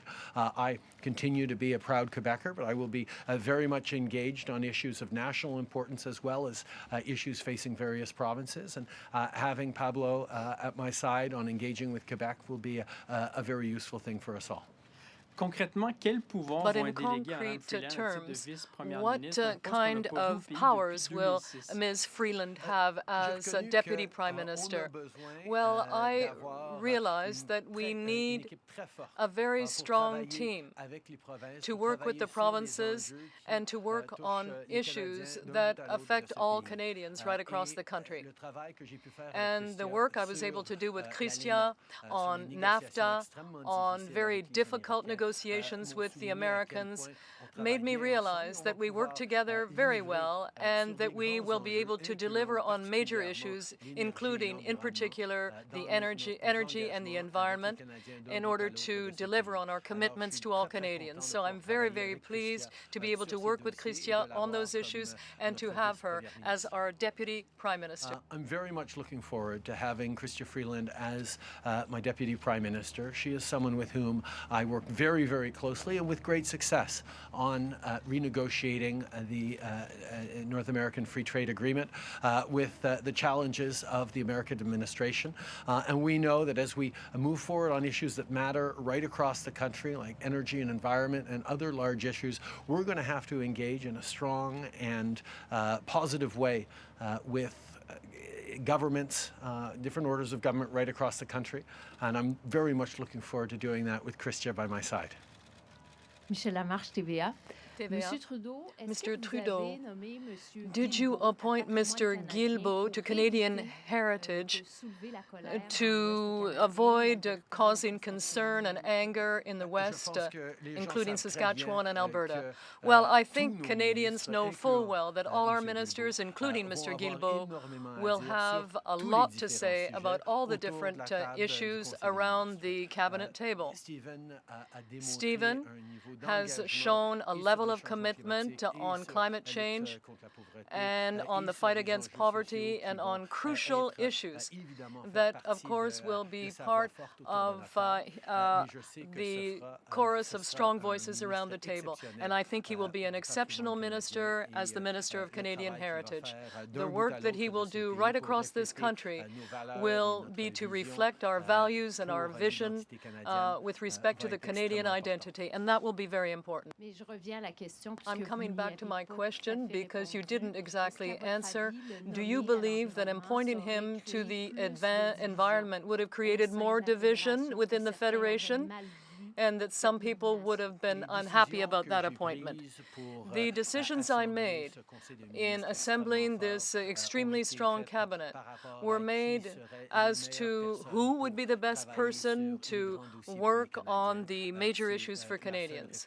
That was the only reflection that was part of my decision, and I'm very pleased to have such strong ministers in all positions. Good afternoon, Prime Minister. Just coming back to the role of Deputy Prime Minister, it was your father who appointed, I think, the first ever Deputy PM, Alan McEachin. Seen Don Mazankowski, Anne McClellan. Give me your sense of the role in your administration for this particular position. More Mazankowski, more McEachin, more McClellan. Can you give me a sense of where Minister Freeland I see will it be being there? very much a Freelandish role. Chrystia and I have worked very closely on some of the biggest files facing Canada and the world, but particularly Canada and the United States. And our ability to work well together on these issues that quite frankly, touch national unity, touch energy and environment, touch relations with all provinces and all regions of this country, is going to be an extremely important thing at a time where we see some very different perspectives across the country that need to be brought together. And I'm very excited about having her as both a strong intergovernmental affairs minister and as my Deputy Prime Minister. And again, looking back sort of through history, it was again when your father was Prime Minister in 1980, the last time Alberta and Saskatchewan did not have an elected representative in cabinet. And as you've assembled cabinet today, you've named the only cabinet minister from the prairies, from Winnipeg, Mr. Vandal, as a Minister of Northern Affairs. Can you speak a little more about how the views of Alberta and Saskatchewan particularly, but more broadly the West, interior BC, are going to be represented when this group gets together to talk about things? I am very much looking forward to ensuring that one of the things we do as a cabinet is continue to engage with stakeholders and leaders right across the country. That's what I've done over the past weeks in engaging with everyone from small town mayors to significant leaders in industry and politics. We will continue to engage with representatives and leaders right across the country. I'm very pleased to have given a specific task to Jim Carr to be my special representative for the prairies. He will be able to focus entirely on that relationship, engage with the prairies in a strong and present way, while at the same time sitting on a cabinet committee. At the same time as he faces significant health challenges in which we wish him all the very best. It is something that we have chosen to make sure that we have a strong voice reporting directly to me and to cabinet on the concerns faced by the prairies, and we will continue to work every day as an active group of ministers who will engage right across the country on all issues that matter right across the country. J'ai été content de pouvoir nommer I was pleased to be able Jim to Carr, appoint Jim Carr as my special representative for the prairies. His responsibility will in fact be to report to us the voice of the prairies and to be our voice in Saskatchewan, Manitoba and Alberta on specific issues affecting them. And he is of course facing a number of health problems right now, but this is a role he will be able to fulfill brilliantly, and that will be important. At the same time, all our ministers will have a responsibility on the different issues to be connected with people on the ground, with leaders, with representatives, and business people in the communities out west and across the country, so that we're sure to be listening to people's concerns. Le Devoir, a number of ecologists Canadians feel betrayed by your decision not to appoint Mr. Guilbeault as Environment Minister when you spent the entire campaign talking about his tremendous expertise in that area. What do you say to people that you did not do what should have been done? Well, I can tell you that all of our ministers will be working on this issue, and I'm very pleased to have a number of experts in Canada, in Cabinet, including Mr. Guilbeault, to work on this. But the fact is that this is an issue that affects just about everything the government is going to be doing, and I'm looking forward to working with him on those issues. And of course, I'm very pleased to have him as the Minister of Canadian Heritage. On another topic, you have as many women as men in Cabinet, as you said you would, but the fact is that there are few women that were given very senior positions, shall we say. And there are 5 of those women ministers that report to a different department led by a man. Do you not think this is not true feminism? Well, if people look at what we've done in the last 4 years when it comes to advancing the rights of women and empowering women right across this country and around the world, they will understand that the work we are doing as a parity cabinet goes well beyond the roles that people hold, even though those roles are very important. And we will continue to show that a government that believes that equal opportunity and equality of women is at the heart of everything it does is something that Canadians can count on. We recognize that there is a tremendous amount we have done over the past 4 years in advancing women's rights, in advancing opportunities, in moving forward towards greater economic growth for this country by empowering women. We recognize the challenges around defending women's rights. We recognize that there's always lots more work to do, and I'm pleased to have once again a cabinet that is the reflection of Canada's diversity and parity. And we will continue to work on big issues as a team and as individuals. Bonjour, Monsieur Trudeau. Mélanie Marquis de La Presse. La Presse. Comment vous a-t-on convaincu de nommer How Madame were you convinced to appoint Ms. Freeland Deputy Prime Minister? Where did that idea come from? Well, the fact is that for quite some time now, I've been working very closely with Ms. Freeland on issues that are very important for the country. There were very few important issues. There were no more important issues than renegotiating NAFTA in our first mandate, and I worked very closely with Chrystia on that issue. And I can tell you we worked very well together, and having her in a position, a strong position when it comes to international affairs and intergovernmental affairs, and having her as Deputy Prime Minister will be very positive for national unity and for our approach to uniting Canadians and creating economic growth, and of course fighting climate change at the same time. The House of Commons will be resuming on December 5th. There will be a throne speech. Can you tell us what the first measures you will take will be, or what bills you will bring in, particularly when it comes to the free trade agreement with the U.S. and Mexico? Will that happen before Christmas? Well, the first bill that we bring forward will be a tax cut for the middle class. That is what we said we would do. That's what we did in 2015, and we will do the same thing again, because we know that lowering taxes for the middle class helps people a great deal. We, of course, will also be moving forward on many other issues, but we are waiting to see what the results of the negotiation between the Democrats and the Republicans will be in order to move forward at our end with ratification of the new agreement. Annie Bergeron-Oliver with CTV National News. I'm just wondering if you have any concerns that appointing a natural resources minister from Newfoundland will fuel greater sentiments in the West that Ottawa is out of touch with their needs. I am incredibly proud to have Seamus O'Regan, a strong Newfoundlander, as our Natural Resources Minister. There are Newfoundlanders who work right across the country in natural resources, and Newfoundland and Labrador itself is a place that is not just oil producing, but also known for its natural resources. And I know that he, along with our entire cabinet, is going to do a great job on addressing issues of concern to all regions of the country, including the West.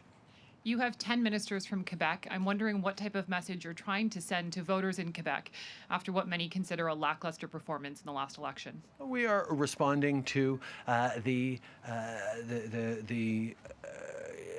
caucus we were given.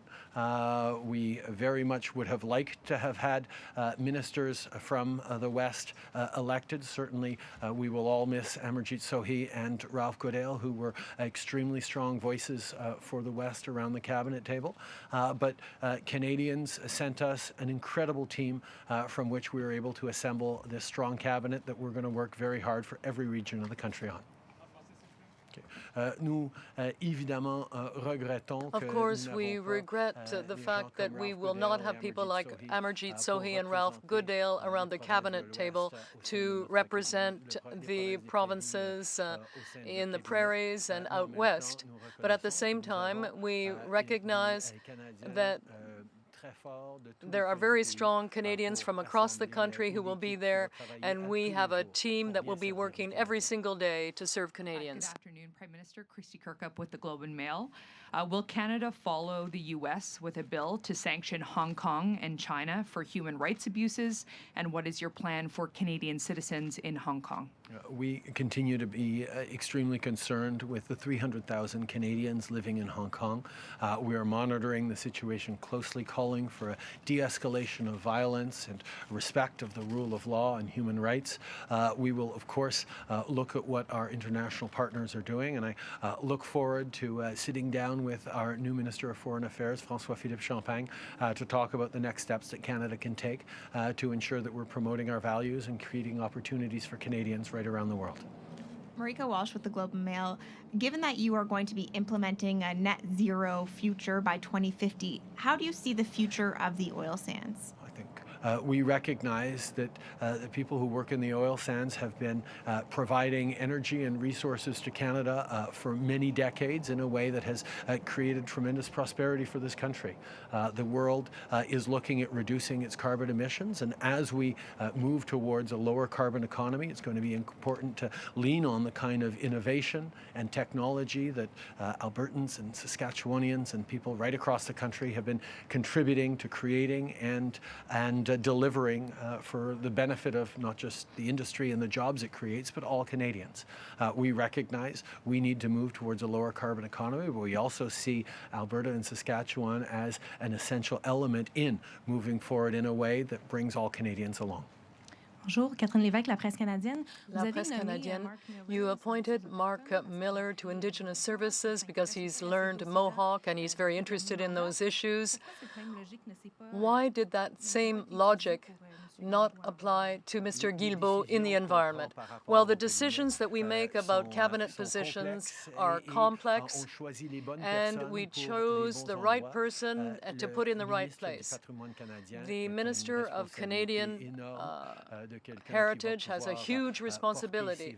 This is a job where the minister reflects the values of Canadians and our Canadian identity, and that is certainly a concern for all Canadians. And of course, there will be other connections, such as the fight against poverty and concern for the environment. Those have been part of Stephen's life for many years, and I'm very happy to have him as Minister of Canadian Heritage. And why not make him Minister of the Environment? Well, I have 6 ministers that will be working very strong on the environment. And your position with Jim Carr, how integral is he going to be in cabinet, and how much is he going to be able to do given his health? The first priority, of course, is ensuring that Jim is focused on his health. But at the same time, he was very clear to me and very clear to everyone that being able to continue to be a strong voice for this government in the West and a strong voice to this government from the West is going to be a really important thing for him and for all of us. I'm very excited about having him as our special advisor. I'm excited about sitting around the cabinet table with him on various cabinet committees and continuing to hear the great insights he has on how we ensure that what we're doing as a government reflects the challenges, opportunities, and priorities of the entire country. Do you think it's enough, though, to represent Alberta and Saskatchewan with one MP from Winnipeg? We build a cabinet based on the MPs sent to Ottawa to be part of our government. I am very excited about this great cabinet that we've built. We will continue to work very hard to listen to Canadians from coast to coast to coast and work for the betterment of all Canadians. That's what Canadians expected. That's what Canadians asked us to do in the last election, and I look forward to working hard and collaborating with all parties in the House. Merci beaucoup tout le monde. Thank you. That was the Prime Minister on the steps of Rideau Hall in front of his brand newly sworn-in cabinet, taking questions from reporters on a number of subjects, everything from what the new Deputy Prime Minister, Chrystia Freeland, will do to why isn't Stephen Guilbeault in cabinet. I want to thank all the three people who have spent so much of their time this afternoon for spending that time with us. Liberal strategist David Hurley, former Quebec Cabinet Minister Yolande James, and former Premier of BC Christy Clark. Really appreciate your generosity with your time today. I also want to thank the CBC's Salima Shivji and David Cochrane for your insights today and your reporting. Appreciate it. As always, and I want to thank all of you for joining us on this very long afternoon, this cabinet swearing in. I want to let you all know that our coverage will continue, however, on News Network and then on my show, Power in Politics. We're coming up at 5 Eastern, and later on, of course, on the National as well. Thanks very much for spending your time with us this afternoon, and we leave you with some highlights from the day. Enjoy, and we'll see you back in just a bit. Who's in and who's out on this cabinet swearing-in day. This will be a bigger cabinet than we have seen previously. Miriam Monsa, she's the first person to arrive. There's Bill Blair, and here is Catherine McKenna. We'll have a lot of months ahead to talk about policy. No, I'm looking forward to continuing in the role. I'm happy that the Prime Minister is giving me his confidence.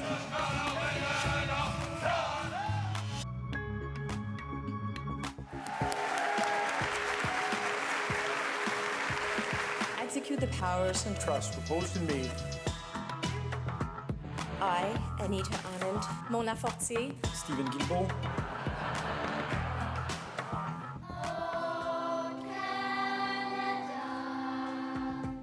The team that we've assembled here is a team that is going to focus on working hard every single day for Canadians, and I'm extremely excited about getting to work with them.